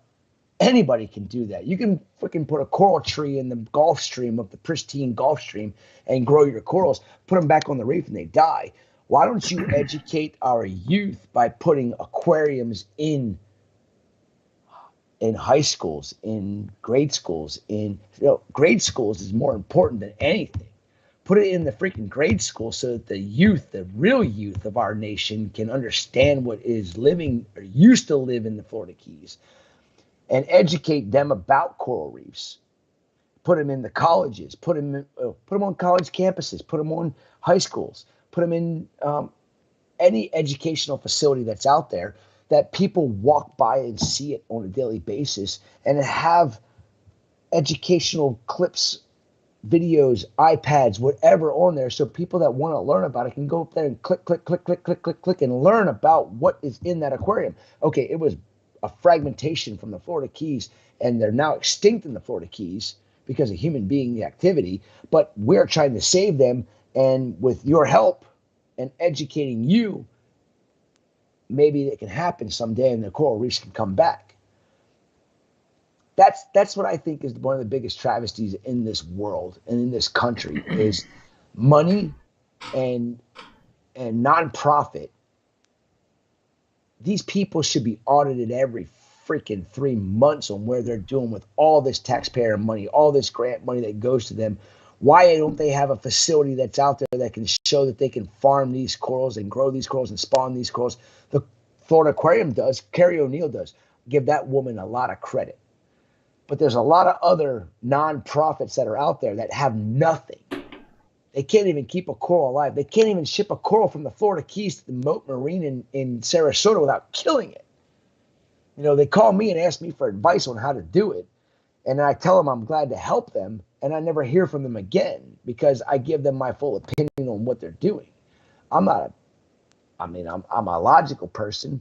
I'm a blunt person. If you don't like what I have to say, then ask me why I feel the way I feel, and I'll give you the real answer. Don't just walk away from the truth.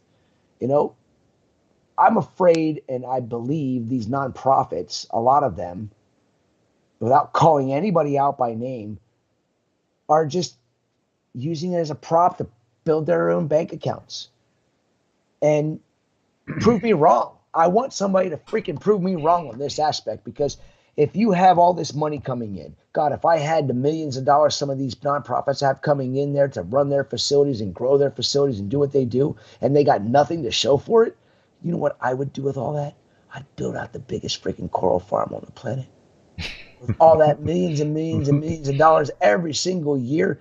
And then all the corals that they plant back on the reefs that die, they just redo it again and redo it again. And you say to them, when you talk to them, don't you think it's smart to fix the problem, the root to the problem? Why aren't you fixing the root to that problem? What is the root of the problem? Well, it's obvious if you think logically. The U.S. government did it back in the 40s and 50s. You want to fix the Keys? Fix Florida. Fix the Everglades. Make the water flow the way it's supposed to flow, not the way our smart-ass human beings think it should flow. Oh, wait a minute. No more cattle. No more Fort Lauderdale. No more Miami. No more West Palm. No more sugarcane fields. Oh, wait a minute. All that money's going to go away. Money trumps reality. Fellow reefer, thanks for the super chat. Can't agree enough with you there, Chris.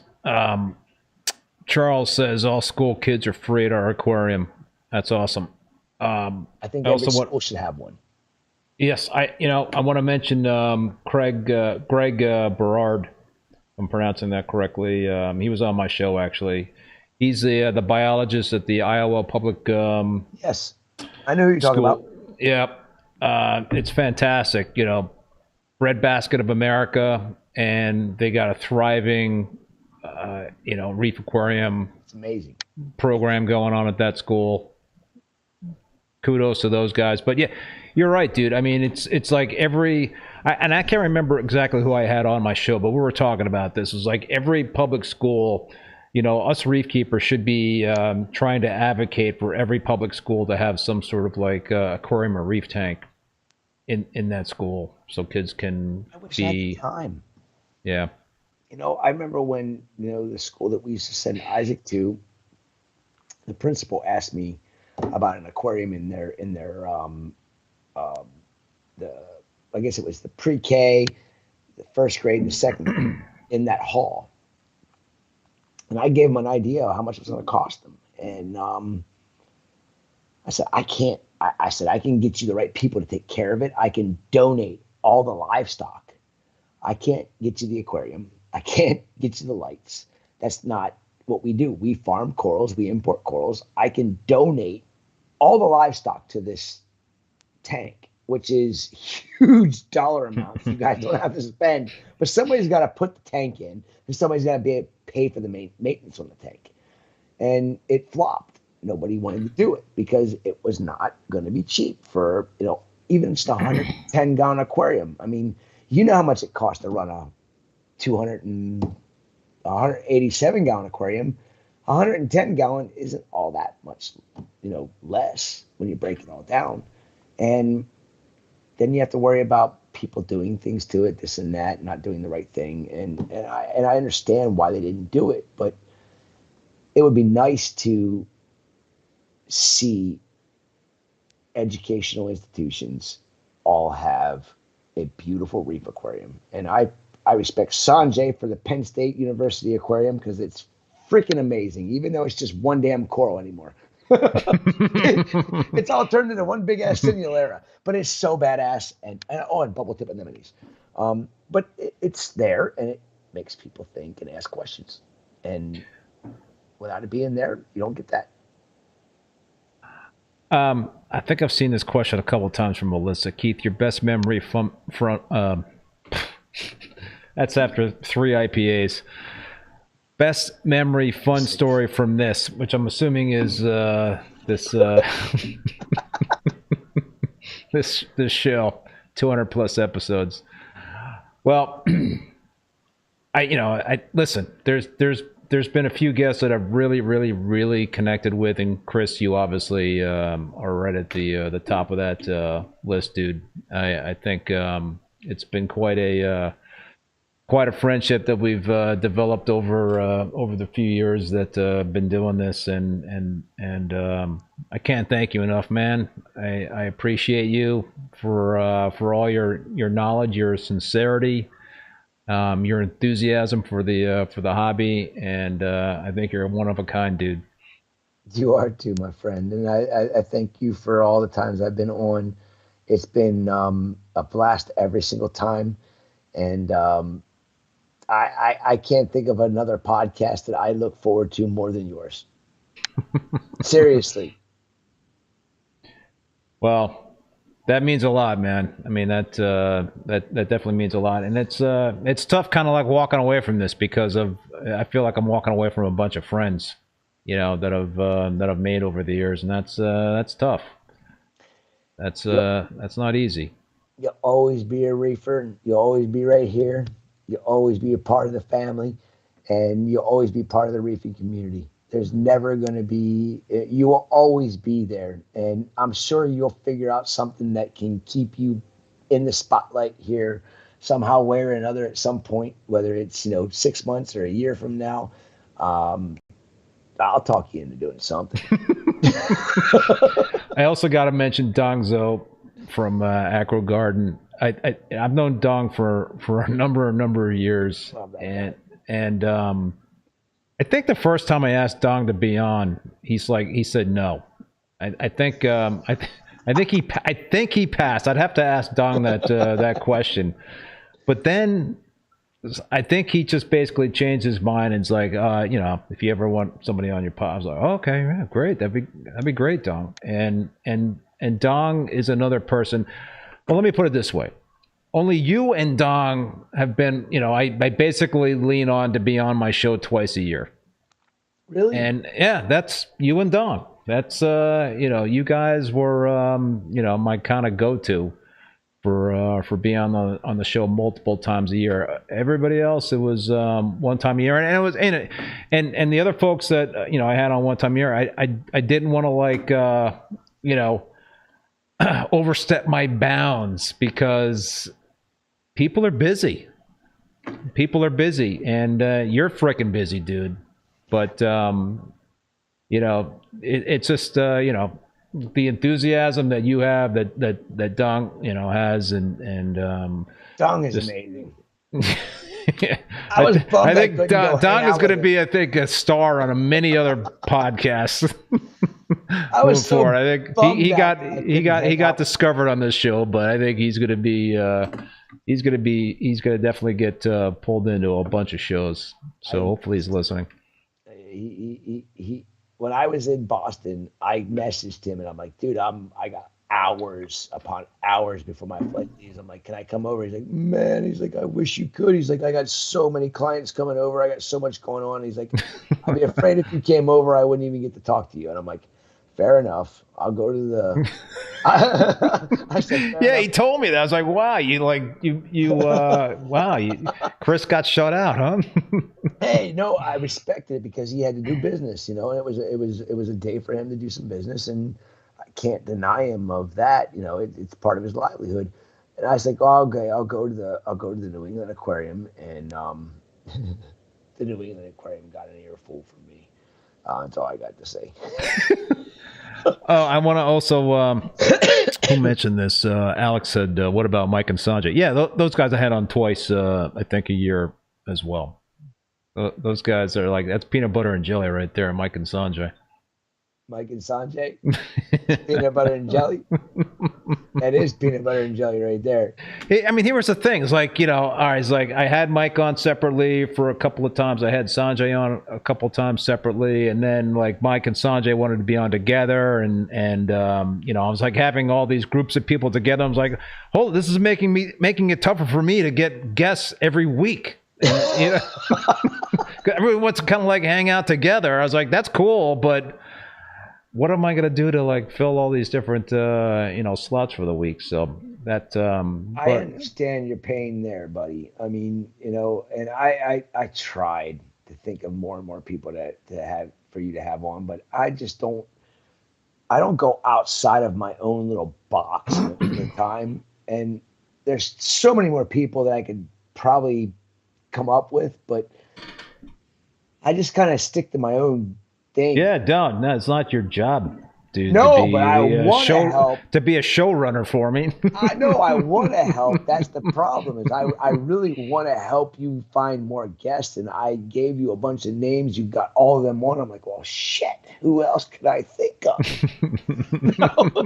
And then I'm thinking, damn it, Jake's not here. Fuck. You know, I know Jake like funneled. He funneled like so many people to me. You know, so I funneled it to you. Yeah.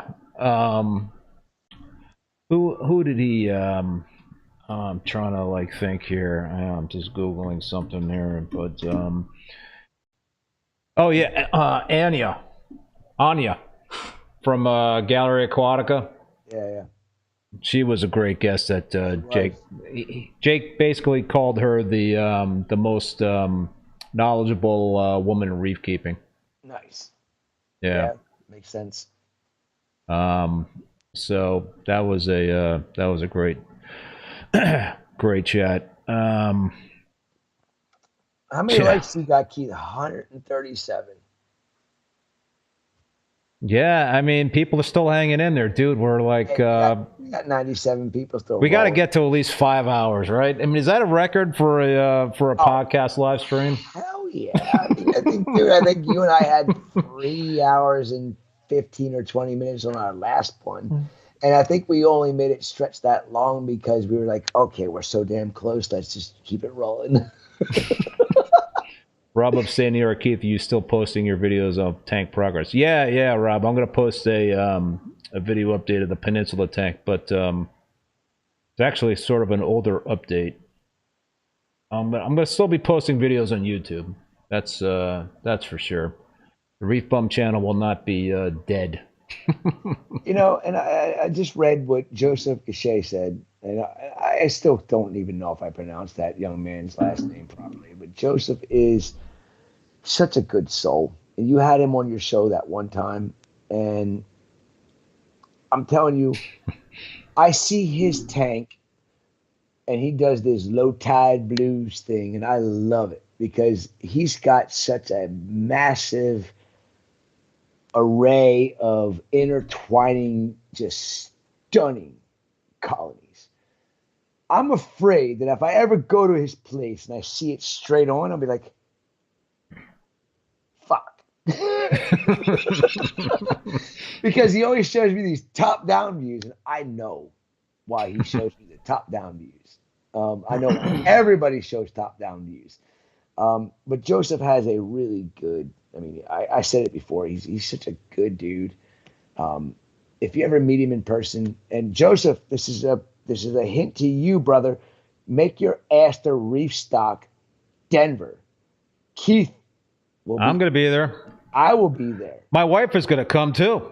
I'm going to say this to the whole entire crew that is watching still. Reef Stock, Denver, needs to be the place where we all, as reefers, communicatively meet up and make Jake proud. I'm talking about all the OGs, talking about all the newbies, talking about all the in-betweeners. If we all make Reef Stock the place, yeah, because I look at it like this. Jake Adams was one of the biggest names to ever hit this industry. Jake Adams was one of my best friends. Keith, how many people can you tie together that knew who Jake was, that knew Jake personally? If we all start coming together as a reefing community in the name of Jake Adams, Jake's name will never die. Everybody will always have reminiscence and remember and meet at the studio and go to Coda next door and have some microbrew. That sounds like a plan, dude. And Luis, if you're still watching, my friend, drink some Luis tequila, all in Jake's name. That sounds pretty dangerous. That right there would sum up the entire year, and I wouldn't have to go see another damn reef show the entire year if everybody came to Reef Stock Denver. And I mean that. Like, I think that would be something to honor a great human being like Jake Adams. And all these beautiful minds come together and just talk about coral. Nothing but coral. And pack that damn Reef Builder studio so full of people that the CO2 level goes all the way up to 1,500, and they got to open every window in the damn place. You know, like it was last year. I think it was like 1,100 was where it came to, and it was an insane amount of CO2 in that building. We had to open up every window. That's the way it should be every single time we go to Reef Stock in Denver. And I'm going to say it right now, but that is Reefers Unite in Denver. Well, you know, really, like you said, dude, the Reef Builders Studio is really a mecca for reef keeping. It is. You know, it's a mecca for reef keeping. So it's important to keep that alive. And again, thanks to all the powers that be at Reef Builders for you know, for doing that. And there's been a lot of people involved with that effort. It's finally coming to its own. It's finally coming back. And I knew it was going to take time, and I'm proud of the guys for sticking with it and making it happen. You know, having Salem at the studio, starting to do reviews on products is where it left and what it was missing. And having Salem back there doing these reviews on all these different products is going to really bring back the roots of what made Reef Builders so amazing. It'll never be the same. No. Never. It's impossible to No. ever be what it was when Jake was the only real content creator in it. But seeing that Reef Builders has kind of got a grips on where it needs to be and what it needs to do is really a breath of fresh air. It gives me hope for Little Reef Adams and Windsor and everybody that loves Reef Builders for what it was. It's going to become something new and evolve and be better. You know, and I also want to give a shout out to Evan Montgomery too, because he was a big part of that. You know, and I think he doesn't get enough credit for the Reef Builders in terms of what they accomplished over the years, and you know, Evan's a good dude, and I appreciate what he did, and I know Jake appreciated what he did as well. So I just want to, you know, mention Evan and say thanks to Evan. You know, Evan was in a really bad place the first Reef Stock after Jake passed away, and I completely understandable. I people that don't know Evan don't understand. I knew Evan because I knew Jake, and Jake and I had so many conversations about Evan, and what Jake saw in Evan was so not understood by anybody after Jake passed away. And Evan Montgomery has a heart of gold. And Evan was lost when Jake passed away. Evan lost that drive, that guy that made him better. Because when I was at the studio the first time after Jake passed, and I had to sit down and roll around in the rolling chairs and do what Jake and I did the first time I was there, roll around and talk about the corals in the reef tanks. When Evan and I got to do that, you know, it was special. It was something that nobody will ever understand. Nobody will get at all. And the things that Evan and I talked about, you know, I can't really portray that in the way that it's meant.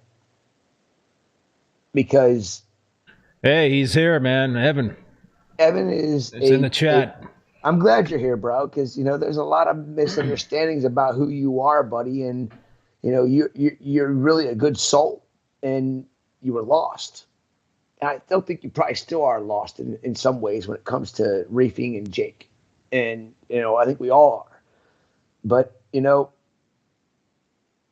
Evan was so misunderstood, and no matter what was said, the people that didn't know just didn't know. And decisions were made. And I get that. But at the same time, Evan has to be heard. And when he wasn't heard, he wasn't treated fairly. And I don't fault anybody for the decisions that were made, because there were some things that happened. And we're humans. We're all humans. We all make mistakes. We all say things we don't mean. We all say things of frustration. And, if that's how you're held accountable for what you are and who you are, then society's really got to take a big step backwards. Because my honest opinion of Evan, there's nobody alive today that knows that studio better than Evan. And Evan needed guidance and needed that push to get past what happened, to make and keep things going. And unfortunately, it just didn't happen. So he's a good dude, no matter what anybody thinks. Love Evan to death, always will, always have respect for that man. He says he loves you back, Chris. Can't wait to see you in freaking, March, brother? Yeah, Evan. I'll see you in March too, dude. Lots of respect, dude. Hope you're doing all right, man. Alex says Evan was a connection for the continuation of the new reef builders. Yeah, it was a bridge. He was, and maybe one day it'll happen again. I guess time will tell. Yeah. Dude, what else, man? You got more photos to put up. Put another photo up. I don't have any more photos, man. Yes, you have a Cinerina. Oh, yeah, that's right. That's the last photo. Talk to us about this. Oh, wow. Jeez. That's stupid. You see a lot of corals in your life. And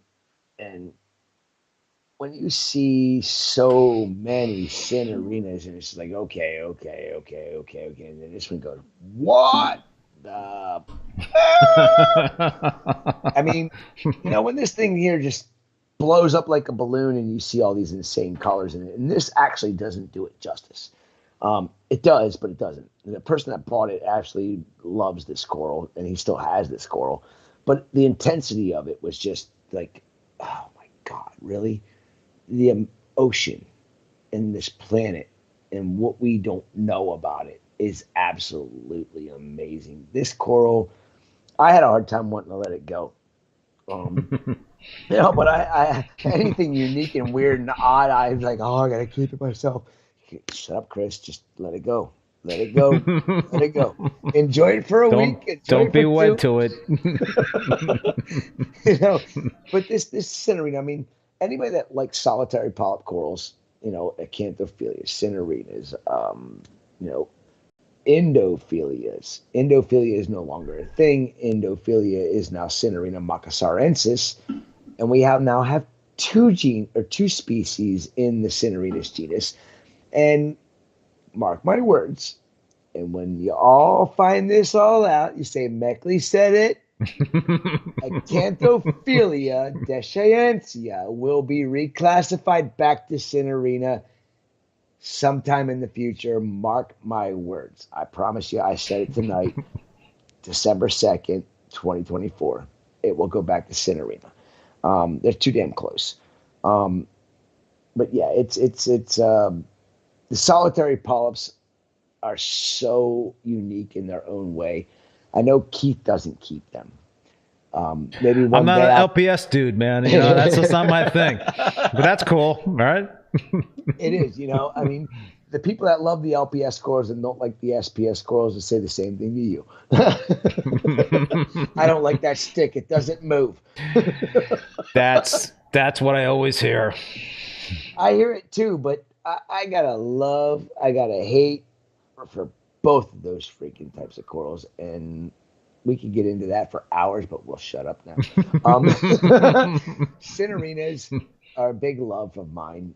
They're a big love of Amanda's, and it's mainly because of the fact that we don't even know anything about them, and that's why it's something that we want to get into as to down the road as something as a venture for spawning, just like Trichophilias, and we've already got the Acanthophilias, but I would love to see what happens and see if they do reclassify it as Cinerina and then throw, Cinerina macassarensis, Lacromalis, and Acanthophilia all in the same system and see what happens. Can we save the sperm from an Acanthophilia and cross it with the Cinerina macassarensis and see what kind of funky coral we get out of it? That's the kind of things I look forward to down the road. I mean, we've done it in freshwater as human beings and crossed all these different weird color morphs and made all this, man-made looking things that never were found in the wild. I want to be able to do that with corals. And I think it's part of the future. It is in the future. It's a matter of when are we going to be able to make this shit happen? Because we just don't know enough. And learning is all we have. And I hope that more and more people in this hobby start thinking outside of the norm, and instead of thinking about the dollars they can make, think about the knowledge they can learn and advance what we don't know, and the dollars will come if you have the time. Yeah. If you're 60, 70, 80 years old, put your knowledge back to the 20-year-old and let them keep it going. Let's do something. Yeah. Cheers, dude. Well, we're like on the threshold of 5 hours. It's the record, brother. And I knew it was going to happen. Damn. Wait a minute. We didn't start until like 16 minutes after. So we got 10 more minutes, dude. Wait a minute. Amanda's got the exact time. I'm looking at 4:58 and 9 seconds right now in terms of the. Yeah, buddy. We got 2 minutes, dude. 1.5 minutes. We got to keep going. We got to make it at least a full 5 hours, especially on your last one, bro. I think we can do that just by talking and saying goodbye.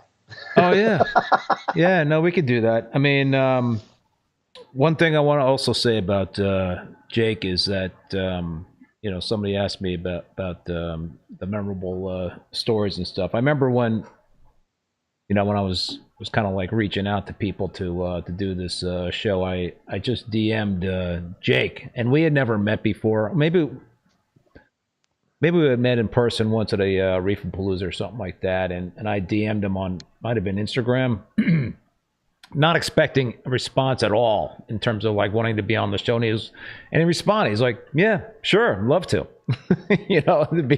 to be on the show. And I appreciate that dude, because he was a champion of mine, and he tuned in regularly to the show, and was when he was not on as a guest, he was in the chat, kind of doing his Jake thing. So I've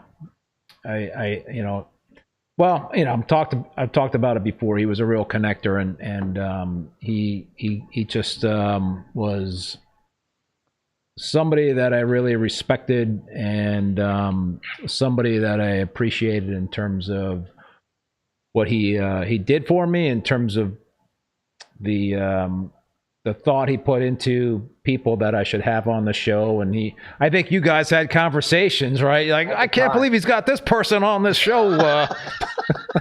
why is he having this person on the show? and you know, and I know he had conversation with Ali. They used to joke about you know, my whole obsession with like live rock and all that stuff, and he used to do imitations of me and all that sort of thing, and I think that's pretty cool. I mean, that's like the ultimate compliment for me. And who the fuck am I? I mean, you know, I've been in the hobby for a long time. I started this show, you know, 4.5 years ago to kind of, you know, quite frankly, to kind of help my visibility in terms of selling corals online. That was kind of like my intention, like to increase my visibility in terms of selling corals online. I mean, a lot of people knew me from years ago, but I didn't have a big, you know, online presence. So I was like, all right, what the fuck? I'm going to do this live stream for a few weeks, and, you know, we'll leave it at that. You know, I'll just kind of create awareness about me and all that stuff, and that'll be good. And it just like, it just kept going, and it kept going. You know, but then I got into it, and I was like meeting great people like you and what have you. So it's it's fucked up, dude. It's been quite, I never imagined it would last this long, to be quite honest with you. Keith, this ride with ReefBum has been amazing, fun, it's energetic, it's fulfilling. It's you know, and when I turned Jake onto it, honestly, it was not something he was super receptive to at the beginning, but then it didn't take but a second once he met you and once he started talking to you for him to be totally into what you're doing. And I was so happy that you, because the first time I was on, I had so much fun. And then after getting Jake on, Jake and I was like talking about it all the time, you know, and it was just like, you know, who's going to beat who? Who's going to have the longest show? You know, and it just became this little fun competition with him and I. And you know what? That was you. You know, that was 100% because of you. And, you know, Jake's looking down right now on us going, he's like, you guys are fucking crazy. 5 hours. He's like, oh, I love it. I'd have made it fucking 7. Oh, he absolutely would have. Oh, dude, you put Jake and I on here in your last podcast, we'd have been on till fucking 6 a.m. I mean, Keith would have passed out on the floor back there, and Jake and I would have still been talking. I probably would not have been able to get a word in edgewise. Actually, yes, you would have. I think you would have had plenty of content to put into there, even though Jake and I, that one time that we were on together, you get Jake and I together, we don't shut up. I mean, we just never shut up. We just nonstop, you know. I mean, I had 4 hours on the sump of my freaking coral farm. I mean, you get two guys together and they talk about the same freaking sump for 4 hours. Get them on a podcast. Imagine how long that can be.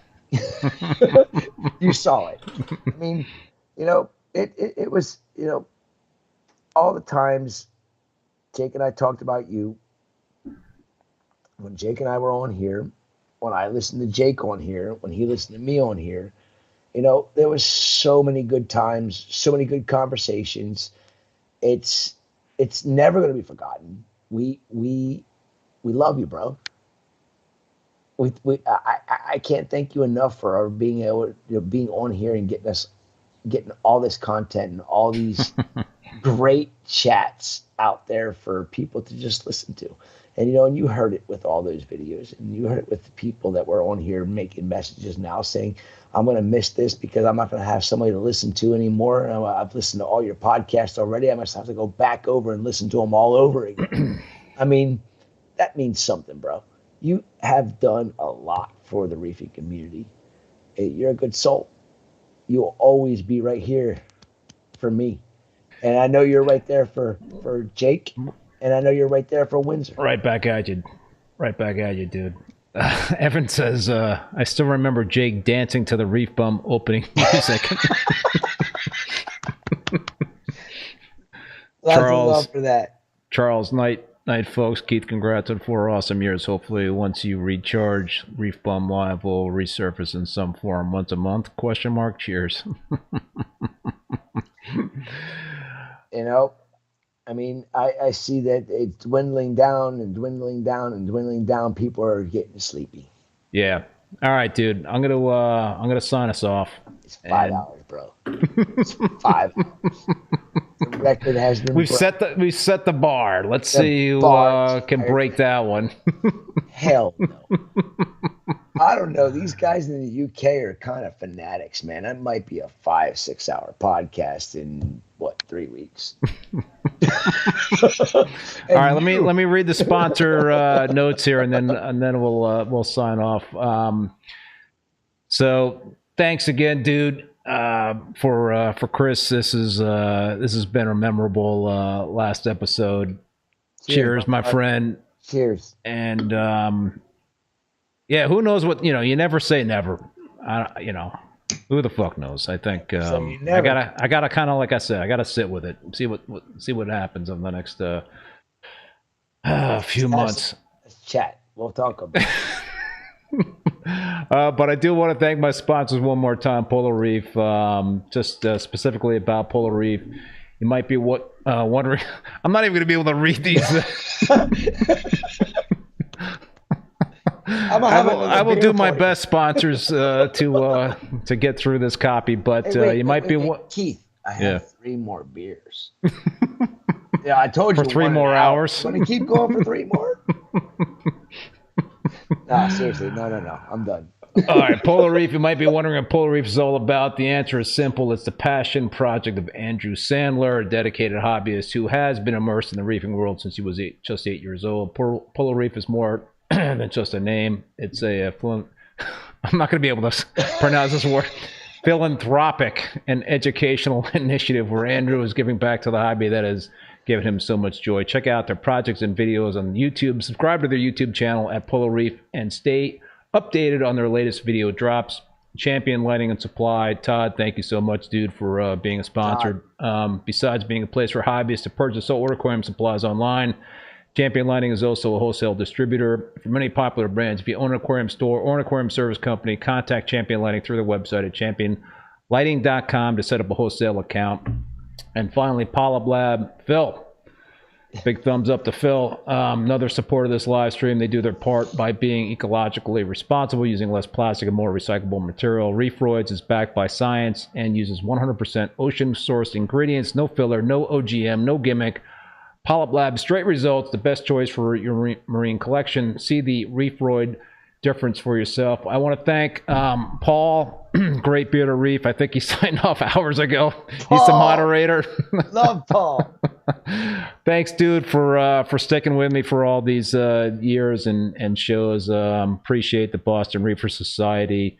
As I've mentioned many times, please join and support your local reefing clubs. They are so important to this hobby. Also want to let you know that all episodes of this Rappin With ReefBum live stream are available as podcasts on Spotify, Apple Podcasts, Google Podcasts, Stitcher, and Amazon. The next show will be... Never. It's done. Can't tell you who's the next guest is going to be because it's not happening. But you never say never. So 2.0. Perhaps. All right, dude. Chris, man. Give me a little fist bump there. Love you, brother. Love you, dude, man. So much. Thank you so much. So happy to be a part of your last podcast. Thank you, everybody, for watching. It was an absolute blast, and we'll see you on the rebound. See you on the rebound, brother. All right, everybody, be safe and be well, and perhaps we'll see you next time. Love you all.